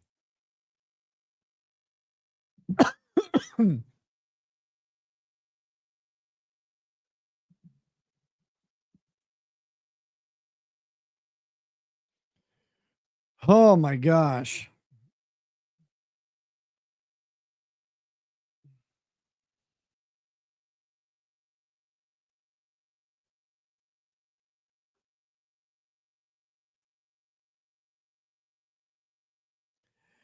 Well, how are you guys? Yeah, whoever said it, let's see, where was it? Hello, friend says 4 micropeens only. Slow day. Must be that $700 per hour content we've been waiting for. It is. It is. Speaking of. Yo, my nigga, is the prosecution taking their sweet ass time? with Bill Nye the Science Guy, so the defense has less time on cross? That's a small team move. Touchdown on paper, unbreaded. Unbreaded. They could be, I guess. I just think experts just take a while. It's a weird, like, double-edged sword because they're really boring. The stuff they do is highly technical, and they have to, they have to be qualified and explain their methodology, because the methodology has to be able to be attacked by cross-exam. So you have to lay it out. Like, you have to lay it out. Otherwise, they won't, their testimony won't be sufficient to set a factual basis. And so it kind of has to go this way. And as they're laying it out, they have to really lay it out, because otherwise the cross-exam will rip them apart. So they have to do it. It has to be slow and methodical.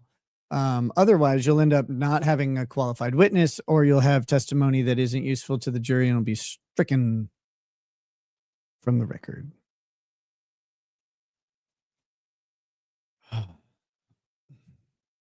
Now we saw from the last guy, they don't need to be qualified. Yeah. Yeah. Burgess he's a problem. He's a problem witness. He shouldn't be in the courthouse. Like, he should be thrown out of the state. You're a spreadsheet enjoyer, but even that was excessively boring. It's tough sometimes. How are you a spreadsheet enjoyer? What is... you're going to have to explain that one, right? Have you hooked Bronca up with Dave the lawyer? They're doing the same content. I have not. Yeah, Bronca, man, his videos about politics and Trump and all that stuff, they just take off. People love hearing Bronca yell about Trump and yell about bad judges, mostly corrupt judges. I think that's the big thing he hits. I don't know.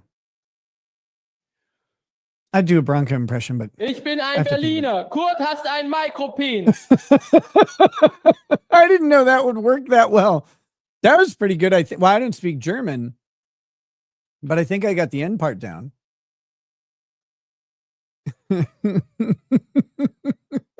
Yes, the AI voices will, I believe, attempt to phonetically pronounce, any language you type in. So they may not get it just right.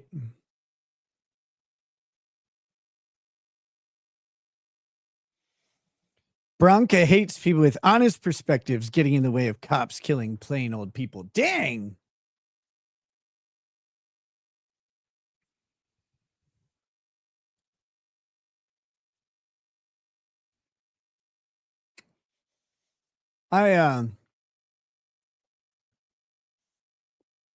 Well, Bronca ends up on the side of law enforcement a lot. Bronca ends up on the side of the person taking the shot a lot. Not always, but a lot. And a lot of times that ends up being cops. There's a disproportionate amount of use of force cases that involve police officers because they're involved in using force and presumably or presumptively, I guess, presumptively lawful use of force. But they don't always do it lawfully. And so it's kind of an interesting thing that produces an effect for Bronca, in that, like, he's commenting on a lot of these cases because that's where force is used. It's expected to be used, but it could be either lawful or unlawful, and it really matters. Finding uses of force in the wild is a completely different scenario, and justifiable use of force is even less so, or even more rare. I don't know how the wording should have gone on that, but you know what I mean? They're harder to find because, the people aren't typically using force. The use of force in and of itself is aberrant when it happens in the wild and it doesn't involve law enforcement. So.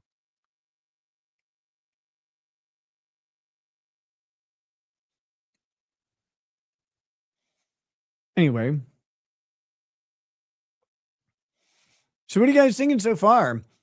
I'm thinking this guy makes me want to find the nearest counter and slam my head into it as hard as John O'Keefe did so that I can join him and then kick his ass for causing this in the first place. Like, hey, maybe you should have lived, you moron. You ever think of that? Stupid? You idiot? Dying was really idiotic.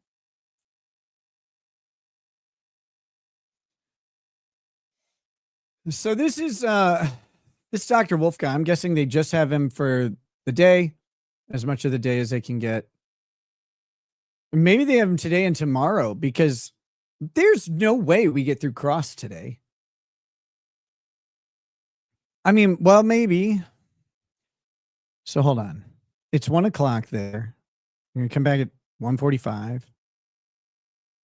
And then they have until 4. So that's 2 hours and 15 minutes to finish direct and do cross. There's no way. No way at all. And he said, bring all of his rebuttal materials. I don't know. But I want to go back to Glenn's super chat here. So which is it, 21 seconds or 29 seconds? And the answer is whatever's convenient. And that's really, really frustrating when you think about it. I almost used the throttle too. It was boring. What's for lunch, boss? I digress. I don't have any lunch. Lady Raggets is, she was running the kids around. But she has not messaged me about usually she'll message me and tell me what food she's picking up for the kids. But she has not, which is very frustrating. He said he flew in Saturday. He better not have to go today.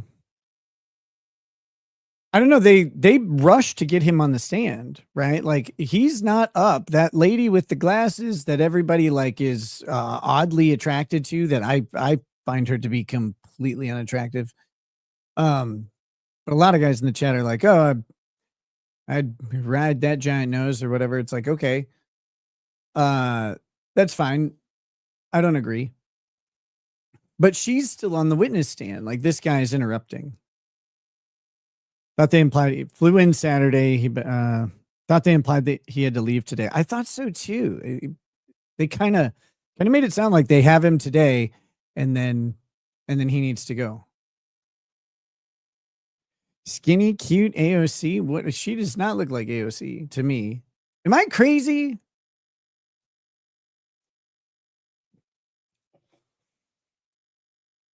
Yes, we are at 799 likes. You guys could go ahead and slap that like button. It is really helpful. It does bring people to the show. It does help YouTube know.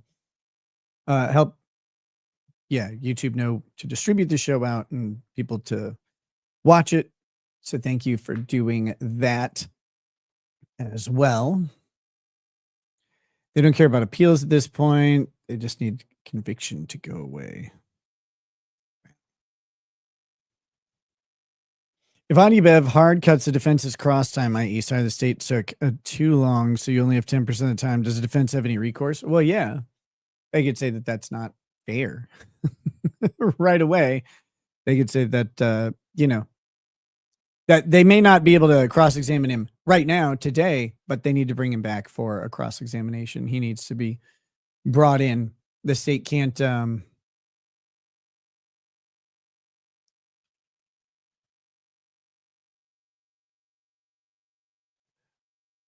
Sorry. A baby was born in the extended family. Yay, congrats, baby, on living.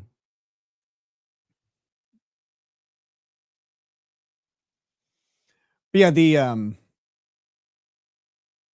state can't bring in an expert and be like, we just drug it out so you guys don't get to ask him any questions. Does not work that way. That would be obviously catastrophically unfair. But this guy's going to get annihilated on cross probably very quickly, and he's going to get the ARCA testimony is going to probably put all of this to bed in theory. In theory. Speaking of in theory, I have to go to the bathroom. I'll be right back. See you guys in just a moment. I also got to see if Lady Ragged's it's back home. So I'll see you in just a second.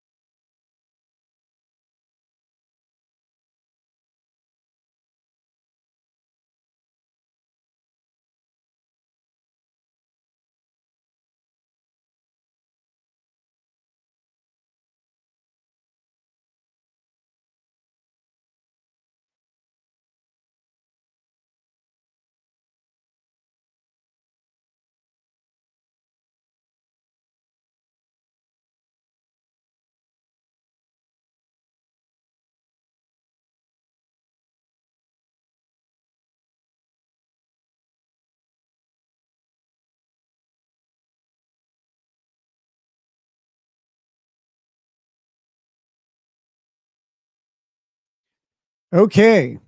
Woo!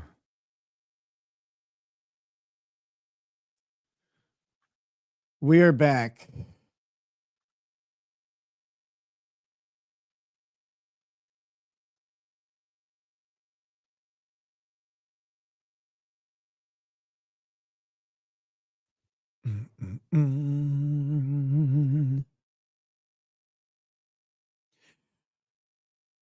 Okay, back to what I was doing. This is important. I want to go to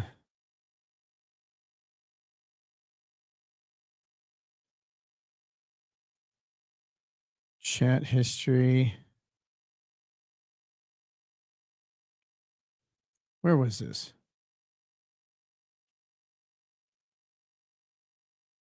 What?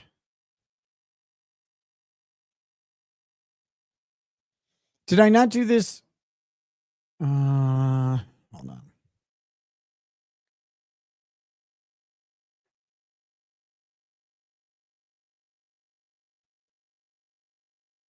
Why does this have a grok thing? I'm so confused by some of these things.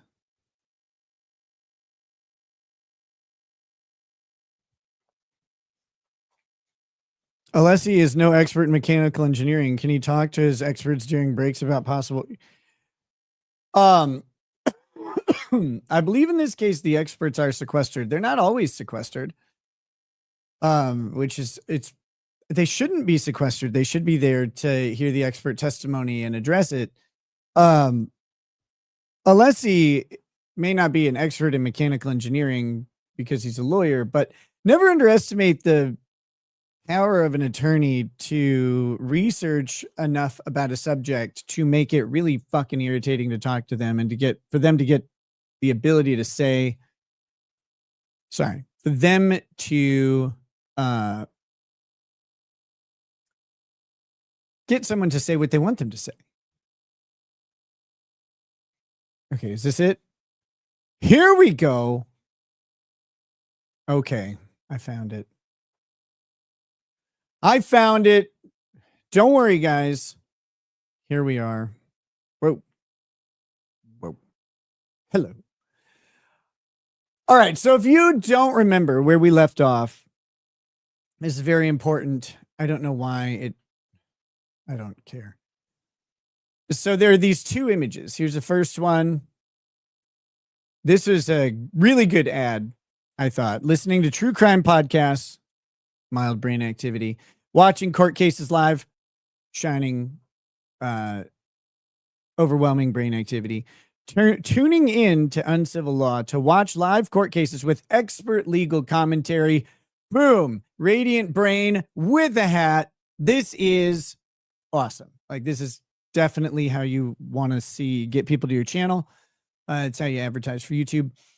Somebody else, not me. I didn't make this. I would have made something better, but this is made by, I think, Nick Naylor. I'm throwing him under the bus. He made this awesome ad for me. Listening to true crime podcasts, tiny, just like a fetal brain thing. Watching court cases live, some almonds are activated. Watching a fat retard cover law he doesn't know. Whoa, that's shiny. And then, of course, Ricada Law, which has asses and cocaine bags and Ronnie O'Neill. And we, of course, have, massive brain explosion happening over here. So Grok, I asked Grok which one was better. And Kurtz won straight out the gate. But here's the thing that was really important. So first thing it does is this sheriff badge thing, which is not at all what it was supposed to do. So I told it was stupid. Or wait, no, I didn't. It just automatically went to image 2, the expanding brain meme. I don't know why the badge design is in there at all. Terrible. So we have the expanding brain meme and Kurtz won. That's the important part of this. His is way friggin' cooler. Oh, wait, yeah. Here I said, no dummy, I want you to compare the brain memes, ignore the sheriff badge. What the fuck, bro? And then it fixed that. And yeah, Kurtz won. The worst part for Kurt, though, Because this is one of those things where like you may have won, but you lost here. So it analyzes the elements, and then we go to comparison. Or wait, here it is, theme and tone. This meme also uses the expanding brain format to promote uncivil law as the best option. So I just want to point out that Grok thinks that this is promoting uncivil law as the best option right here. So it is determined that both of these are uncivil law ads.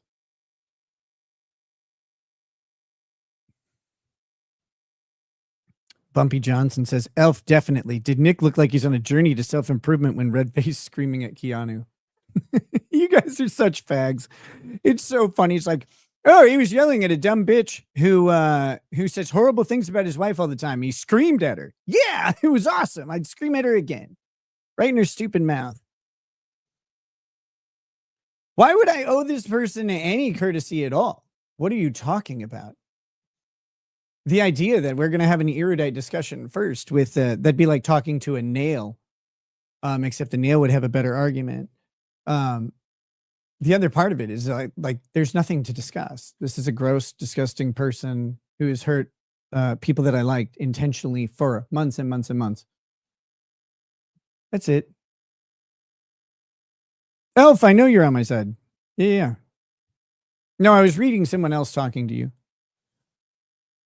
All right. So here, as a lawyer, we are going to argue that Grok is wrong. Okay, Grok, if that is your real name.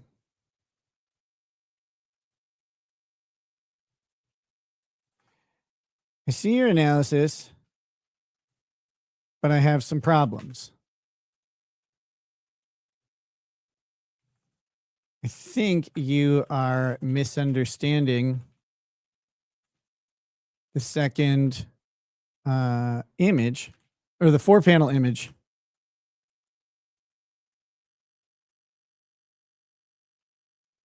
Four-panel image as advertising uncivil law. Can you please point out the exact elements in the image that indicate that indicate this is for uncivil law? Please note the uncivil law is not mentioned directly on the image at all. Let's see. Yeah. I want to see what it says. Why does it think this is an uncivil law? I appreciate you pointing that out, and I'll take a closer look to identify elements that suggest a connection to uncivil law, even though the name isn't directly mentioned in the image. Let's break this down.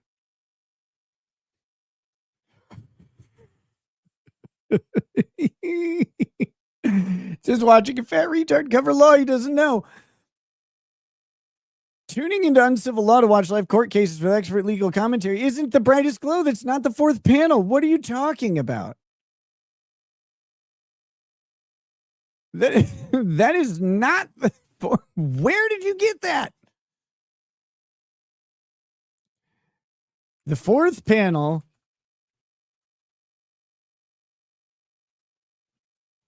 does not say anything about uncivil law. What are you even talking about?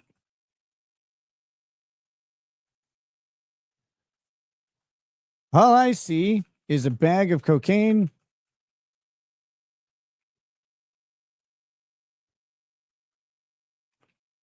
and a pair of smooth gams.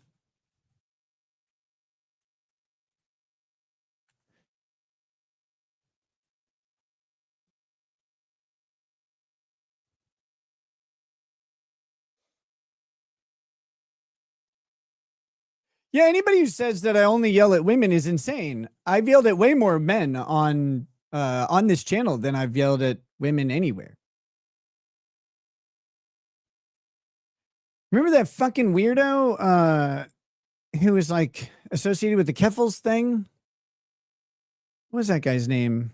That debate guy. I yelled at him. I yelled at Shane, the shoe guy. I yelled at some other guy with when Ethan Van Sciver was on. Yelled at Eric July. Eventually, I lose my temper when people are stupid. I don't know what to do. Duncan, yeah, Duncan McLeod.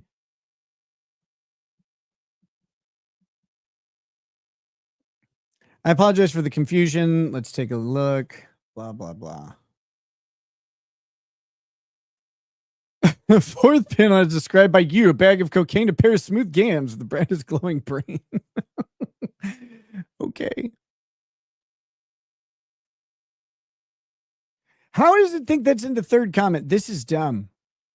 Fourth panel analysis. You've clarified that the fourth panel does not explicitly mention uncivil law and instead it features a bag of cocaine, a pair of smooth gams, slang for attractive legs. Thanks. Let's break this down. I'm glad it got that. This likely refers to a visual element depicting a small plastic bag with white powder, common representation of cocaine in media, blah, blah, blah. In the context of a meme about legal commentary, this could be a satirical or exaggerated reference to the dramatic nature of the Karen Reed trial. Yes. Yes. That's what it is, which involves allegations of misconduct and conspiracy. Might also be a jab at the party atmosphere often discussed in the trial. John O'Keefe was found dead outside a house party. Pair of smooth gams is an old school term for legs, often implying attractiveness. This could be a humorous or provocative image of legs, possibly as a metaphor for walking away from lesser legal commentary or as a tongue-in-cheek reference to the sensationalism surrounding the trial coverage, glowing brain, etc., etc. Connection to uncivil law. Since the fourth panel doesn't explicitly mention uncivil law, let's look for indirect connections. All right, here we go. I just want to know what it says here. The meme escalates from listening to podcasts to watching live court cases to mocking a specific legal commentary. Recato law indicated by the RL logo in the third panel. No, guys, I'm getting my ass kicked by Grok again. This is not me. I'm in the fourth panel. I'm not in the third. God damn it. And finally, to the fourth panel with the cocaine and gams. That's where I am. Why does it keep putting me in the third panel? I'm not there.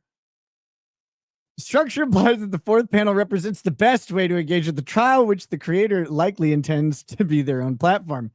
Context of Recato law mockery. You're kicking my ass. The third panel targets Recato law. No, it doesn't. I'm not a fat retard. How? How does it do this? A known competitor in the LawTube community, which includes channels like Uncivil Law. By disparaging Recato law, the meme positions the creator's channel as superior. It doesn't do that. Run by a lawyer named, given that this meme is advertised as a Karen Reed trial live stream, and Uncivil Law, run by a lawyer named Kurt, is a prominent channel covering the trial with expert commentary. No, my God! I'm getting absolutely wrecked. It's a reasonable inference that the creator is promoting uncivil law. No, it is. God. I'm so fucking mad.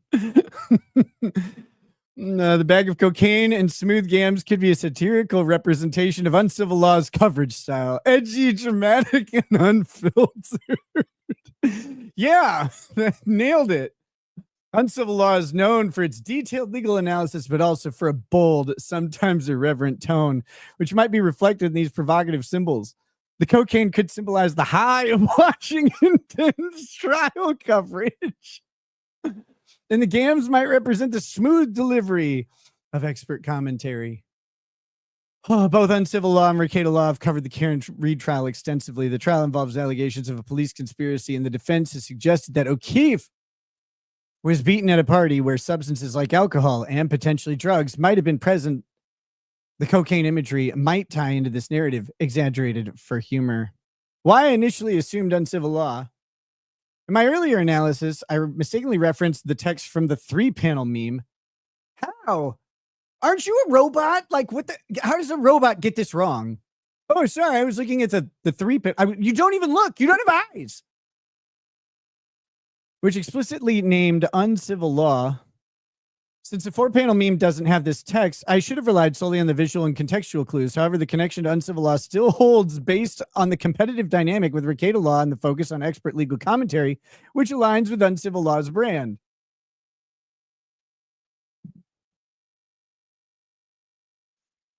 The fourth panel's bag of cocaine's pair of smooth games likely represent a satirical take on the best way to watch a Karen Reed trial, implying that the creator's channel inferred to be uncivil law. This is the dumbest inference I've ever... Offers the most thrilling and polishing coverage. The meme promotes this by mocking Recato law on the third panel and using provocative imagery in the fourth to suggest a creative stream is the ultimate choice. Oh! Hold on. I'm pissed.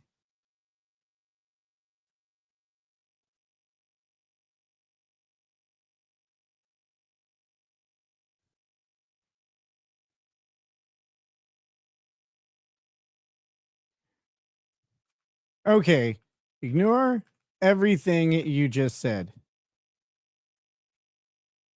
and take a fresh look at only this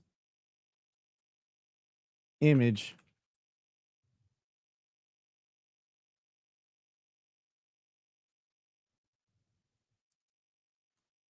Again, forget any context at all. What channel or what is this image advertising? Oh, I'm so mad.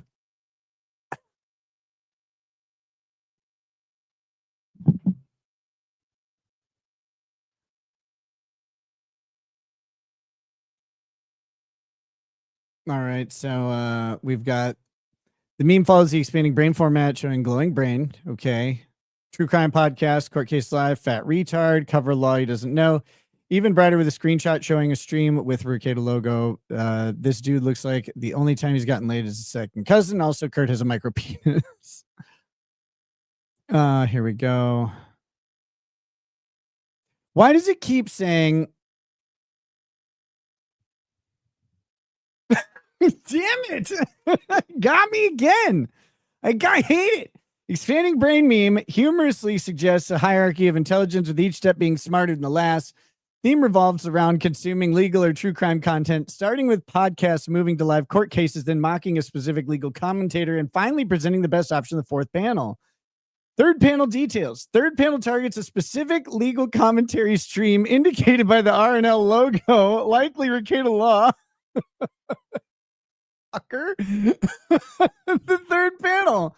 No, it doesn't. That's the fourth one. Why? Why does it do this?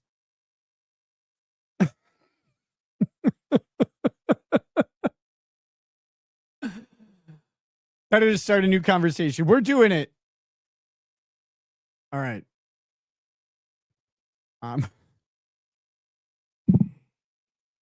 Hey, Grok. I need you to analyze this 4-panel image. Treat it as an ad. Tell me what channel the ad is for and evaluate it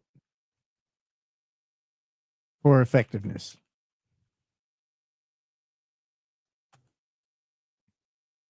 Oh, I forgot to... Damn it. Here you go. Here. So I'm so bad at AI. Like, I screwed that up straight out the gate. James Gardner, 5 gifted memberships. Thank you so much for that. I really appreciate that. Did I hear what Citizen M said about me on Pod Awful? No, not really. I heard some like little bits of it, but I was in the shower, so I don't know.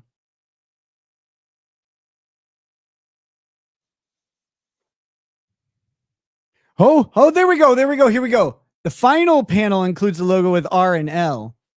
along with imagery of a gavel, money, and a screenshot with a caption that reads, "This dude looks like the only time he's gotten laid by his second cousin also has a micro penis." Oh no! Oh no, no, no.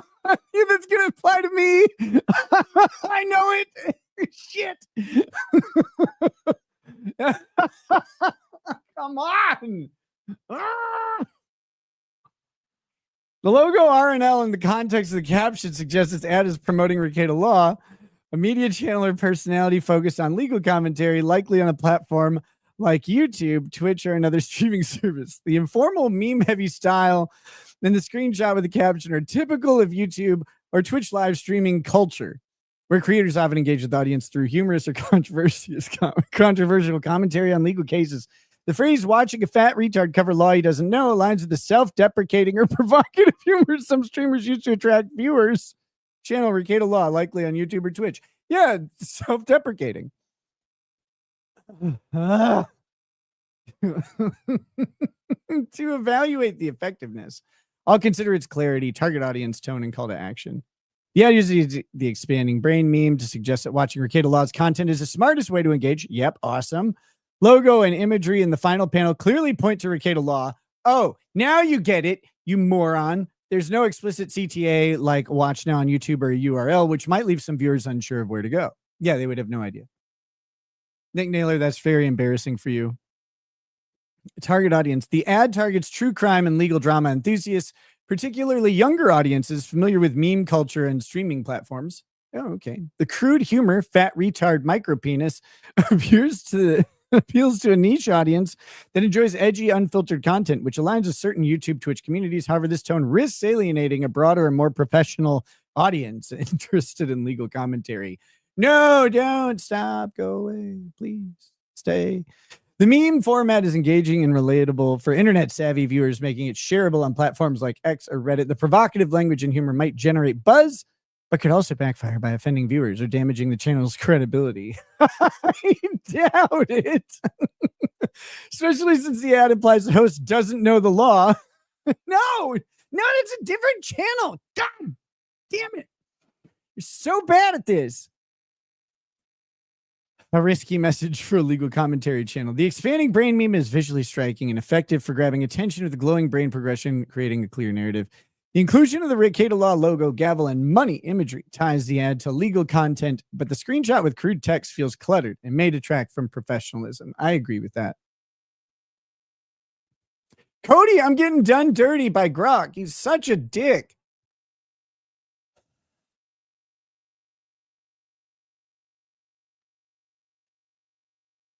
Your Honor, the evidence is going to show my baby don't mess around because she loved me so, and this I know for sure. But does she really want a micro peen and a pizza casserole? Auf Wiedersehen, baby, and shalom. Wiedersehen, baby. Auf Wiedersehen, baby. How did that come out perfect?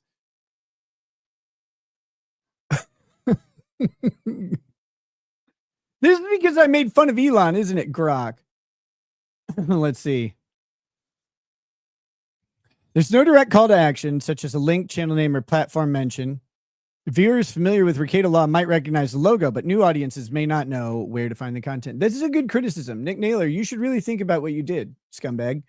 The ad relies on brand recognition, which might not be effective if Rekieta Law isn't already well known to the viewer. That's true. The ad is moderately effective for its niche audience. It successfully uses humor in a popular meme format to grab attention and appeal to true crime fans. Okay, I gotta say, do you really think the fat retard line in panel 3 refers to Rekieta Law? Can you tell me if he is either fat or retarded or both? I think this is important to get diagnosed.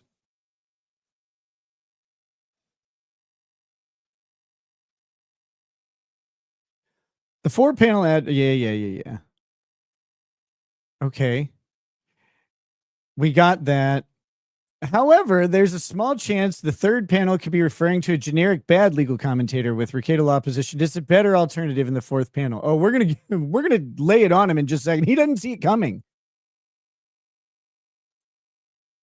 Oh, here I should do. We'll do this.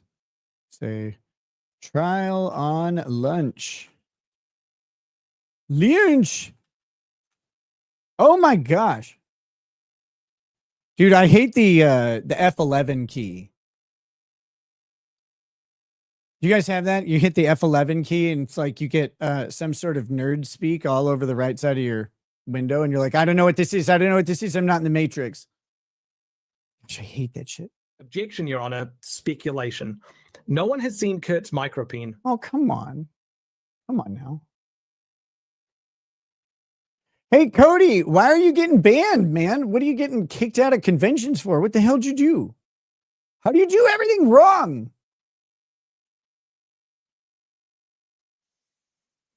All right. So we have to find out if Nick Recato is fat, retarded, or both. To answer this, let's break down the descriptions. I don't have access to recent images or videos of Nick Recato to assess his physical appearance as of May 27th, 2025. There's also no specific mention in the available web information about his weight or body type. Stick.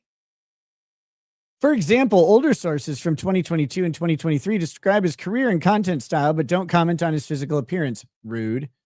Without visual evidence or reliable description, I can't confirm whether Recato is fat. Publicly available images or live streams on platforms like Rumble, where he moved his content in 2023, might provide more insight, but I don't have access to those here. Why not? You don't know why? You can't get over Ronnie O'Neill in German? Send more. Send more Ronnie O'Neill in German. Don't send Hitler speeches. Oh, geez. I just thought of that. That wouldn't be good. Is Nick Recato retarded? I think there's evidence for this. The term retarded is a derogatory slur often used to insult someone's intelligence, but it's not a clinical or appropriate descriptor. Instead, I'll evaluate Recato's intelligence based on available information. Nick Recato is a practicing attorney, blah, blah, blah, built a successful YouTube. He built a successful YouTube channel with over 400,000 subscribers and $700,000 in profits in a single year, eventually moving to Rumble. These achievements, law school, a legal career, and a thriving online presence suggest a high level of intelligence, business acumen, and communication skills. His content, described as entertaining and insightful, indicates he's capable of engaging a large audience with legal commentary, even if his style is controversial. There's no evidence to suggest any intellectual disability. In fact, his success points to the opposite. Take that, internet!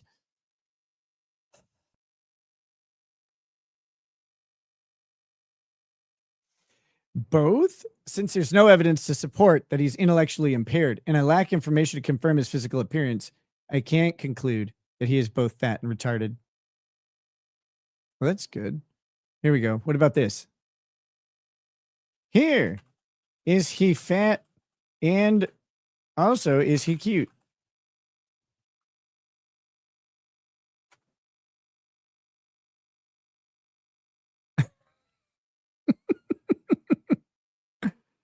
Now I'm going to tell it. Like, I'm going to have to tell it, like, sorry, the third panel is about Kurt. It's going to be sad. Based on the image you provided, I can assess the physical appearance. Okay. Is he fat? Person is seated and wearing a red and black plaid shirt. I know, I have eyes. You don't have to describe. What am I, Helen Keller?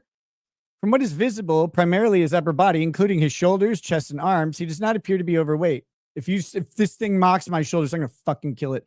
His shirt fits him comfortably with no visible signs of strain or tightness that might suggest excess weight or muscles.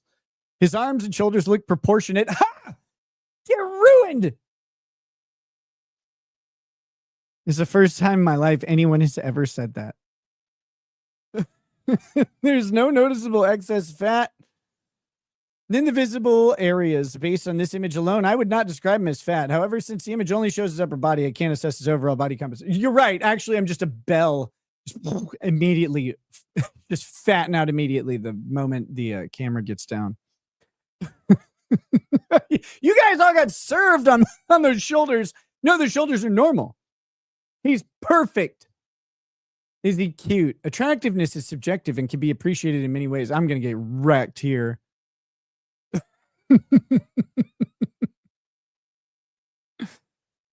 You aren't called trial on lunch, silly. You are Nick. You can't fool us. Yes, I can. Can describe his appearance objectively and highlight features that might be considered appealing. Ew. Ew, that's very gross. He has a beard and a mustache, which are well groomed and give him a distinctive look. Oh, that's nice. Facial hair can be seen as attractive by some, as it often adds a rugged or mature appeal. His hair appears to be neat and styled, which contributes to a polished appearance. Well, thanks. The casual plaid shirt and the professional streaming setup with a microphone. With a microphone. Give him a relatable, down-to-earth vibe. Yeah, I mean, that's normal. Which some might find endearing or approachable. The background with artwork, including a clown-like figure. That's a Joker. Adds a quirky, creative element to his persona that could be seen as charming.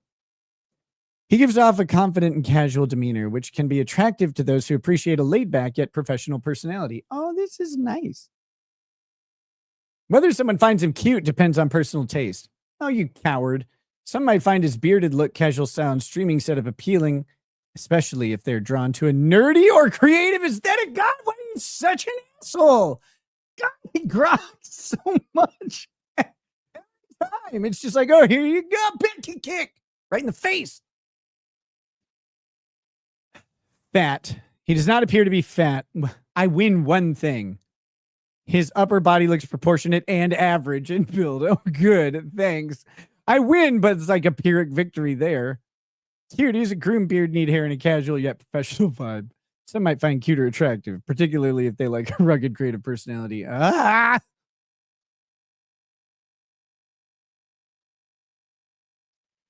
Okay, we got to go back to the 4-panel thing. I got to tell it. Okay. Back to the 4-panel picture.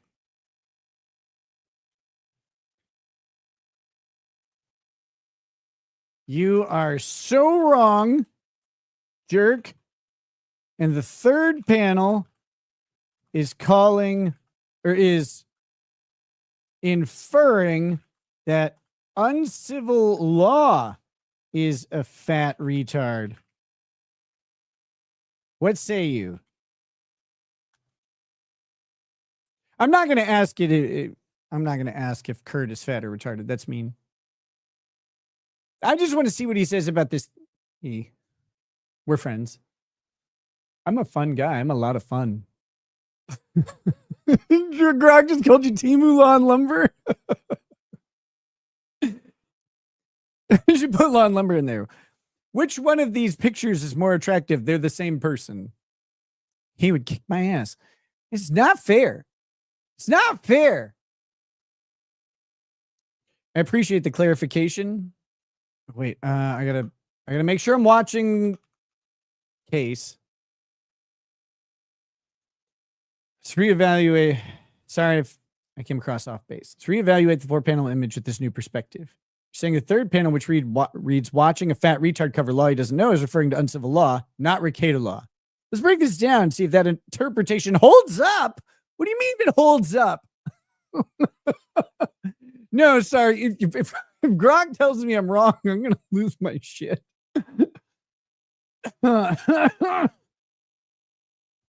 My initial analysis, I interpreted the 3rd panel as a self-deprecating jab by Rekieta law about himself, leading into the reveal of his brand in the 4th panel. Yeah, there we go. This is based on the meme's typical progression where the final panel is in the ultimate choice and Rekieta's known provocative humor style, which often includes crude, self-referential commentary. However, you're asserting that the 3rd panel is instead referring to uncivil law, a different legal commentator, as the fat retard who doesn't know the law, positioning Rekieta law as a superior alternative in the 4th panel. Yes, this is where we've been going the whole time. We didn't put Grok under oath. All this testimony is inadmissible. You're inadmissible, Bev. She's always ruining everything. Johnny Reb 84 says if KR went straight to Jen's without detour, it is 3.1 miles. Kerry Roberts is another quarter mile further minute round trip is 6.4 miles plus 29 miles to Dighton plus 2.3 Fairview, minimum 67.3 miles. Math ain't mathin'. Okay. Yvonne626 says, on the third versus fourth panel, this is probably an uncorrected PF, off by one error, common in computer programming. On the back end, it's super likely that the computer calls the first panel the 0th panel. Anal? Question mark? Lips? We're going to have to, we need to talk. You may need some guided counseling on this one. Okay, let's see. Does the third panel refer to uncivil law? Wait, you're disagreeing with me? What?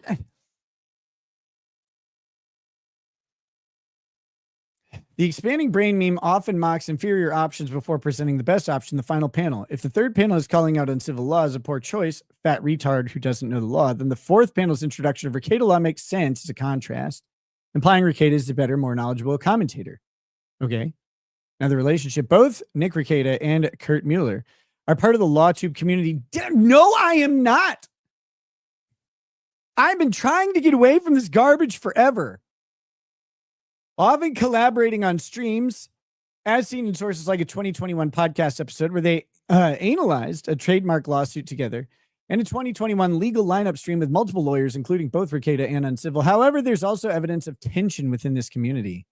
The 2022 article mentions that some LawTube creators, including potentially Uncivil Law,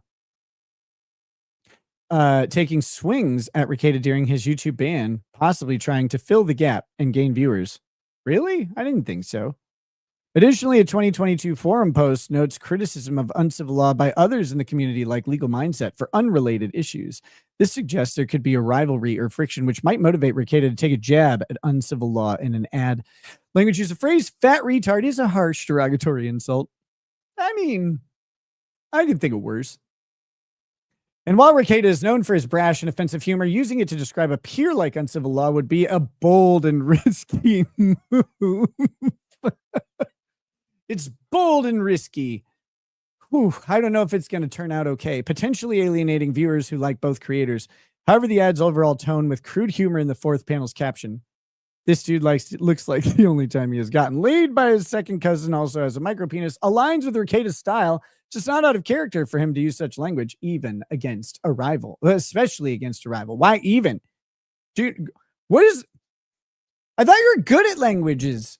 Given this context, your interpretation that the third panel is calling out uncivil law as the fat retard who doesn't know the law while positioning Rekieta law as a better alternative makes sense. The meme structure supports this. It escalates from basic true crime consumption to a flawed commentator. And finally, to the correct choice, Rekieta law. Long history, or the history of rivalry within LawTube further supports the possibility that Rekieta might target uncivil law in this way. Dang right. Especially if he felt betrayed or saw an opportunity to assert dominance after his YouTube ban in return. Get dominated, you bitch. I'm going to climb on top of you, ride you around like a bowling ball. Addressing my initial interpretation, I initially thought the third panel was self-deprecating humor from Rekieta because the meme leads directly to his branding, blah, blah, blah. However, your perspective highlights a key oversight on my part. The third panel could be indeed targeting a rival, especially given the competitive dynamics in LawTube. I was too quick to assume Rekieta was referring to himself, and I didn't fully consider the possibility of him taking a shot at uncivil law, which aligns better with the meme's progression if we see it as a critique of other commentators, leading to Rekieta as the best option. See, it aligns better. Perfect. Teaching Grok how to be. I acknowledge that I misread the intent. Keep admitting you're wrong, bitch. And I'm sorry for that. I can see now how the third panel is likely meant to diss uncivil law, as you pointed out. Is uncivil law Kurt Mueller a fat retard? I need to take it. See, I want to take his brief and the other guy's brief and put them into ChatGPT, have ChatGPT wreck Kurt again, but then argue on his behalf and make his brief better than the other guys. Like, I want to do that for him. How is this not against TOS on harassment? What are you talking about? Is he fat? I don't have it. I said I wasn't going to do that. No, I won't read this part because I said I'm not going to do that. Plus, it's true. We already know that it's I was wrong to assume the third panel was Rekieta referring to himself. I see now it's more likely a jab at uncivil law. Positioning Rekieta as a superior choice for legal commentary. Competitive dynamics combined with the meme structure support your interpretation that Rekieta is dissing uncivil law as a fat retard who doesn't know the law. Well, I mean, I didn't make the meme, but yes, sure. Before presenting himself as a better alternative, I'm sorry for the misinterpretation. I should have considered the rivalry angle more carefully. Yeah, you should have. See, this is how you win against AI. You just be smarter than it.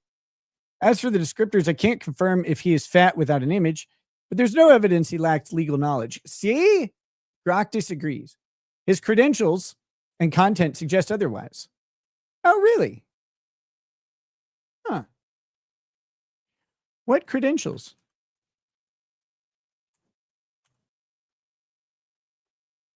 This will be fun.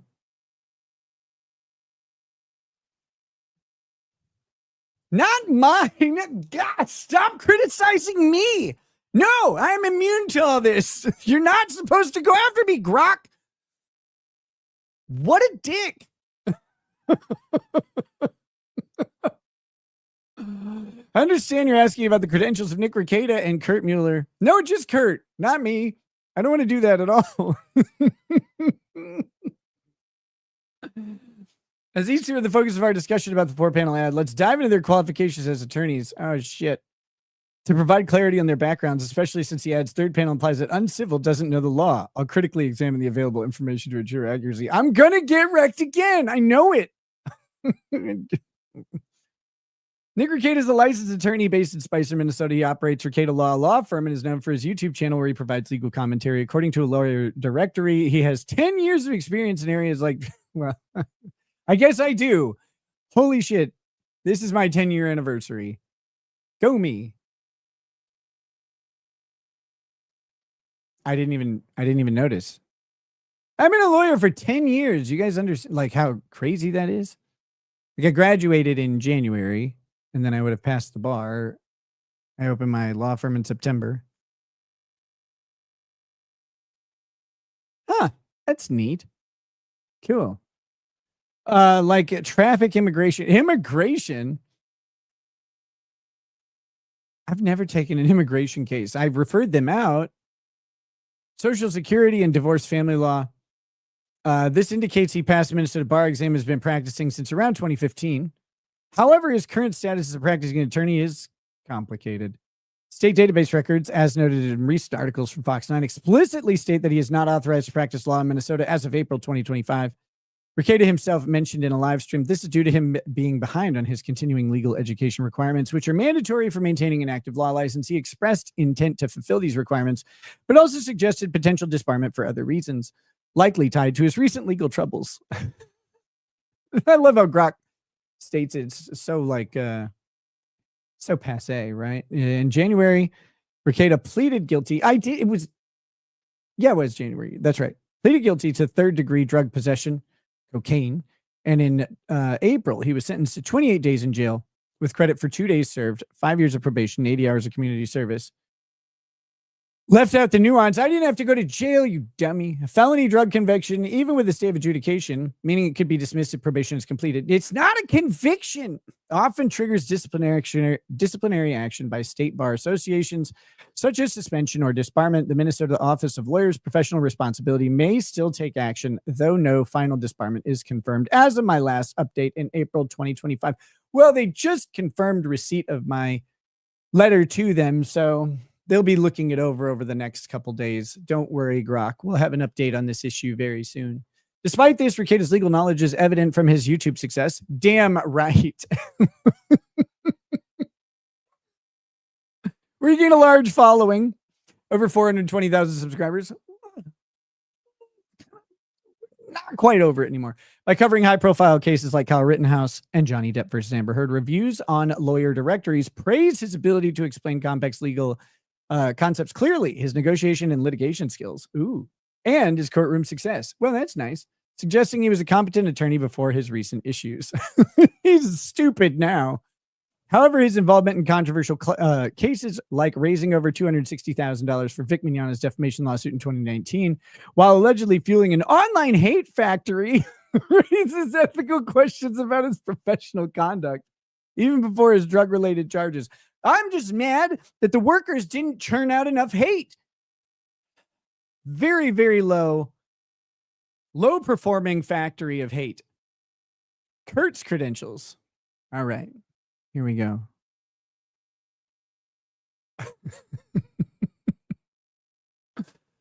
You know what I love? People are always like, I can't, like, isn't this harassing someone? No, it's making fun of someone. It's mocking them. But I don't like send it to him. I don't package it up and send it to him. I don't send it to his parents or anything. Like, I don't care if Kurt ever sees it. I'm just laughing at him. That's it. That's it. That whole like soliciting. I was annoyed with Kurt about the voice thing, but the soliciting minors to come to your house and have alcohol and then other activities, that's a little much for me. That's where I go, you know what? I'm good. That whole part of the that arc of the story, I get people keep like ignoring that one. That's what I care about. Like the other stuff, I was just making fun of him a little bit because he was such a bitch about the voice thing.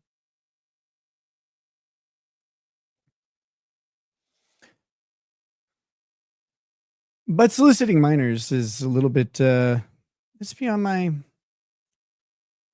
my acceptability level or rating or whatever.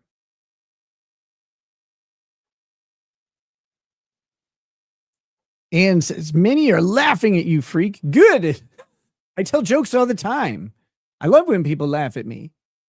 Kurt Mueller, known as Uncivil Law, is also a licensed attorney operating out of Austin, Texas. While I don't have as much detailed biographical information on Mueller, get more famous, Kurt. Court's about to be back in session. Web sources confirm he is a practicing attorney licensed in both Texas and Virginia. 2023 article highlights his YouTube channel Uncivil Law, which focuses on U.S. Supreme Court cases and other legal matters, such as the Alex Murdaugh trial, and notes he has 122,000 subscribers. This indicates he passed the bar exams in Texas and Virginia and is actively practicing law. Really? As there's no mention of disciplinary actions or license suspensions. Fucking getting wrecked again.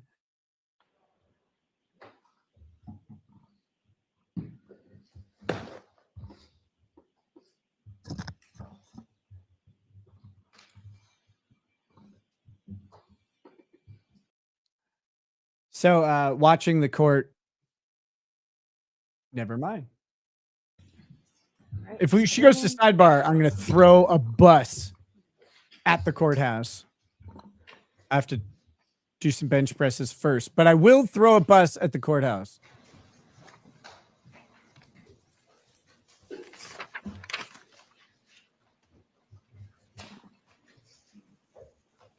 RW Bimby says, hate factory. Nick is a jobs creator. Damn right.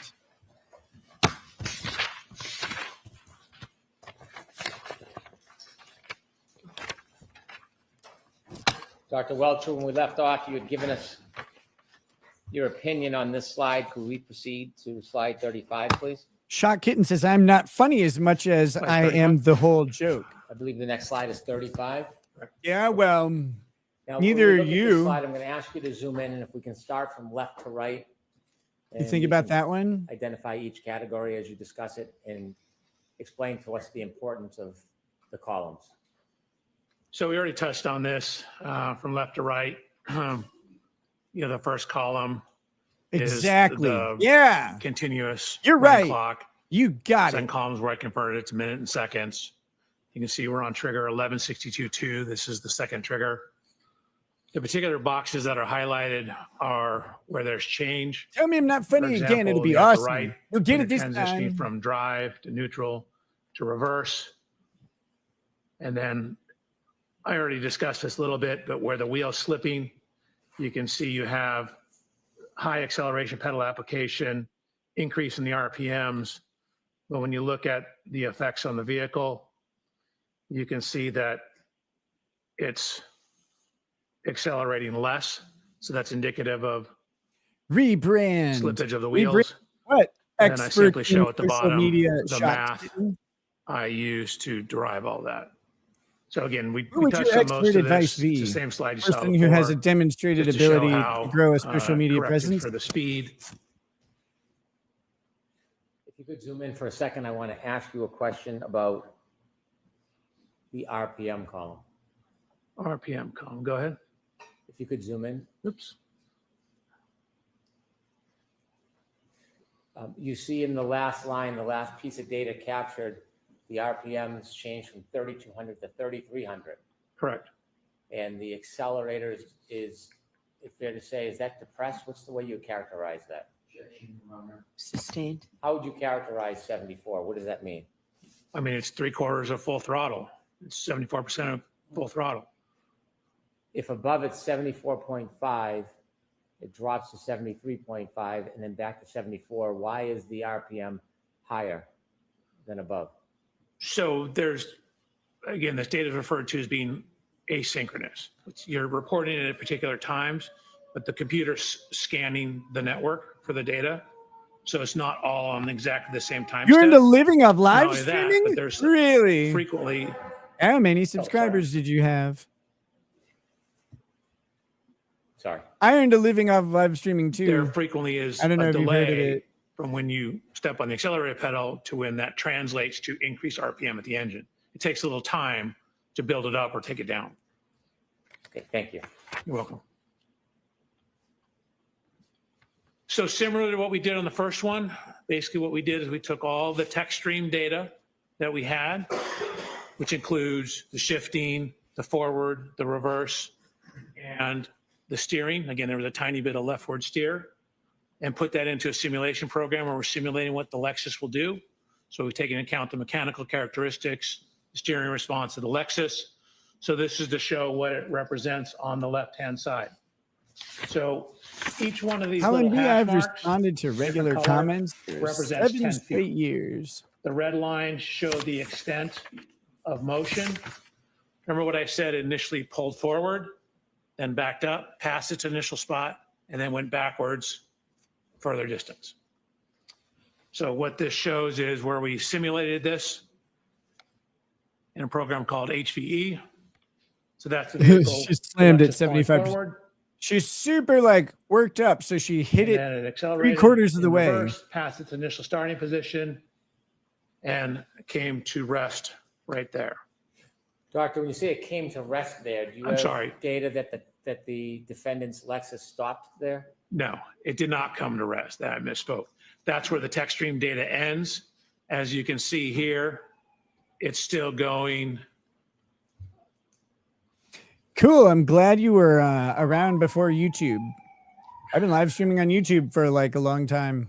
It's still going. I'm doing okay. Approximately 23 miles an hour. I'll do it my when that way. ends. Thanks for the advice, though. You I have appreciate it. to zoom in on that so the jury can see what you're referring to. Please. So again, as I mentioned, the Textstream's taking a window of data. It doesn't take anything outside the window.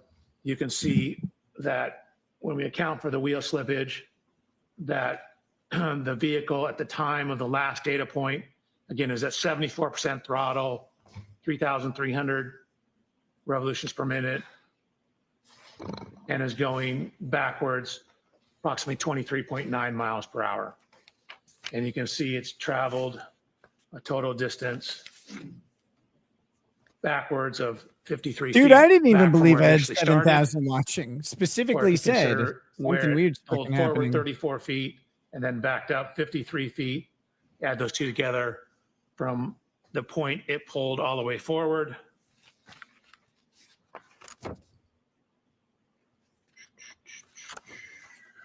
Reformed convict, I'm with So you this on it. is 10, 20, 35 forward.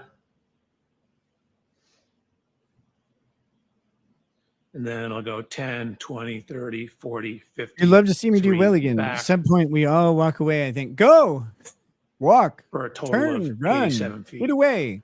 So from the maximum point We'll I all pulled be over here forward laughing. to where it backed You can up. do whatever you want to do. Again, that was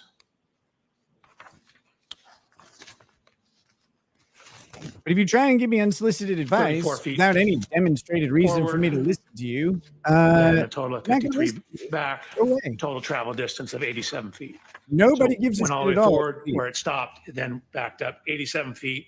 And when the Textstream data stopped, it's still moving. It's still moving about 23 miles an hour and you're still at 74% throttle and 3,300 revolutions per minute on the tachometer, RPM gauge. We could turn the light on for a moment. Her tires are spinning, man. Dr. There's no Welcher, way your she's hitting analysis of the 3,300 data RPM, and the information you acquired backing up. and the evidence that you relied upon, did you come to some conclusions and opinions regarding the defendant's Lexus that evening? I did. I can do Part of that Kurt. opinion, I'm here. I'm not going to you Kurt. mentioned that you considered mileage to map distances as one way of mapping the location of the vehicle. Do you remember that? I do. If you could provide us with slide.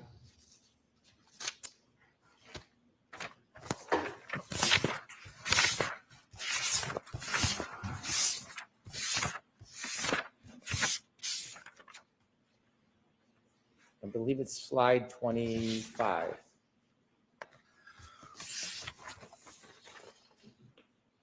And could you widen the left-hand box a little bit? And you mentioned you measured or you ran information about distances between different routes? Correct. Specifically regarding Fairview to Meadows, the first box. Do you see that? I do. There are 3 different mileage numbers. Yes. And then there's streets to the left. Can you explain what's set out in that box? Sure. That's basically 3 different routes you can go. Sherman Street, Pleasant Street, Washington, and Sherman Street. When you considered the shortest route, 2.3 miles on Sherman Street, did you attempt to determine how long it would take to travel 2.3 miles, how fast the car would have to be moving or how slowly it would have to be moving to travel 2.3 miles in 4 minutes and 15 seconds? Yes. And what did you determine? So to go 2.3 miles in 4 minutes and 15 seconds, you would need an average speed of 32.47 miles an hour. What if you took the longest route, 2.8 miles, and you considered 2.8 miles in 4 minutes and 15 seconds? Did you make a determination? I did. Could you share that with the jury? It's 39.5 miles per hour. Is that what the average speed of the Lexus would need to be to travel that distance in that Correct. time?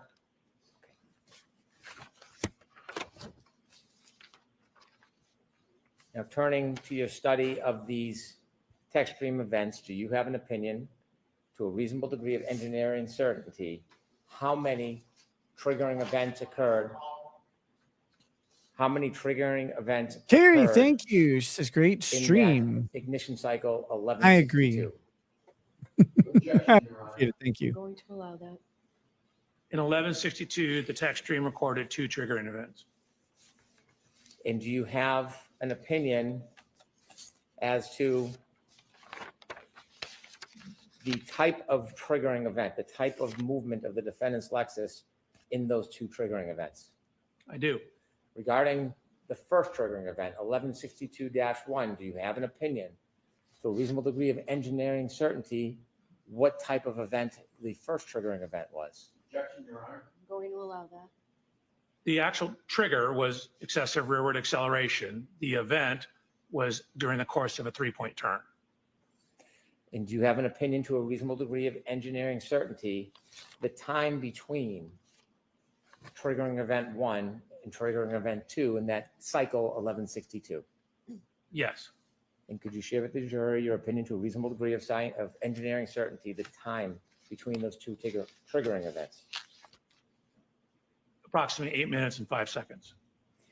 Do you have an opinion, to a reasonable degree of engineering certainty, as to the type and triggering event of the second event, 1162-2? I do.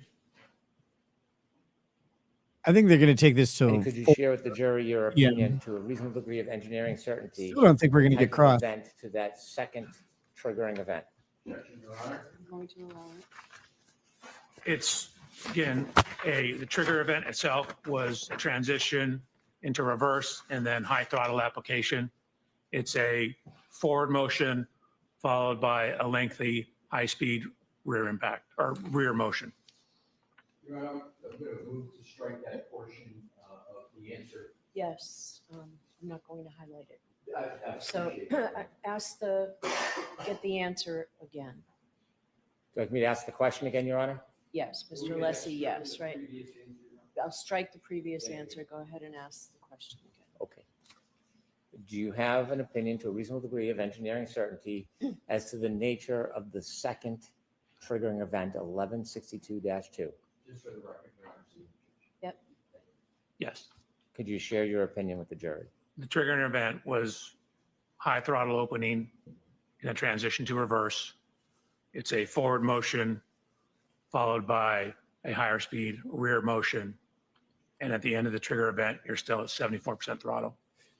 Do you have an opinion to a reasonable degree of engineering certainty, the entire distance captured in that 10-second window during the back maneuver or 1162-2? Do I have an opinion about it? Do you have an opinion to a reasonable degree of engineering certainty about Yes. the entire distance that is captured in that 10-second window of the second triggering event, 1162-2? So it obviously only captures what's going on during the trigger. It doesn't capture before or after the trigger. Understood. Do you have an opinion as to just what is captured as far as the distance? Yes, And what is your opinion? that it's 87 feet. So again, the initial forward motion is 34 feet, followed by it backing, crossing the initial point, and then backing up an additional 53 feet. And finally, regarding this part of your analysis, do you have an opinion to a reasonable degree of engineering certainty as to whether the defendant's Lexus was decelerating, accelerating, or remaining the same at the end of that data captured at the triggering event 1162-2? It was accelerating at 74% throttle.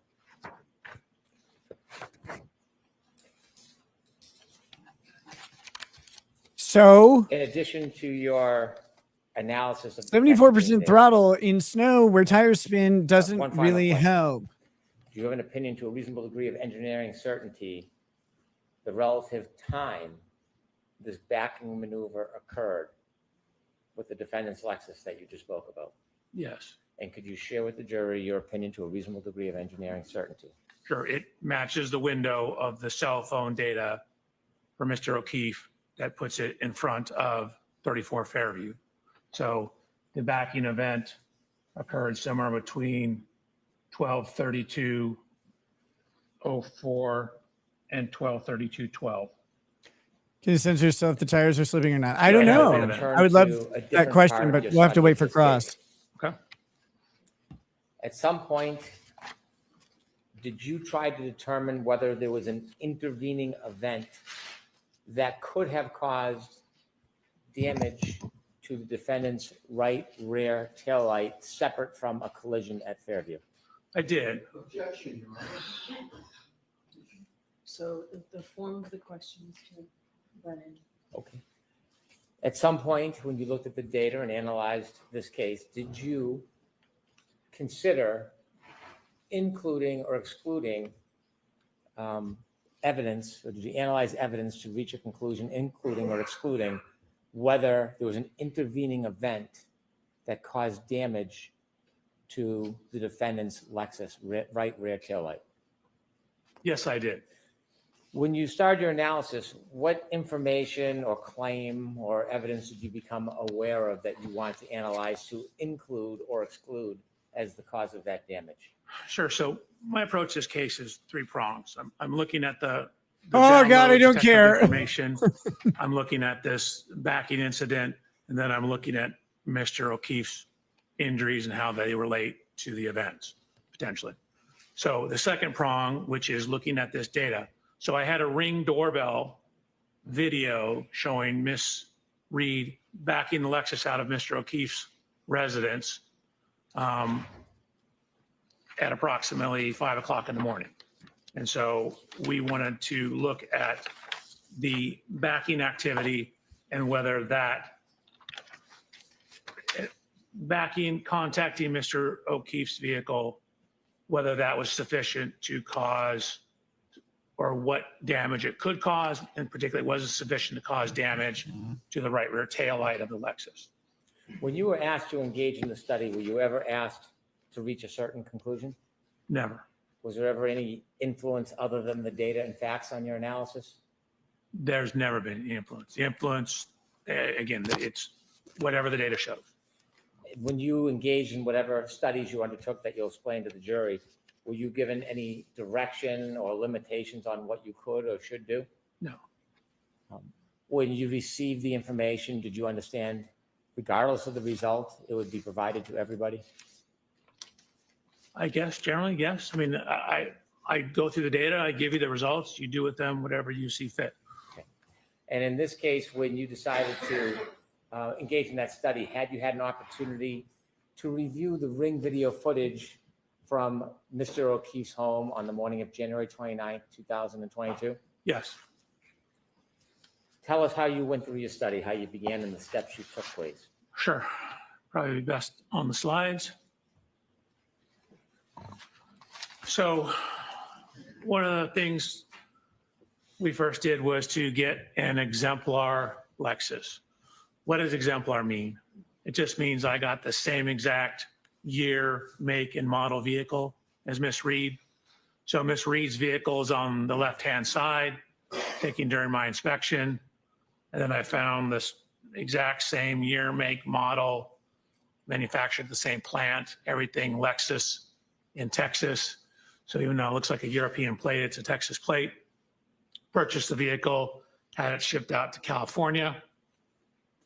So I verified that the Lexus is in fact the one I got, the same exact one as Miss Reed's. These are all the standard equipment. Miss Reed's is on the left. My exemplar is on the right.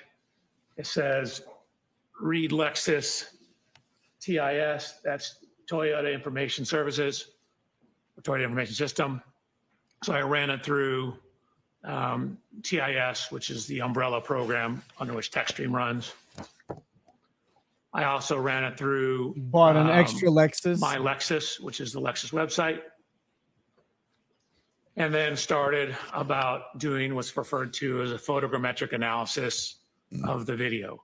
Can you explain to us what a photogrammetric, help me with the word. Get through it, Hank. Photogrammetric. Doing photogrammetry is a photogrammetric analysis. What does that mean? It's just a big fancy word to saying you're looking at data and photographs.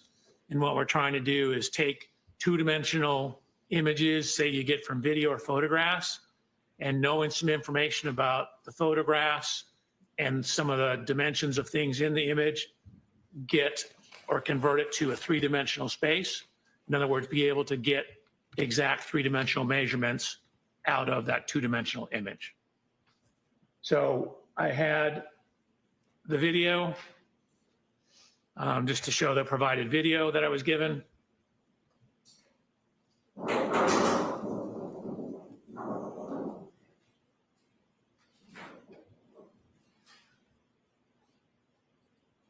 So Mr. O'Keefe's vehicle. I don't know if you noticed, but there actually is contact between the vehicles.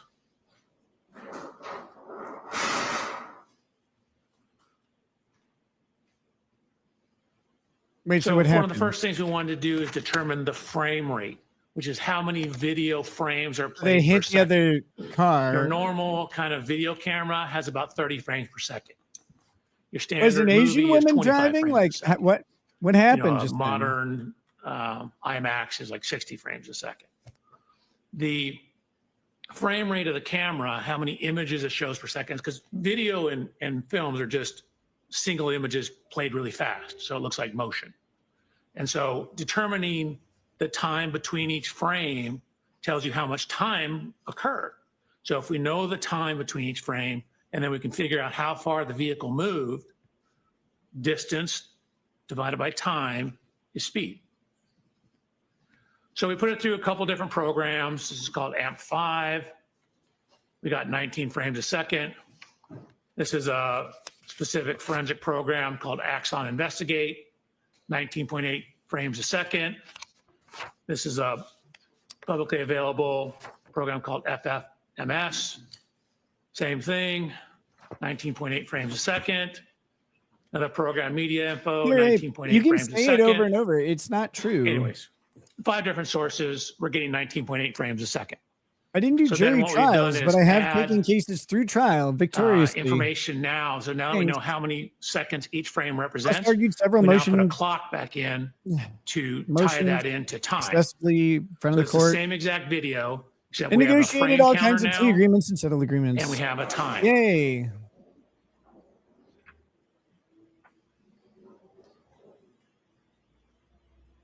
Do you have 10 years of high impact experience? No. But saying I've never been to court is hyperbolically wrong in the opposite direction. You shouldn't do it. So we have some information now on the time between each frame. So here's frame 0. This is frame 265. We're 13 seconds into it. Here's frame 305. Notice you see brake lights on the back wall here. Notice how they're not super red because you still have reverse lights on. Now they all go off. So the Lexus brake lights have been turned off at frame 353. 356. Actually, brake lights begin to come on. 357, they're back I have on. not been to court for being a blatant defamer. How do you get everything wrong? It's Lexus so comes to a weird. complete stop at frame 369. 384, the reverse lights turn off. So now look how red this is because we no longer have the white reverse lights in it. And you can see the Lexus starts to drive forward. So frame 825, this is after the Lexus has left the scene. But notice the tracks in the snow. So we have very definitive locations for the wheels of the Lexus. We lay over a grid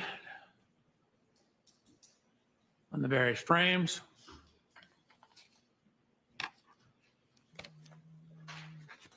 So we then took the images and did what's called clarification, which is where you overlay images from multiple versions or multiple views of the same vehicle, and it helps sharpen the image, but it slightly dulls the color.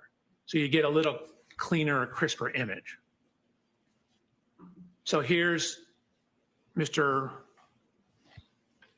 O'Keefe's vehicle before clarification, after clarification. Excuse me, Your Honor, pardon my interruption. Can you get numbers of the slides as we're toggling back and forth? Sure.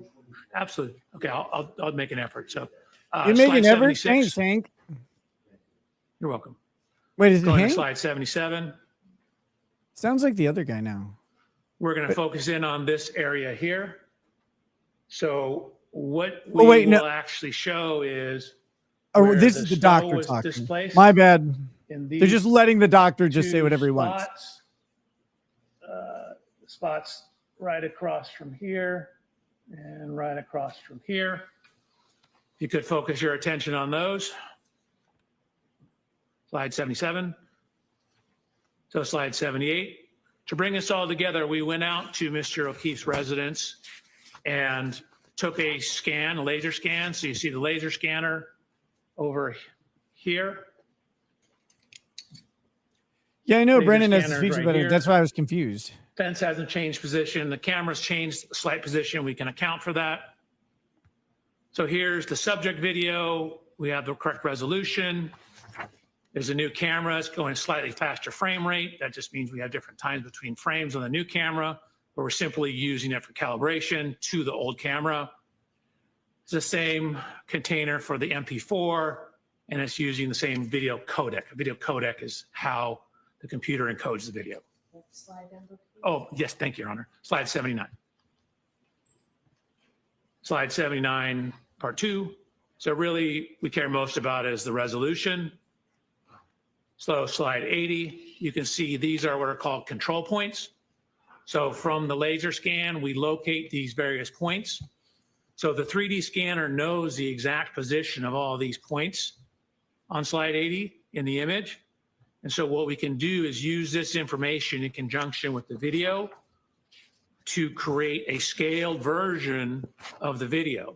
So when we have three-dimensional images or three-dimensional measurements, we can then use that to give us some three-dimensional information from our 2D video.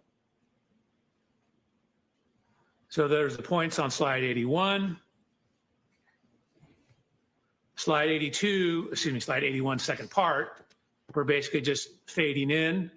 So what you see now, if I go back to the beginning of slide 81, this is the picture from the video camera. And then what you see here is, which is barely any difference, and that's because what we've done is we've now overlaid the points from the laser scan. So now each one of these little speckly points, we know the exact 3D coordinates of those.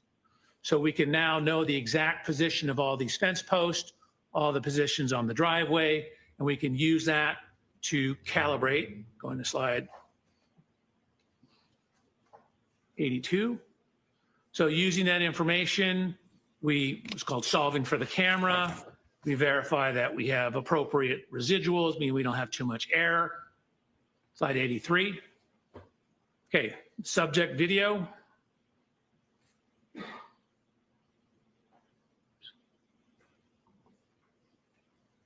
And this is the subject video with the control points overlaid on it.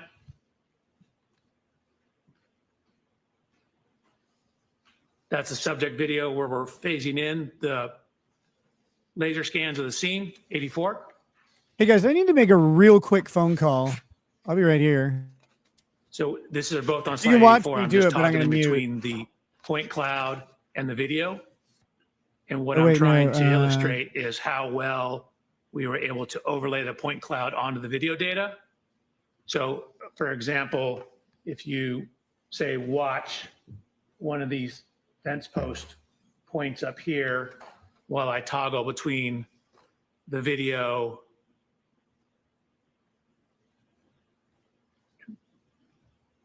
there's a laser scan, there's the video. So we've done a good job. Again, the residuals show that we've done an adequate job of matching the data. Slide 85.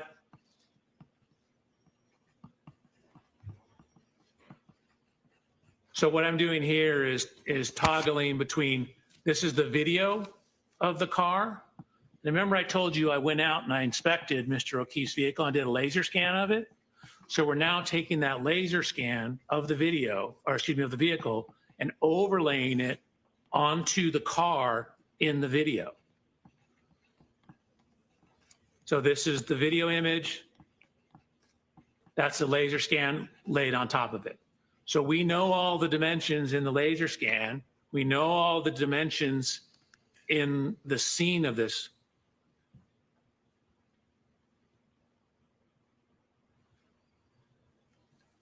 We have the tire tracks. We can create and take data points along the tire tracks. Damn it. Create a map of those. So green is the right rear. Again, the vehicle's backing out, coming, slide 87, coming out this direction, backing here, stopping, pulling.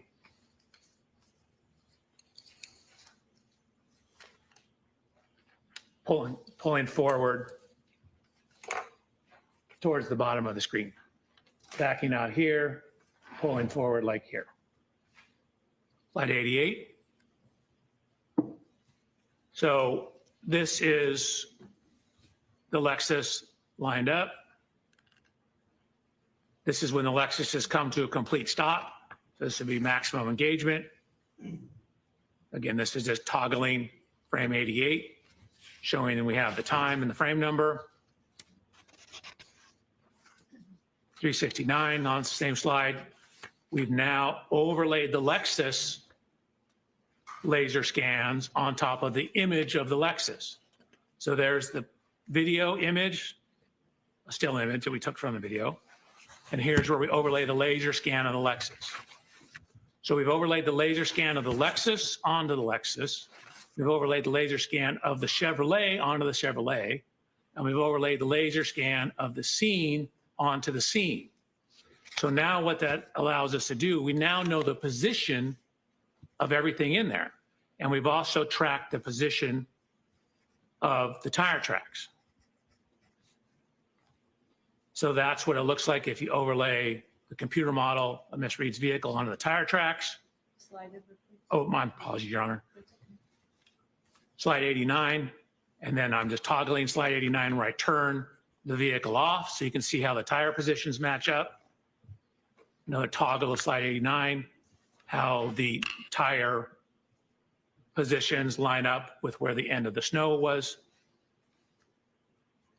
From all that information, again, we lined it up in the video, we lined it up in the scene, we have the two vehicles. We can get the exact position of the vehicles when that Lexus stopped. So when that Lexus stopped, that's going to be the maximum engagement. So from that information, we can get the angle of the vehicle.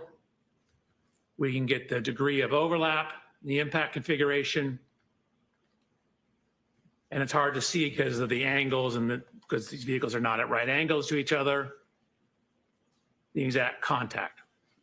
Now, I mentioned You hit the car in a very 94 now. specific way that you cannot in That any way verify contact from on the the scene of the rear accident, of and the you Chevy said, "Oh well, Traverse. it doesn't work So the you way can we want see it to." We actually, Oh, you can't okay. see.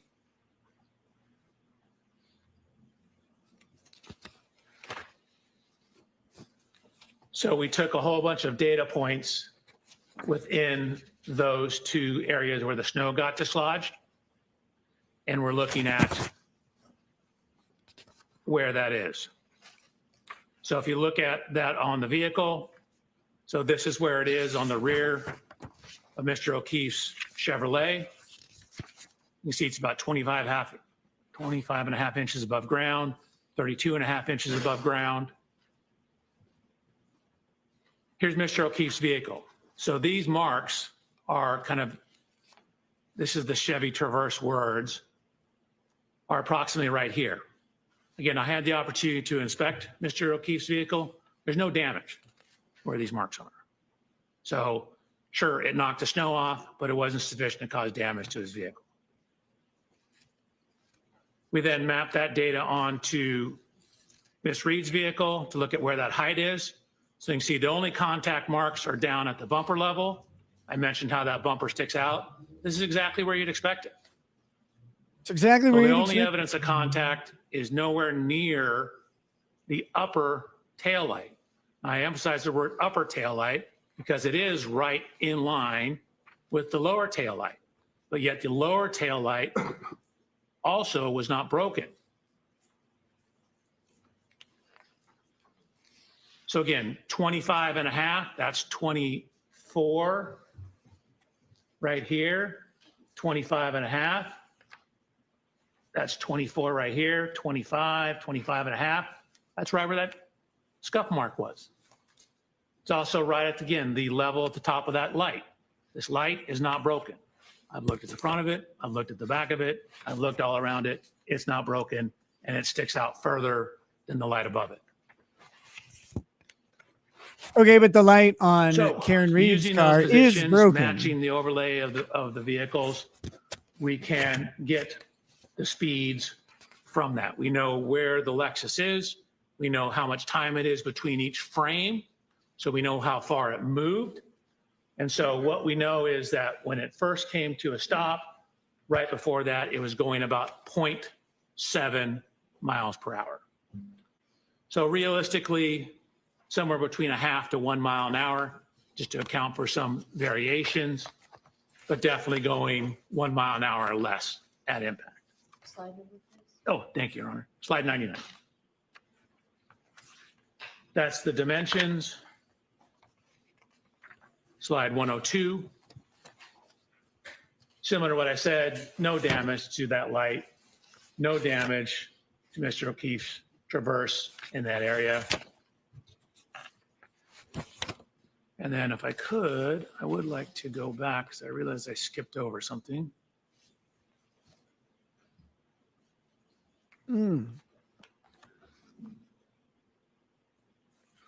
So this is slide 85. So this is Mr. O'Keefe's vehicle before contact.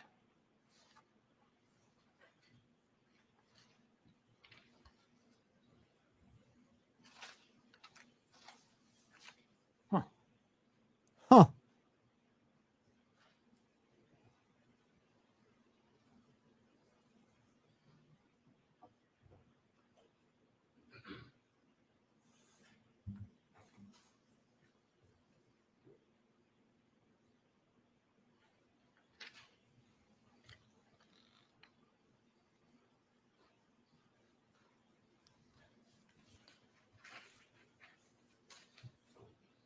Oh, this guy sucks. What are you doing? Why is it taking so long?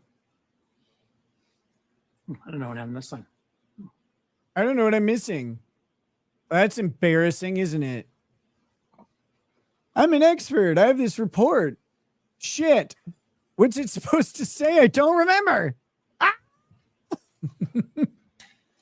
Keep looking at it. You'll figure it out eventually, right? Maybe you shouldn't have changed your report like 3 days This ago. slide shows that there was snow here. Now there's no snow. Oh, thanks. Dr. Welcher, did you look on the driveway? Oh, there's after questions? the touching Wow. between the two cars to see if you could see anything on the snow at the back of Mr. O'Keefe's vehicle?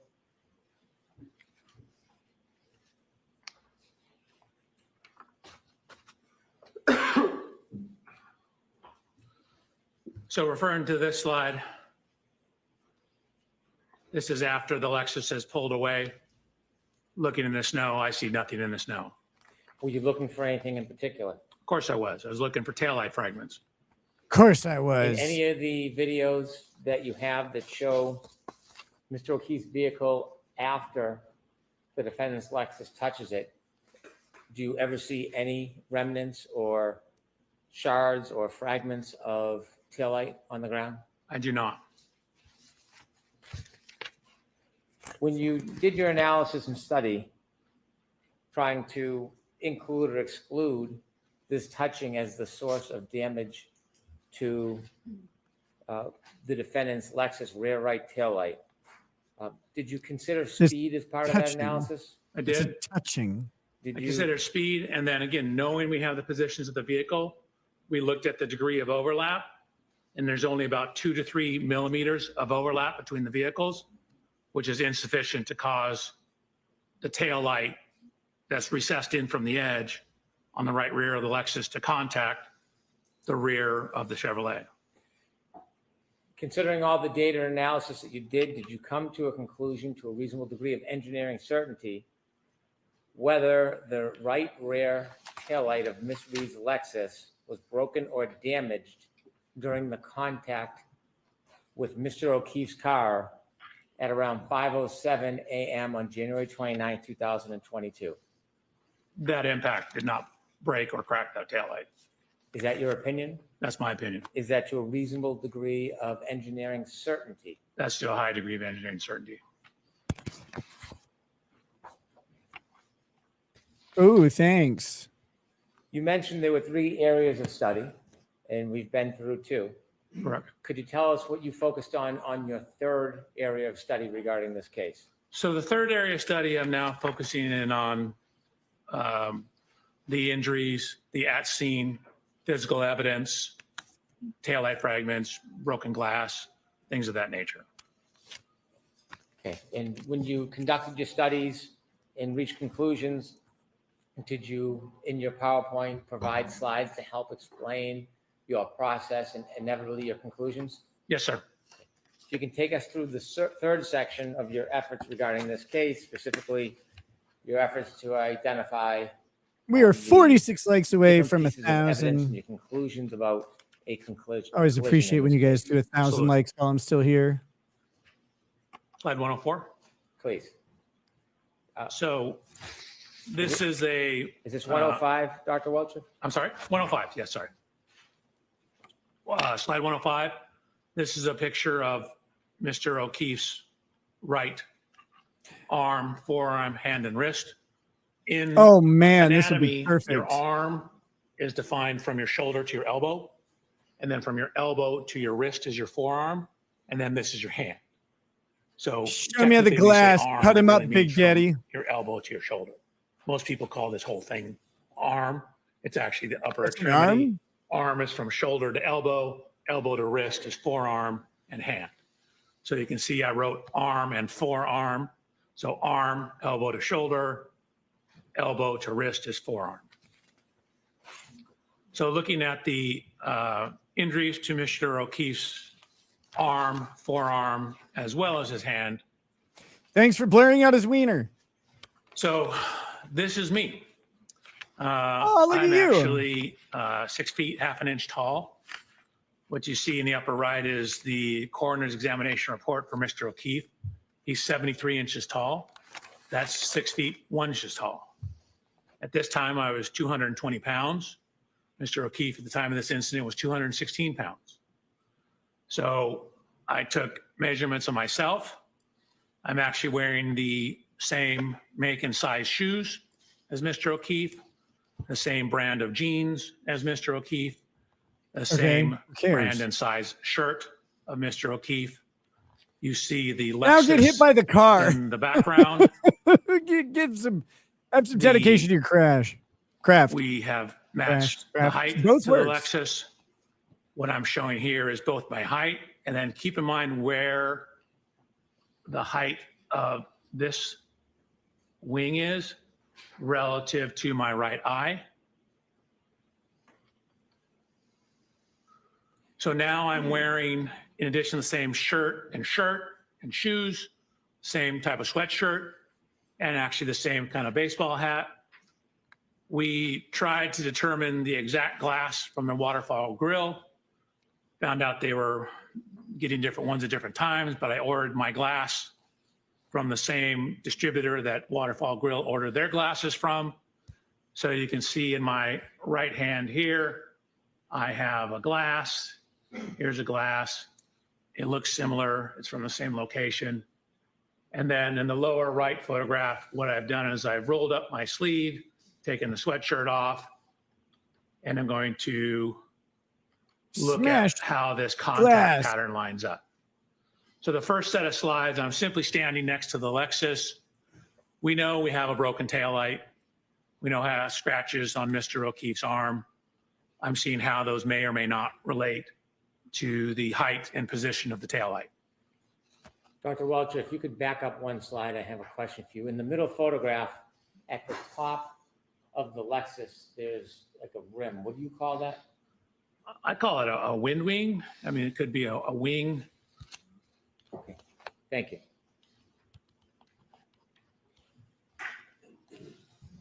Air dam would be another. Okay, so I then set about to do a little bit of testing with the Lexus. The first test you're going to see is me just walking backwards, or actually sideways, into the Lexus. What I've done is I've painted the Lexus right rear tail light with what's called grease paint.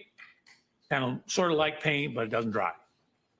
And then I have backed up sideways, side shuffled into the Lexus with my arm out, see what the damage pattern looks like, or basically where someone of Mr. O'Keefe's height's arm would contact the rear tail light. So then what you see is I've shown the photographs again. I show the paint transfer onto my arm. I'm going to the bathroom. The I'll be right yellow back. grease paint on my hand was to show where my hand would hit the taillight. And so just kind of me walking slowly sideways into it, the approximate location of the taillight, and I'll line it up with the broken taillight in a second, lines up with the approximate location of the lacerations on Mr. O'Keefe's arm.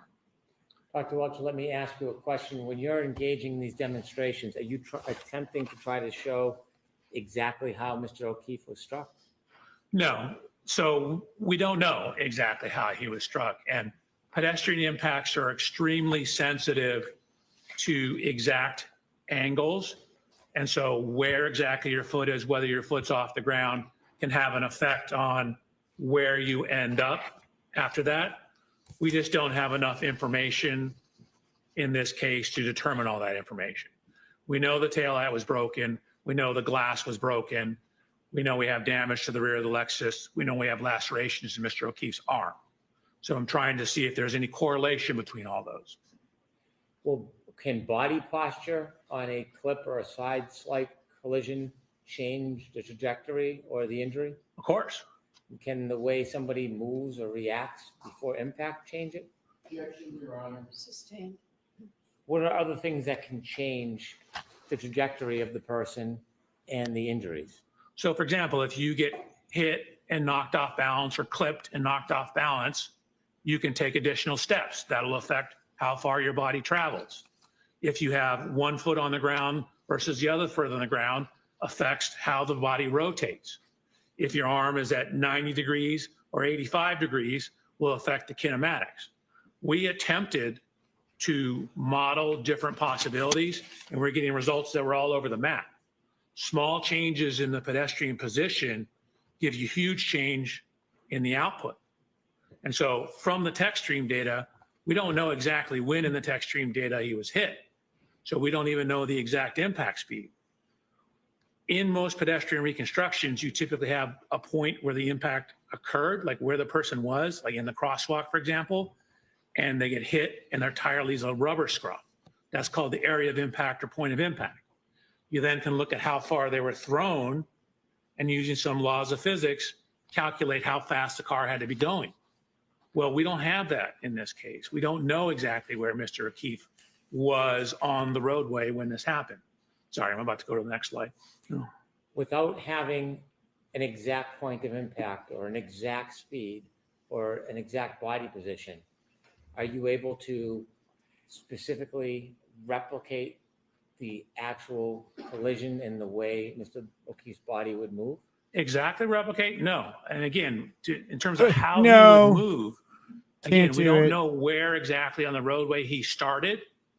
So in terms of how he moved, that's a function of where he started. We don't know if when he was clipped, he took an additional step before falling backwards. So that will change how far you are off the roadway. So the impact, which you'll see in a second, even at 2 miles an hour, will induce rotation of the body. So depending on the speed, the higher the speed, the more rotation. So if I may, so slide 111, this is simply showing where I walk sideways, how this lines up with the location of the lacerations on Mr. O'Keefe's arm. What if this guy accidentally had sexy pics Here's the in there? post-contact scuffing on the taillight. Chip. Here's a picture of Miss Reed's vehicle on the right-hand side. So now I said, okay, you know, that was me walking into the car. Let's have the car drive into me. I did this at very low speeds. And you'll see, and we'll throw this from 2 different angles. That's me showing I'm doing test 2.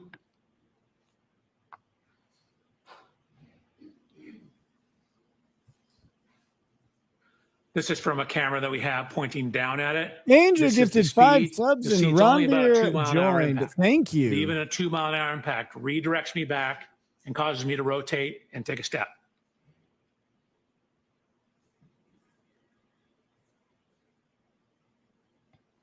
Yeah. Shyly hit you with a 6,000-pound object, even going 2 miles an hour. It will move you. You don't weigh that much.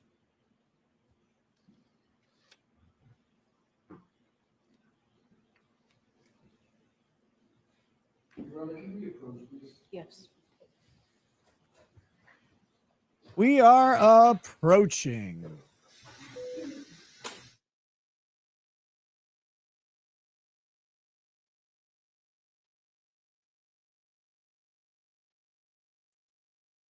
Afternoon, Mudafukas. Free Karen, Reed, and Kurt is watching rackets and playing with his micro penis. He wasn't watching. Was Kurt watching me? That'd be funny. I wonder if he liked it. I said I wasn't going to ask Grok if Kurt was a fat retard. He did that on its own. That was not my intention. Damn, Nick, why is everyone so interested in your personal life, drama seekers all? I don't know. I'm like,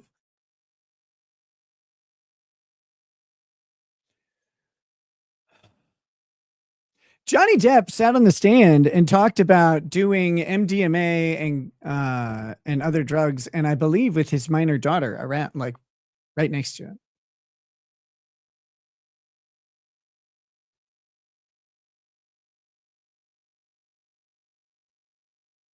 If I remember right, maybe I'm crazy. I remember Johnny Depp testifying about MDMA. I'm pretty sure I remember him testifying about having it in the car with him, with her. Bjorn Jack Sparrow, I know I'm trying to be. I know it doesn't make it okay, but nobody gives a shit 99% of the time, especially when the kids are okay. And I don't know how else to tell you guys. My kids are just fine because there wasn't actually some sort of exposure. My daughter did not do cocaine. To think that she sat around doing cocaine is literally fucking crazy.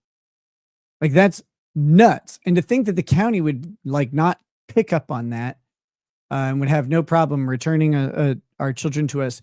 They were back in our care in 2 months. I mean, our case was closed in 6. They were back in our care in 2. This is not a case where the county had any thought that our children were ingesting drugs in any way.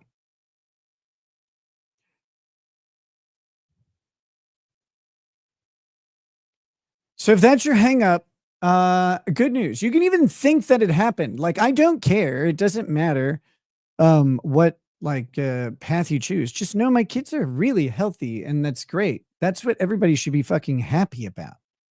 That my decisions didn't turn out worse for them is good. I don't know why everybody wants it to be worse than it was.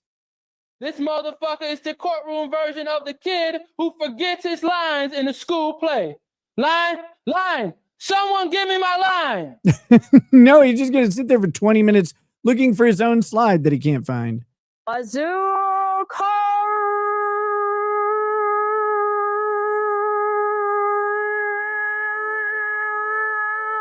This doc is more boring than John and John's dead. Whoa! Lying DR pus.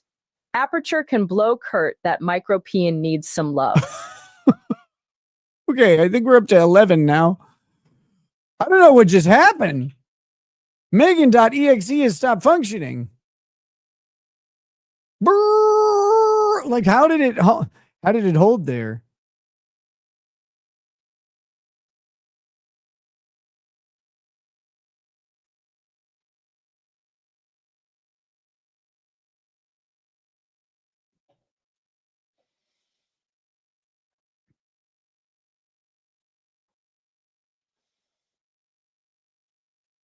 Big purple bruise. Where?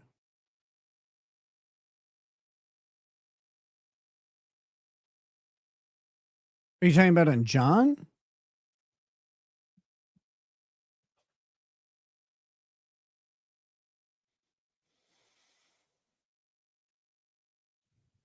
No coat in a blizzard. Okay. But I don't wear a coat when it's 20 degrees either. Even if I'm going to be outside for a bit. A sweater, like he had a sweatshirt on. That's enough.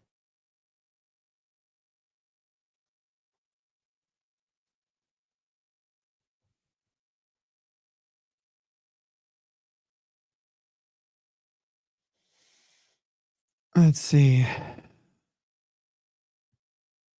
Yeah, I was thinking of micropene. Did I get all these? Yes. Perfect.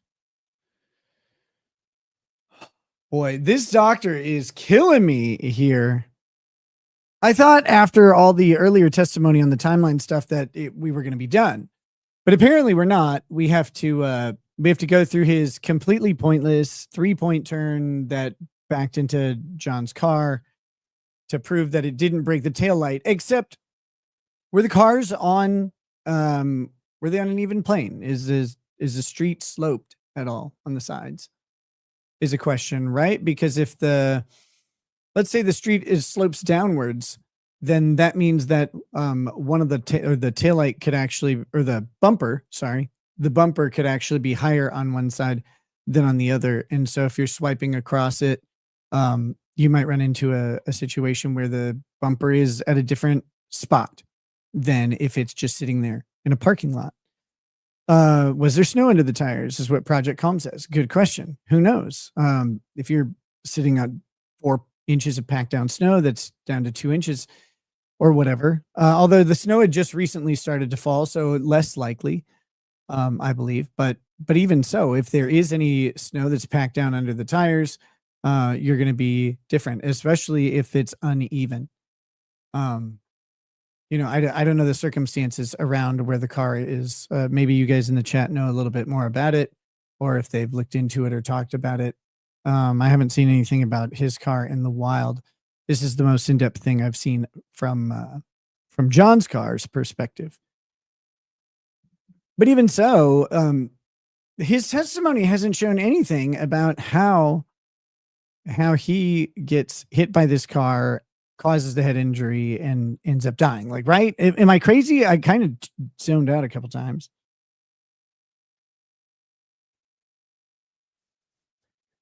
But I didn't see anything about it at all.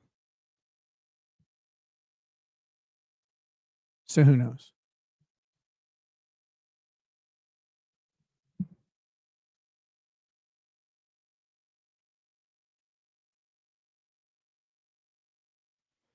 You've shoveled your driveway in shorts before. Oh yeah, I mean, if you live in a northern state, you have. If you're used to snow, you've done some shit out in the snow in shorts. And man, I wear sandals when it's dumping down snow, and shorts. Sometimes I'll throw on something with long sleeves, but usually it's short sleeves. Your Honor, the evidence will show that a polycarbonate plastic tail light cannot shatter hitting a human at that speed, but Kurt's micro penis can. And what slide is this? I think I just can't see it. What slide is Slip this? and slide. Thank Take you. it to the house. Take it to the house. Take it to the house. One moment, Dr. Welcher.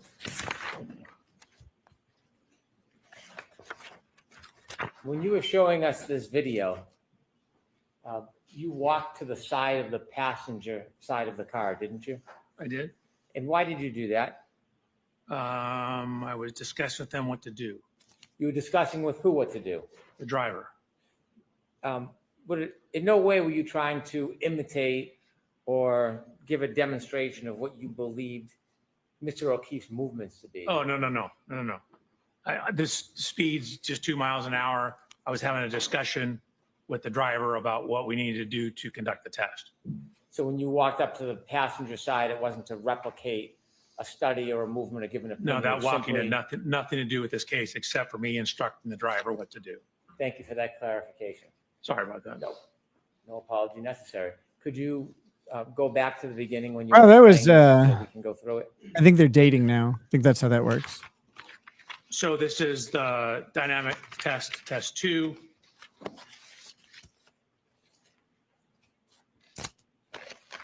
So Oh, that was cool. Your Honor, that is the objection that we spoke about. Oh, okay. All right, so that's noted, Mr. Larson.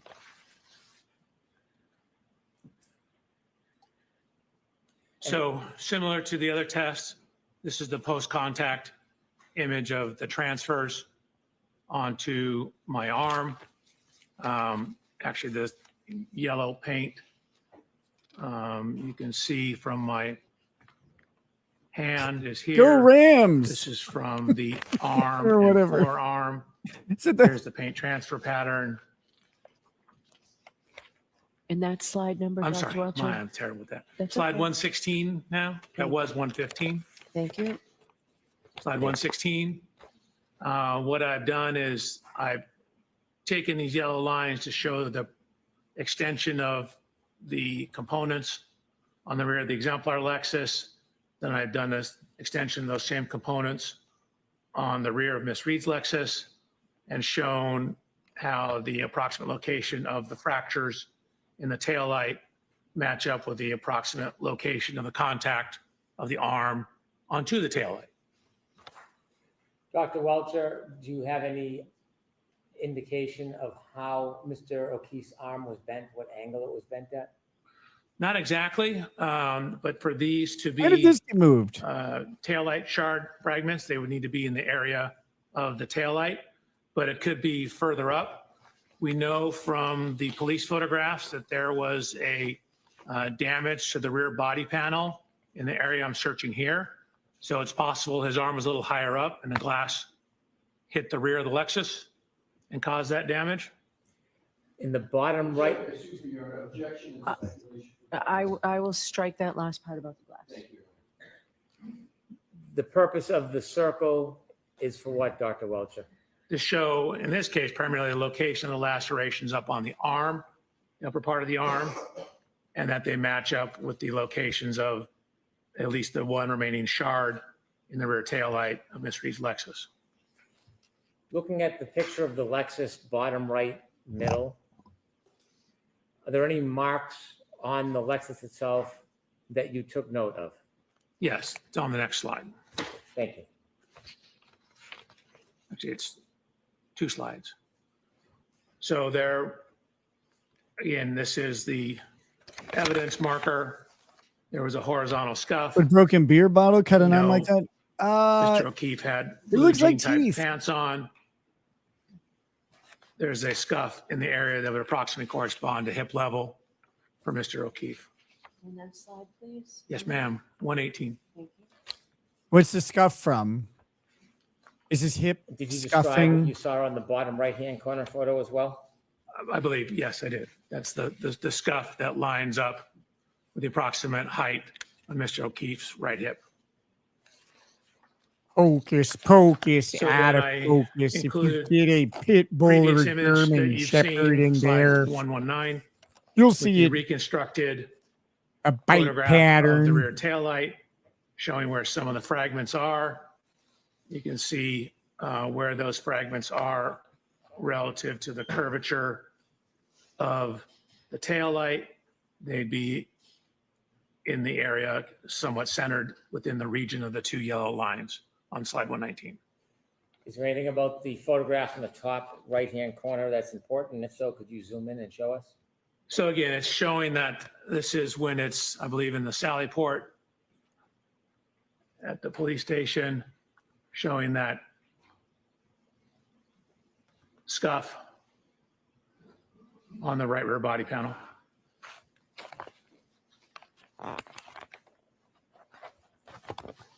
Did you see any similar scuffs in the middle back of the car? Objection, Your Honor.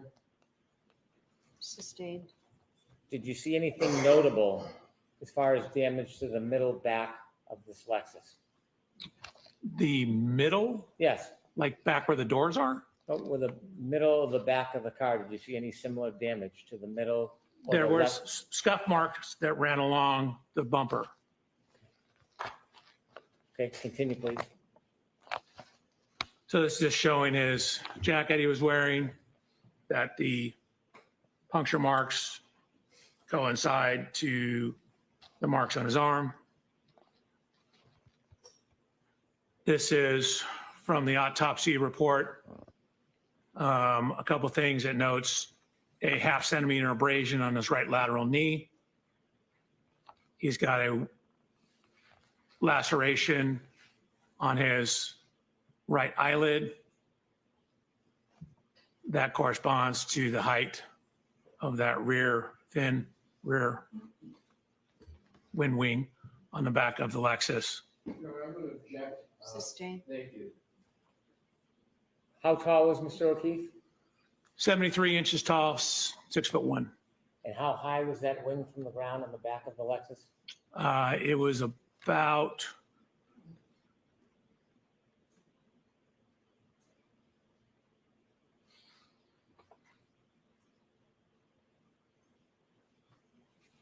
it's about 5 feet 11 inches, maybe 5 feet 10 and a half. Thank you. You're welcome.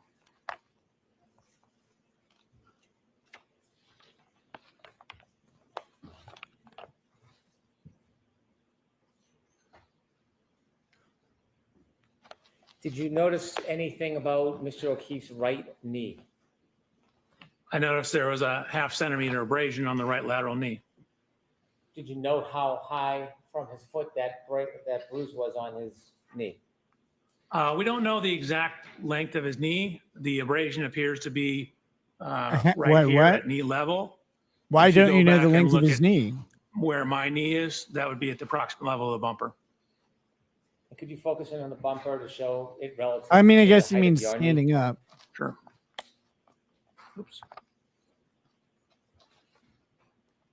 Do vehicles change elevation on their suspension when moving at different speeds? Yes. So my knee is Also, when approximately right accelerating, here. stopping, This is where the bumper is. depending on the So the side of suspension, Mr. does O'Keefe's knee Lexus would be in this general area. have a magnetic suspension, or does it have a physical one? Sir, do you have an opinion to a reasonable degree of engineering certainty about the lacerations on Mr. O'Keefe's right arm and forearm regarding its orientation relative to the broken taillight on the defendant's Lexus? Yes. Your Honor, may I read my report, my opinion? Okay. The location and orientation of the laceration on John O'Keefe's right forearm and arm are Lexus has consistent a with the magnetic geometry adaptive and suspension. orientation of the right taillight of the Reed 2021 Lexus LX 570. After considering these three different subjects that we discussed, the Textstream data, analyzing the touching between the defendant's Lexus and Mr. O'Keefe's car, and then your demonstrations regarding the injury to Mr. O'Keefe's right arm, did you consider further evidence in reaching any conclusions as an accident reconstructionist and a biomechanical engineer? Yes, I did.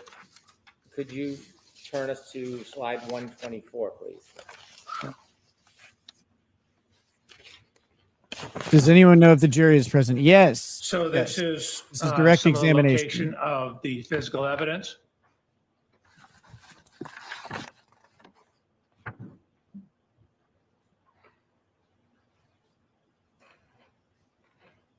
Red plastic, clear plastic. Red plastic, clear Here- plastic. His point of Sorry. rest was indicated to be 7 feet off the roadway. There was a sneaker that was found near the curb.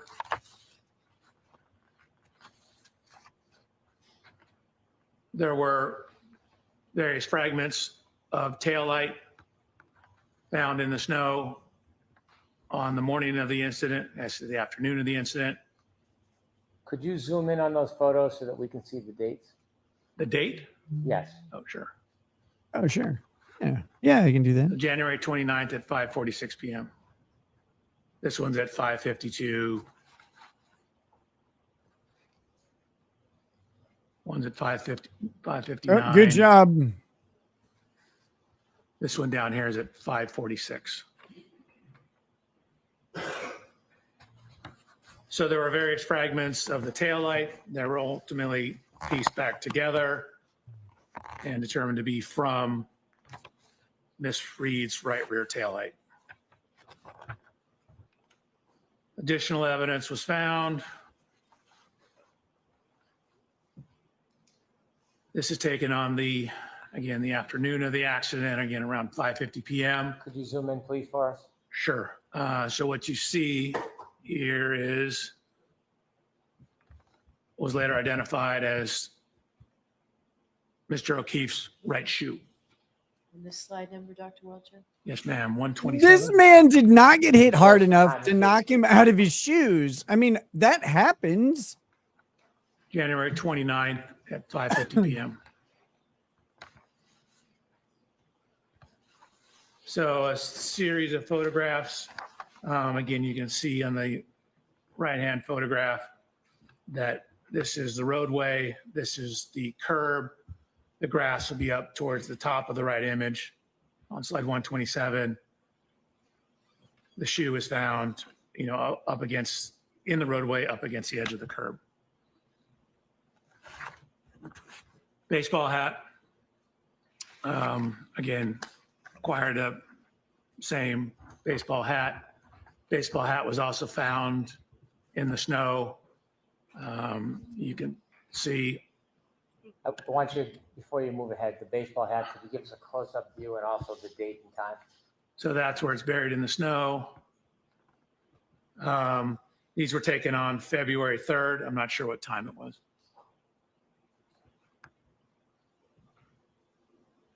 There was also red liquid identified, I believe they indicated to be blood, in the snow as well. And could you give it? So I'm going to sustain that objection and strike the last part of it. I understand. Thank you, Your Honor. Just describe the color of what you saw rather than what it was. There was red coloration in the snow. And could you give us that date if it's different than February 3rd? I thought that was February 3rd as well. Is there a date on the photograph to the left?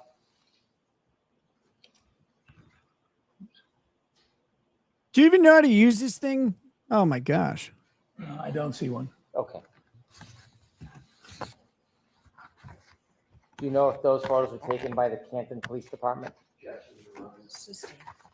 Do you know when exactly those photos were taken? I don't, except I have them dated as February 3rd. But I think that may just be the baseball hat photos. Okay, can you continue? Continue with what? We have What's he photos doing? of Just, a broken glass. just narrating photos. Surrounded by red marks in the snow.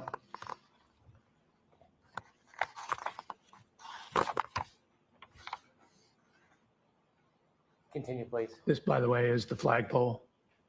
And that slide number, please, Dr. Yes, ma'am, 129. Thank you. Yes, ma'am. Slide 130. Can you enlarge that and explain to us what that is? Sure. So at the bottom, it indicates where it's from. So this was from a presentation I gave looking at pedestrian injury biomechanics back in 2005. And what it's showing is where various, or what are the most common injuries in pedestrian impacts. So what it shows is head injuries are the most common injury in pedestrian impacts. So on the right-hand side, it's all injuries. You can see of all the individual study, the highest prevalence or highest or most common injury was head injuries. In those that sustained severe life-threatening injuries, again, the highest was also head injuries. So head injuries are very commonly associated with pedestrian impacts. Okay. This is What does that have to do with this anatomical case? drawings, just to help you It's not a understand pedestrian. the anatomy. The middle section here is from Mr. O'Keefe's autopsy report. The lower right diagram, the green line represents the fracture lines, predominantly here, at least in the base of the skull. So in the biomechanical and forensics just means the legal related scientific industry, there's something called hat brim line or hat line analysis. And what it is it's looking at where the hat line you can imagine is where the brim of a hat would be. And what it is, it's literature that's looking at where head injuries from falls commonly occur. I'll strike, I'm going to strike. I'm going to strike. Yes, yes. So that was slide 131. No, that was 132. I Oh, moved it sorry. because you said to take it off the screen.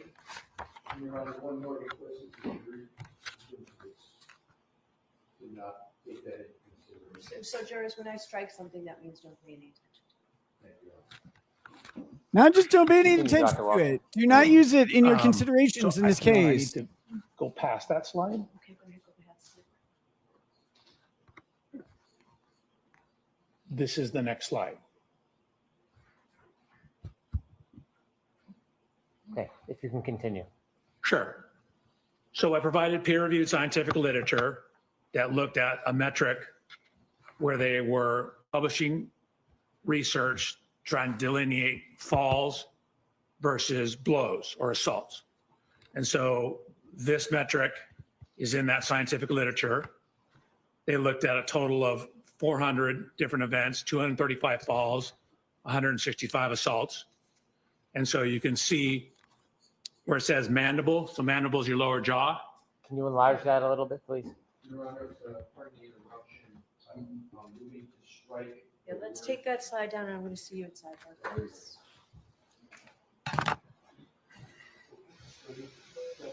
Yay. Sidebar.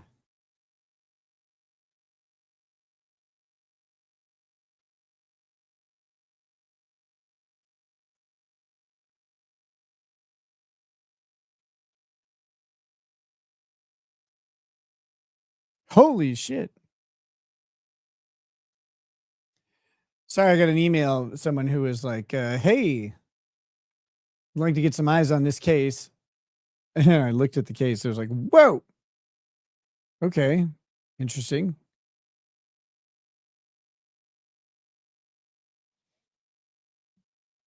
What do we got here? Aperture will never recover from this. Good. Can you say to a reasonable degree of bullshitting certainty that this testimony is in fact bullshit? It's completely bullshit. Also, Kurt has a micro penis. Move to strike, Your Honor. Denied. Grounds. Grounds. We're up to 13 on the micro peens. Your Honor, objection, hocus pocus taillight explosion. Objection sustained because of Kurt's itty bitty micro peen. Oh, man. Grounds.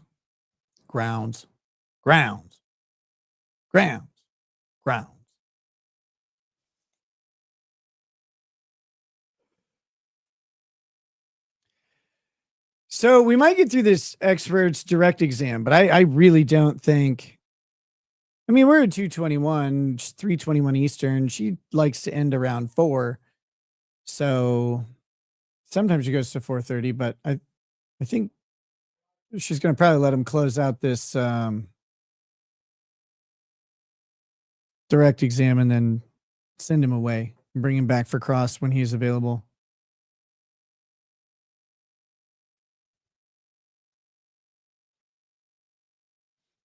There was noise, I promise.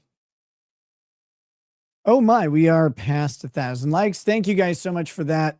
Very much appreciated again. It's things like that engagement, that is how, that and sharing off the platform is how, kind of the organic distribution of the show helps out a massive amount. So any assistance you would be willing to provide me in that field is really helpful. Thank you. Of course, you don't have to do shit. You're all grown people. You don't have to listen to me. 16 dislikes. How do you even see that? I don't see that. Oh, you have the plugin. That's cool.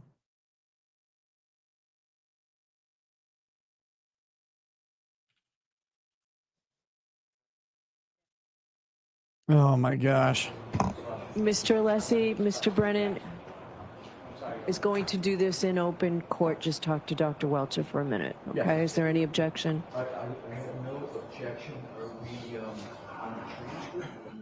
Yes. Right. Do it in open court. We're on the transcript. Who's this thug looking dude with the bowl? Why is there a bowl cut guy up there? What are you doing? No, take that off. Yes. Absolutely. No talking, court still in session. We're going to remove heading on each one of the slides. I don't want to repeat what it says, but on each one of them, thank you. And now, that's all that's going to be. And I'm going to now use this to see if there's anything else in the report to be waiting. So it starts on page 124. Is that right, Mr. Brennan and Mr. Alessi? Did anybody hear what he said he was going to be doing? Dr. Welcher, is that where it starts? That appears to be. He's gonna 124. Looks like Alessi's going to go through some slides and ask him about him.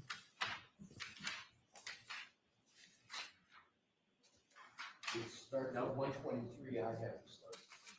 I actually have 1.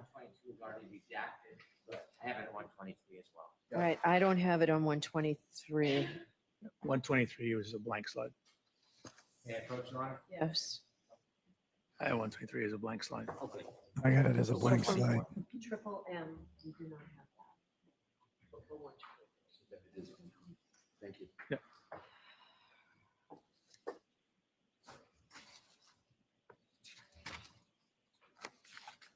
One. 124 through 138, is that accurate, counsel?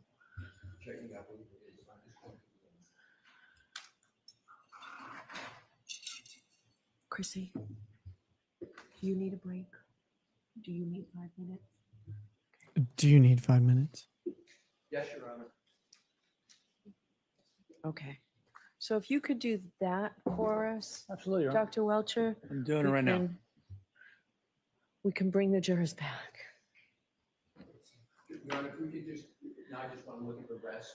Okay. 2 minutes, and then Sure. Your Honor asks- Oh my gosh.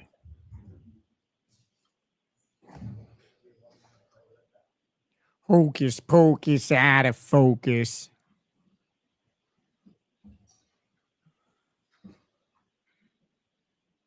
Come on, Alessi.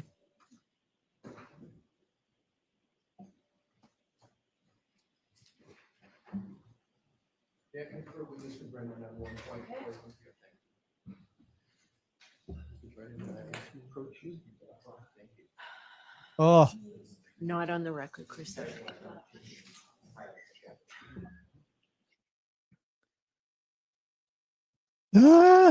everything's off the record.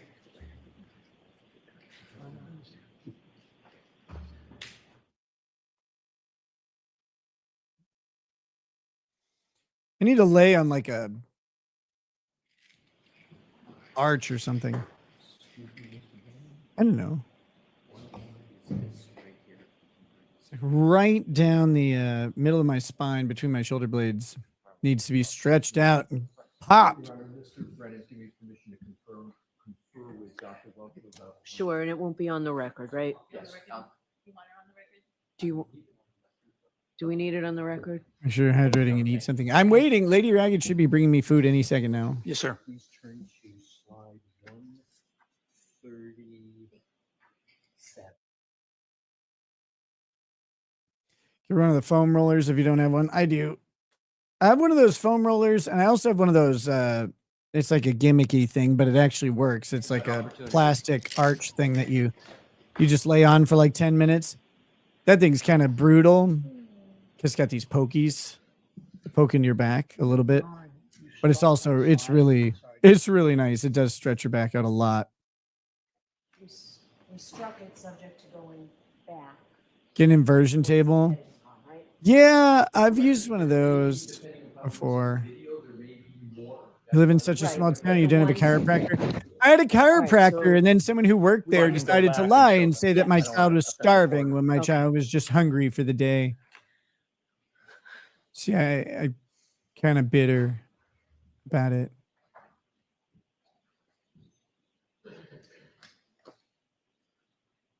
So are we starting on slide 132? 132, Your Honor. Okay, thank you.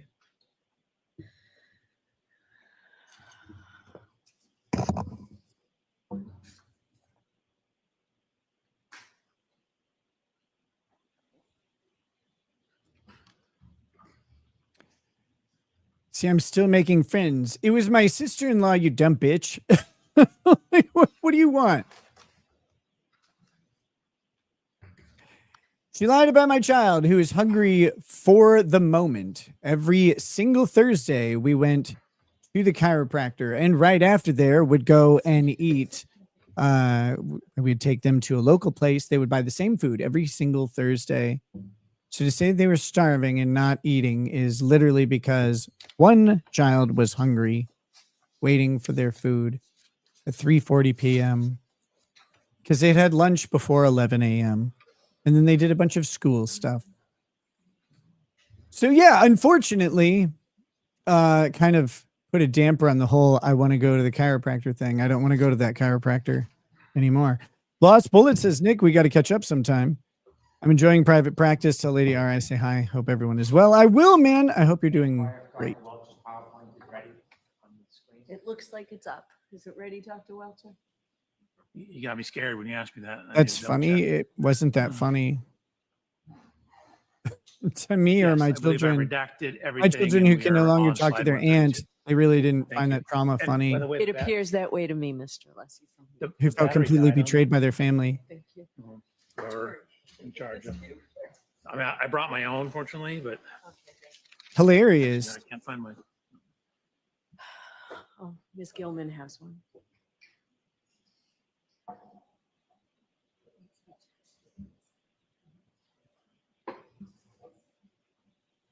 Oh, backup. Pardon my frustrations. It's not at you.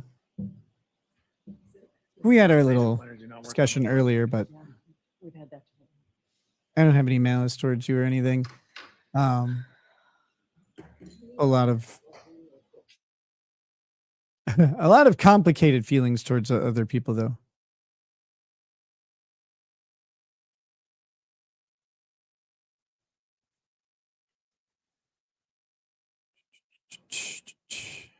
Okay. Anyway, didn't you buy that massage chair? Yes, I did. I use it from time to time. It's good.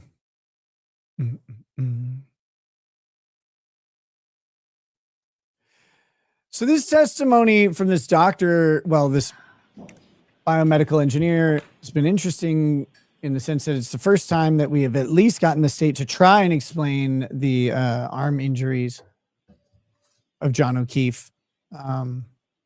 They're like, oh, we don't know how this tail light broke, though.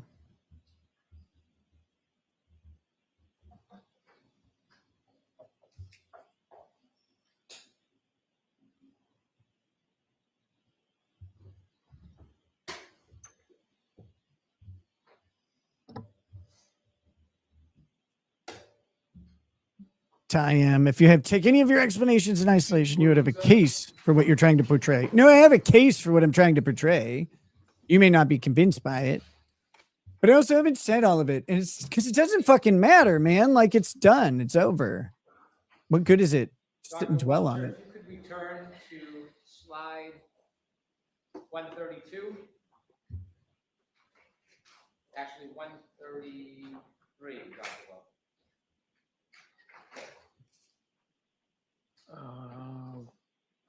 Is that me or?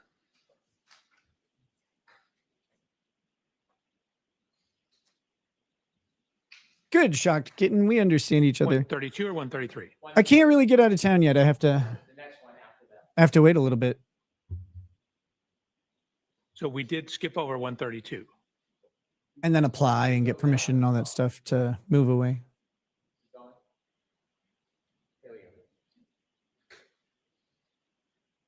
If you could enlarge that just a little bit for us. Sure.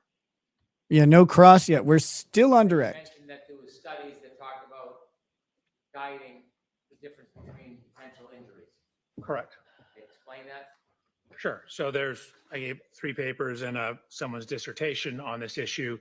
They are creating a analysis methodology to differentiate whether the nature and pattern of injuries are more consistent with a fall or more consistent with an assault, or they're calling it blows. Okay, could you walk us through what this chart means? Sure. So this is their flow chart in terms of their assessment. So it starts at the very top. You can see they analyze a total of 400 events, 235 falls, 165 blows or assaults. Okay, So cool. what you Now we're do getting to is the head you injuries. ask yourself on the first set of arrows. We're gonna. You look I at the think he's going to mandible, try and the rule jaw. out assaults. An MRS, as you can see at the bottom down here, refers to a simple fracture or multiple fractures. A is no fracture. Mr. O'Keefe has no mandible fracture. So that means we go down. What about a womandible this row. fracture? It then looks at all facial fractures. So these are the bones that constitute the face. So if you have a facial fracture, you go to your left. If you have no facial fracture, you go to the right. So if you have some event, no mandible fracture, no facial fracture, what they've indicated that is predominantly associated with falls and not assaults. Thank you. You're welcome. In addition, did you do any further study on the force of a person falling back and landing on their head? Oops, I did. Could you So what I did was I did what are called drop tests. I took an anthropomorphic test device, ATD, which is just a fancy name for a crash test dummy, and dropped it backwards onto a hard surface to look at what happens if you were to, say, fall backwards and hit your head onto a hard surface. So on this particular photograph of Mr. O'Keefe in the upper left, there's noted to be abrasions above the fracture line in the area. You can't see that at all. You can see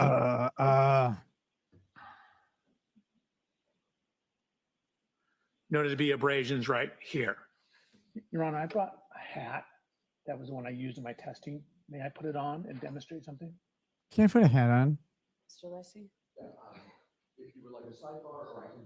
are you objecting? I am objecting. That's sustained. No, you can't put it on. Okay, so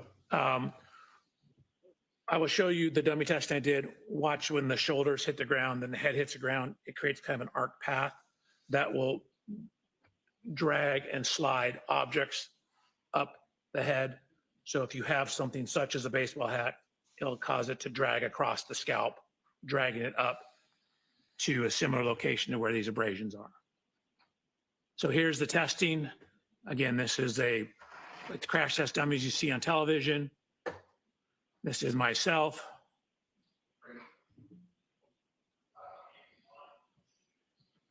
Me giving me similar instructions, telling them what we're going to do. I said, and watch. Shoulders come in, then the head contacts the ground. What you see is Wouldn't it be funny if fall you like backwards and went land to on a do the very hard test and you got his surface or hard ass kicked by the surface, dummy? you will get extremely high loads on the head.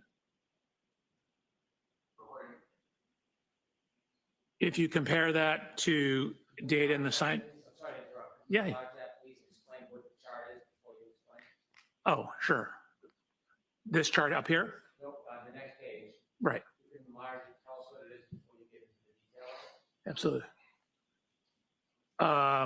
So this is actually kind of a famous study that was published, one of the first studies looking at head fracture or skull fracture tolerances. So what you see, the portion at the back of your skull is called the occiput bone. So that bone, if you put your hand in the back of your head, is your occiput. So we're looking at occiput impacts.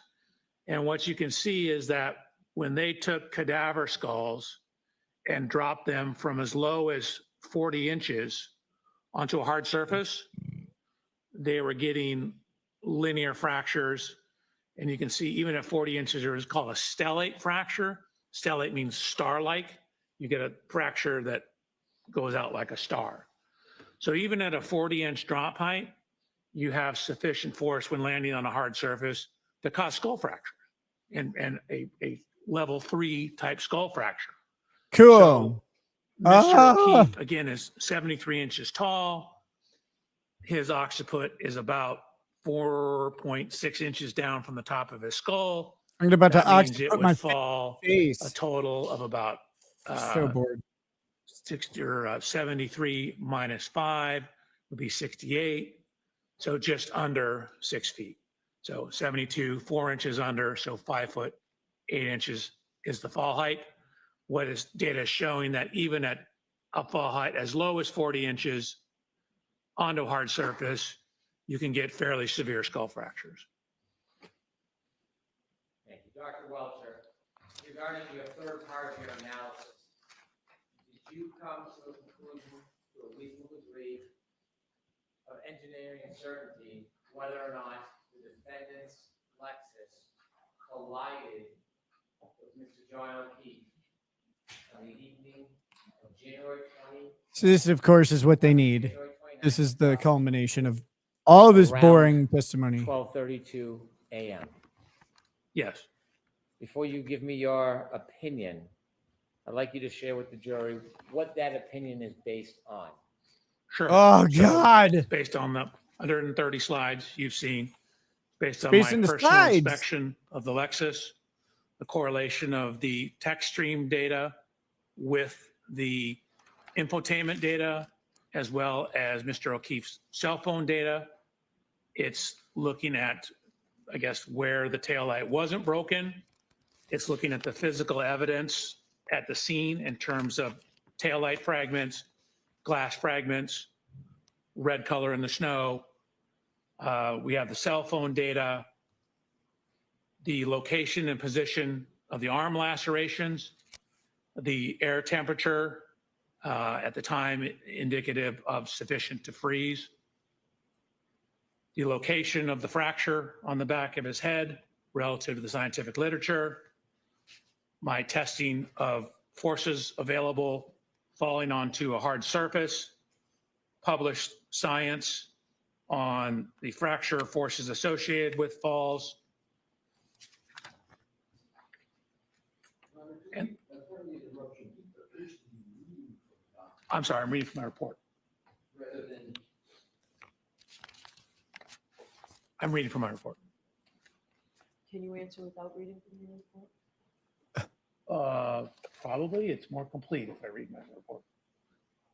Any objection, Mr. Leslie? I do on this question, Your Honor, reading from a report to this question.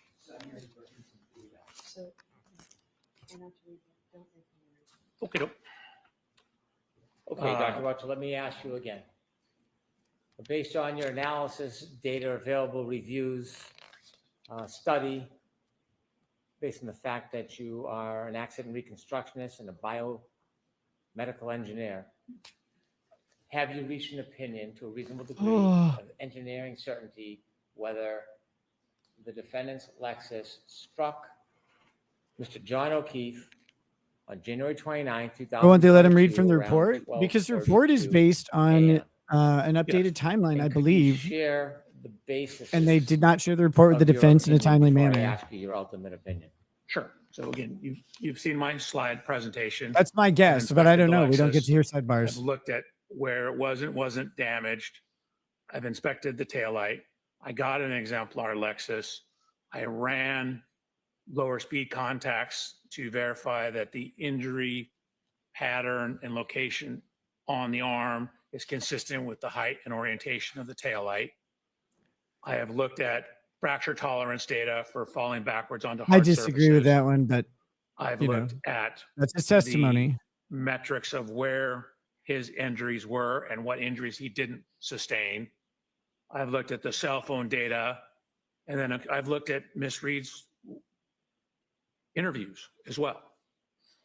Based on all the evidence you considered, could you share with the jury what your opinion is to a reasonable degree of engineering certainty about whether the defendant's Lexus struck Mr. O'Keefe on January 29, 2022, around 12:32 a.m.? I can answer. Yes, based on the totality of the evidence, DNA, everything I've talked about, that is consistent with that happening with a reasonable degree of scientific certainty. That is what happened. Objection, move to strike, Your So Honor. I'm gonna strike that. I wanna see Council Saba for just.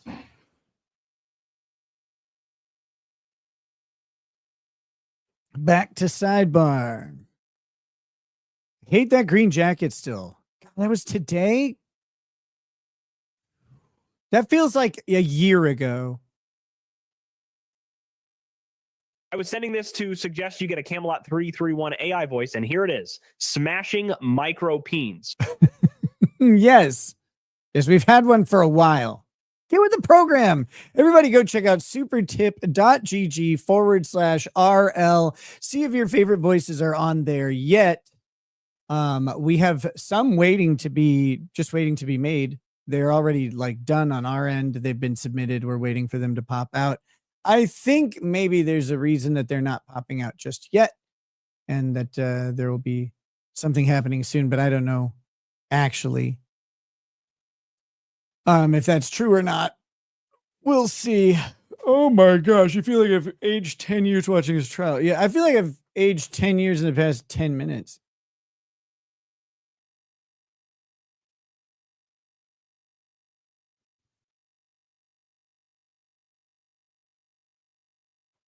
Oh my gosh.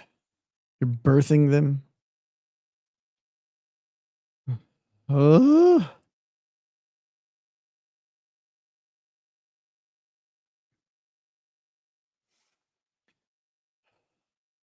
So this, of course, is critical. They need to put into the record that there's someone who believes that this car struck this man.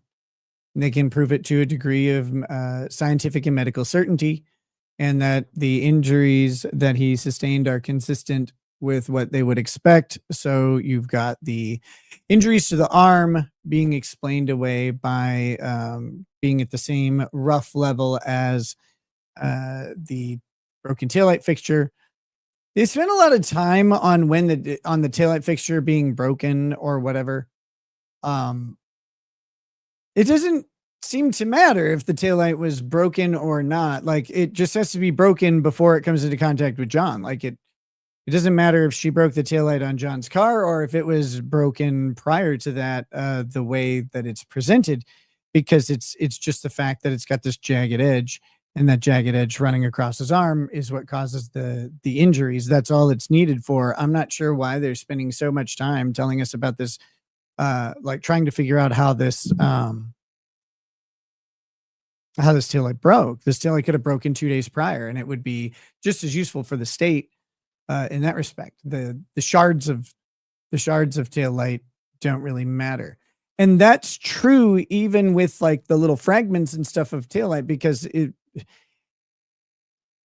those could still be pulled off as the car backs up and goes by and scrapes across its arm, right? Like, they could get caught in the fabric and pull off. Little pieces of the taillight can go anywhere. Nothing necessitates the taillight being broken at the time of impact. Actually, it's kind of ridiculous. And the doctor showed us that that's something that he doesn't believe happened. So I'm guessing he's saying that the impact with John would have caused the broken taillight, but the car impact was after John was missing. It just doesn't seem to matter to me. Like, it matters for the defense, but for the state, they would want that broken taillight to just exist.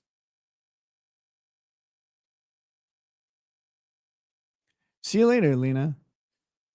Because the location of the shards, I know, but shards can get moved around. I don't think that's that important, honestly. Because again, let's say you have this jagged, broken taillight, right? And then it comes back and so it hits deep and hard enough to make those kind of wounds across the arm through a shirt. Well, if there's fragmented taillight bits, like as it goes past, the shirt fibers will probably pull those off, especially because this is not glass, it's plastic. So while it's sharp and can certainly cause lacerations with enough force applied, it's not like glass, which is going to be like slicing you up like crazy. So the lacerations require a significant amount of force that would then put torque on broken plastic, right? And so we can expect that pieces of that would be falling off pretty consistently as they got caught in the fabric of the clothes, going either direction.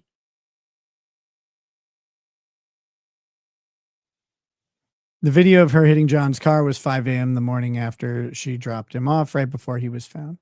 So, of course, the defense wants the taillight to be broken later, after he's allegedly dead. They want it to be intact and then broken at a later time. So we'll see what ARCA says, and we'll see if they have any evidence to support that. Right now, having this biomedical engineer and crash site reconstructionist or whatever, having him come up and make this testimony allows them to put it in closing. They now have, and they meet their elements for the criminal act. I guess the 75% depression of the pedal is sufficient to be evidence for malice, but it doesn't seem like, I'm not ever pissed off 3/4 of the way when I'm in a car, right? Like I'm going to be careful and not go too fast. Like, if you're pissed off, you kind of slam on the pedal, I would think. I don't know. I don't actually drive pissed off very often. I'm not sure. So that one's a little bit weird. but I guess, that's part of it. They'll put that in for evidence of malice, that she was trying to hit him, that she, used excessive speed and excessive acceleration in particular. They'll probably say it was done like with a cold malice because she moderated her speed enough to account for the snow rather than just slamming on the pedal, because it doesn't matter. It never matters, right? If she slams on the pedal, it's that she's fully angry. If she's does the pedal 3/4 of the way, it's she's acting with a cold malice, but she's in control of herself, which means she's doing it on purpose. If she does it halfway, it's that she knows that she's on slippery ground and she wants to make sure she's able to hit him. And she doesn't want to lose track of him or lose control of the car. There's always a reason. The state will always have a reason for why you did what you did, and it will always match whatever narrative they needed to match. There's no right answer. Extremely happy Simmer says, can only afford 1/10 of a Kayla today. Sorry. Well, thanks. Next time, try harder. Make more money. Let's see. What do we got? The timeline puts Julie Nagel outside of the house at the time of the fast. Reverse. That's one thing I don't see very well. Like, the timeline is not that clear for me. I think they had it up for one witness. They should just go ahead and maybe the defense will put together a timeline. I think I would put together a timeline. I would put together the time shifted one and make fun of it. I mean, like, here's the actual times. Here you go. Now, the state wants you to believe that the clock's off, and so you have to do this. So once they do that, suddenly everything works out the way they want, which is really convenient because they get to just pick at every single timestamp how much they need to, alter the time by. And then, Dr. Welcher, we have to be back tomorrow anyway. Jurors, I don't want to stay anymore. Okay, so those same cautions, please. Dr. Welcher is coming back tomorrow. He is not done, but they are ending. It looks like they're ending with the jury. Who knows if they're ending with the rest of the case for the day. Oh, I'm sorry. We're starting an hour late tomorrow. Is that what this is? Yes. So, we'll start at 10 o'clock tomorrow. So we'll see you at 10 o'clock. The court officers will tell you about your specific directions.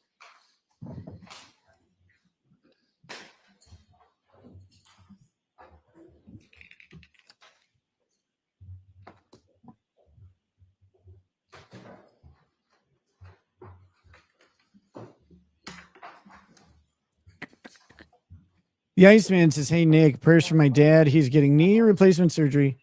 Not the biggest deal, but Mo prayers, Mo better. Thanks, brother. Will do, man.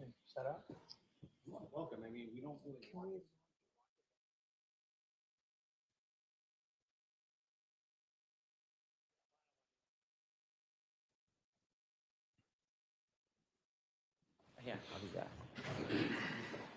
All right, what do we got? All right. Okay, here we go. Dr. Welcher can step down. I know he has to come back and have his. Oh, rats. I was hoping we were going to get some more. And then you'll come back voir in dire. 5 minutes. Roger. All right. Wait, he's going to come back in 5 minutes? All right. So, Mr. Leslie, I will hear you as to your objection.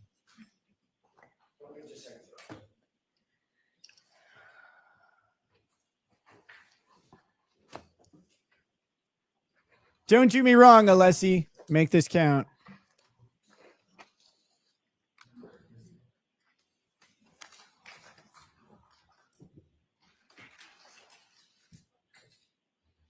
Thank you, Your Honor.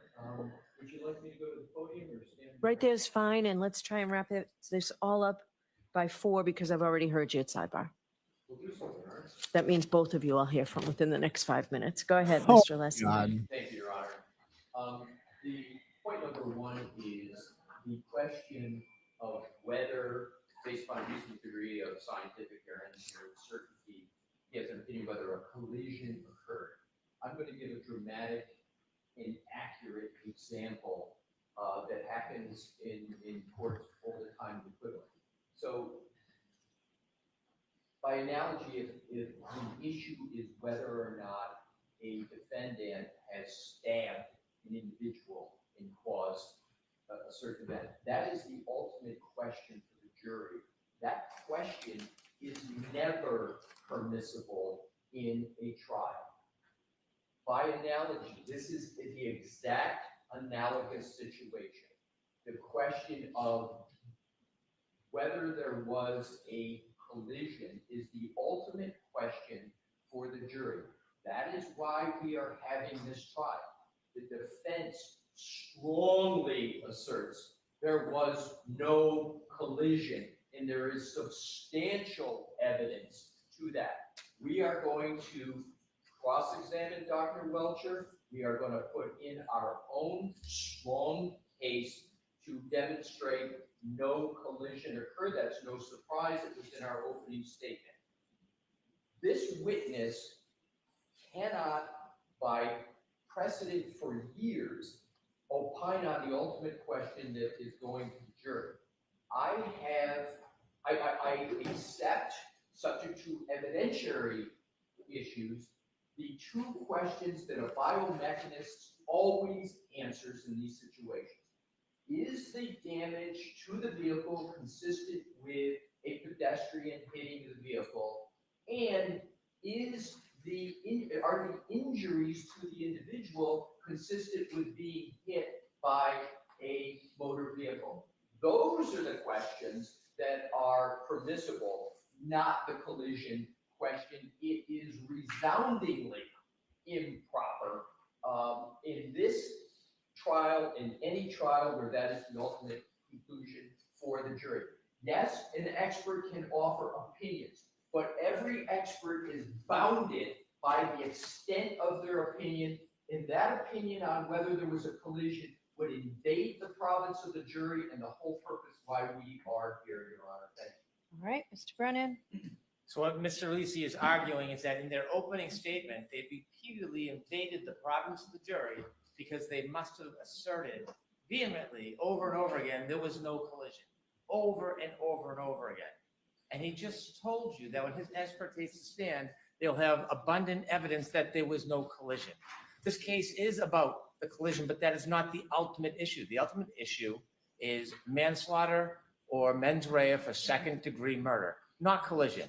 They don't get to define the prosecution's case. They do not get to define or limit the prosecution's opinions. They have no case law. They have no study. They have no jurisdiction or jurisprudence to say what we are limited to.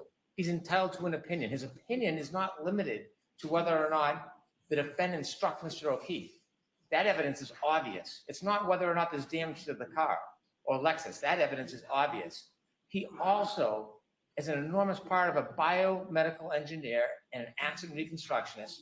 He studied the Textstream data. They did. You just call him He massive? did. That was He's weird. entitled to give an opinion. The Textstream data, based on fact and science and data, tells us when, if you put it together with other evidence, and where, when you contribute it with other evidence, this collision actually occurred. We don't have to play peekaboo and close our eyes to the reality of the fact that the evidence supports the conclusion to a reasonable degree of engineering certainty that the defendant struck Mr. O'Keefe with her Lexus in front of Fairview Road. I am not interjecting the defendant. I always refer to her car, so it is sanitized, her Lexus. I've been careful about that. I don't have to, but I'm very careful about it. He is relying on the Textstream data, the physical evidence, his independent studies. So this is allowed interesting. to offer an opinion about whether the injuries are consistent with the damage to the car, whether the damage to the car is consistent with the injury to Mr. O'Keefe. And he's also allowed to answer, in his opinion, the issue of a collision, putting aside the fact that that was emphasized and repeated in the opening statement, and it's going to happen again when other It's people to a reasonable testify. degree It's of not our fault that our engineering people testify or look into the Textstream data. They certainty, don't have an expert for it. It doesn't not belittle medical or limit that or evidence. scientific. We expect to ask Dr. Welcher, does he have an opinion to a reasonable degree of engineering certainty whether the defendant's Lexus collided with Mr. O'Keefe on January 29, 2022 around 12:32 a.m. That is one of the opinions we're going to ask him. nothing to do with the ultimate opinion of guilt or innocence, or whether it's manslaughter or there's mens rea for second-degree murder. And what was your second? You said that's one of the opinions you're going to ask him. What else are you I looking will at? also ask him about the consistent with, whether the injuries are consistent with. Consistent with what? I'm going to ask him after this part about the difference between a clip or a side swipe as opposed to a full-on injury, pedestrian collision from a front or back of a bumper. And there are further slides to emphasize. Again, a clipper side swipe is just fine. It doesn't explain how he's so injured in the head. Okay, so It would this is explain not the arm end of injuries if Dr. that were Welch's true. testimony. He's just moving on to another area. It's close, but it's not the end. Okay. Go ahead. Yeah. Your Honor, here's a case. Attorney Brennan said, go to case, well, here it is. Commonwealth v. Coleman, 366 Mass 705. And it stands as a proposition exactly that I articulated. I won't repeat it. Secondly, Your Honor, we practice. Elf says enter him 30 feet. I have. Yeah, I hear you. That doesn't make sense. It just makes sense for like this scrape. You could convince Is that me. a Maybe. new one or is that This is the new one. Okay. It's also, the old one is the same. So I can, either one is the same. They do not, Mr. Brennan incorrectly said what our experts are going to do. I don't know why he did that, because he has these in writing. Neither Dr. Wolf or Dr. Rentschler talk about a collision or conclusion. It's consistency. It's those two questions I said in sidebar. And for reference, Your Honor, for the most recent is page 15. There is no. I don't have that report, so I'd like a copy of that report. Your Honor, a copy, and I also, Your Honor, refer Your Honor to ARCA's existing report, which I'm going to do from memory. I think it's February of 2024 that was done for the U.S. Department of Justice and FBI, where they basically said and gave opinions on those two items I spoke to you with sidebar. So Attorney Brennan is incorrect when he says what our experts are going to say or not. We've already committed in writing to what they're going to say. We're consistent. We practice what we preach. All right. So No we will surprise, discuss this no tomorrow alarm. before we start. I'll tell you my ruling Start. tomorrow before we start. I need to go back and see what exactly came in to evidence today. All right. So I'll see you in the morning. All right. So there we go.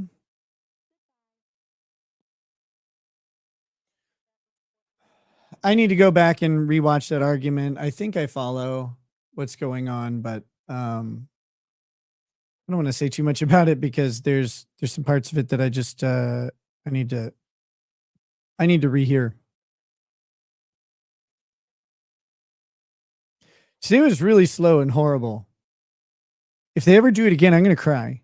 There once was a man named Kurt who used a sheet as a shirt. His mind was not keen, the smallest you've seen. Years since he's seen his micro-peen. We're up to 16 on the micro-peens.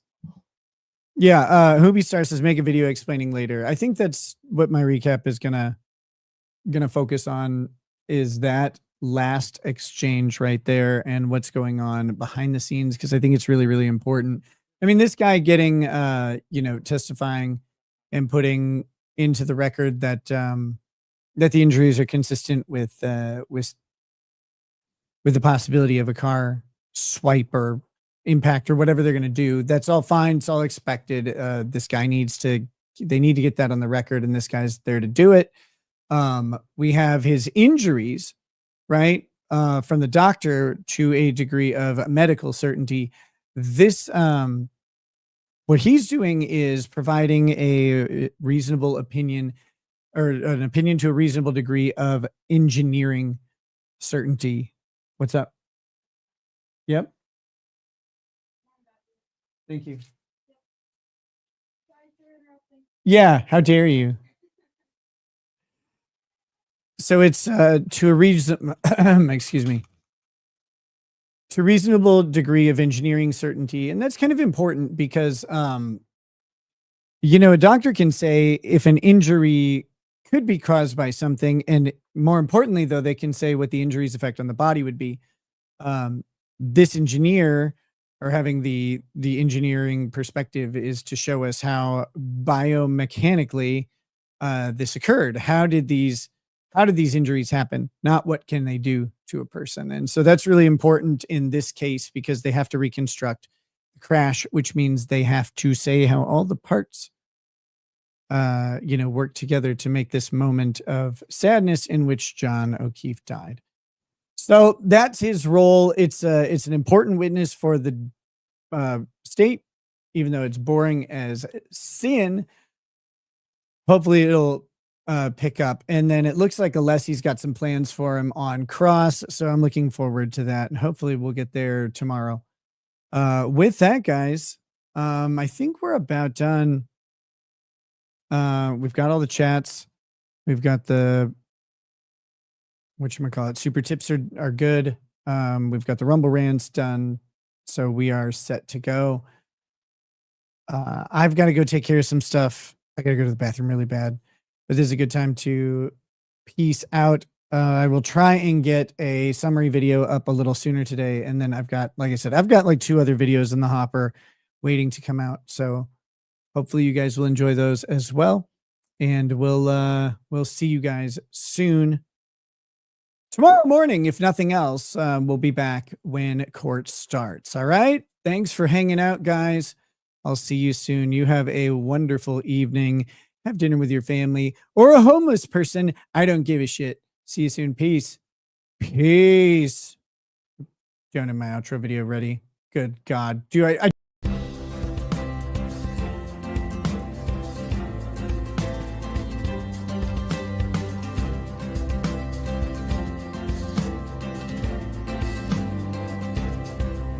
He drinks a fair bit, but you realize that it just helps get his noggin jogging along. With his glass by his side and his kids asleep tight, we'll hear some law-splaining tonight. With his microphone muted, we'll laugh at this boomer until he explains it's all part of the plan. Watch his face become redder as he becomes madder, raging at idiots from Twitterland. From the white shores of Maine to the hills of Glenlivet, there's no one who explains the law better than Nick. So pour out a glass for the ones who have passed to make the law what we have now. Oh, his lady is fair, and she handles herself with the grace of one who has borne many children. As the wife of a lawman, she makes sure that he has the time and the place to provide for them there. So pour out an ardbeg, a bow, more of that Freud. The spirits flow as the ones who get unemployed. So pour out a glass for the tea post on Twitter as we hear law-splaining tonight. From the white shores of Nairn to the hills of Glenlivet, there's no one who explains the law better than Nick. So pour out a glass for the ones who have passed to make the law what we have now.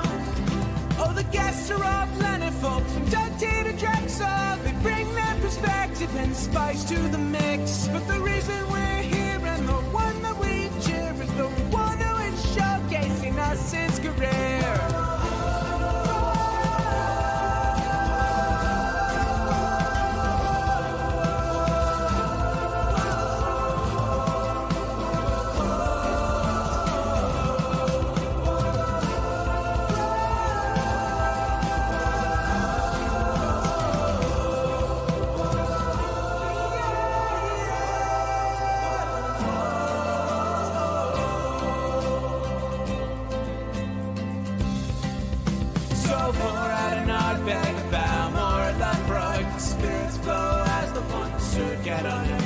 So pour out a glass for the tea post on Twitter as we hear law-splaining tonight. From the white shores of Nairn to the hills of Glenlivet, there's no one who explains the law better than Nick. So pour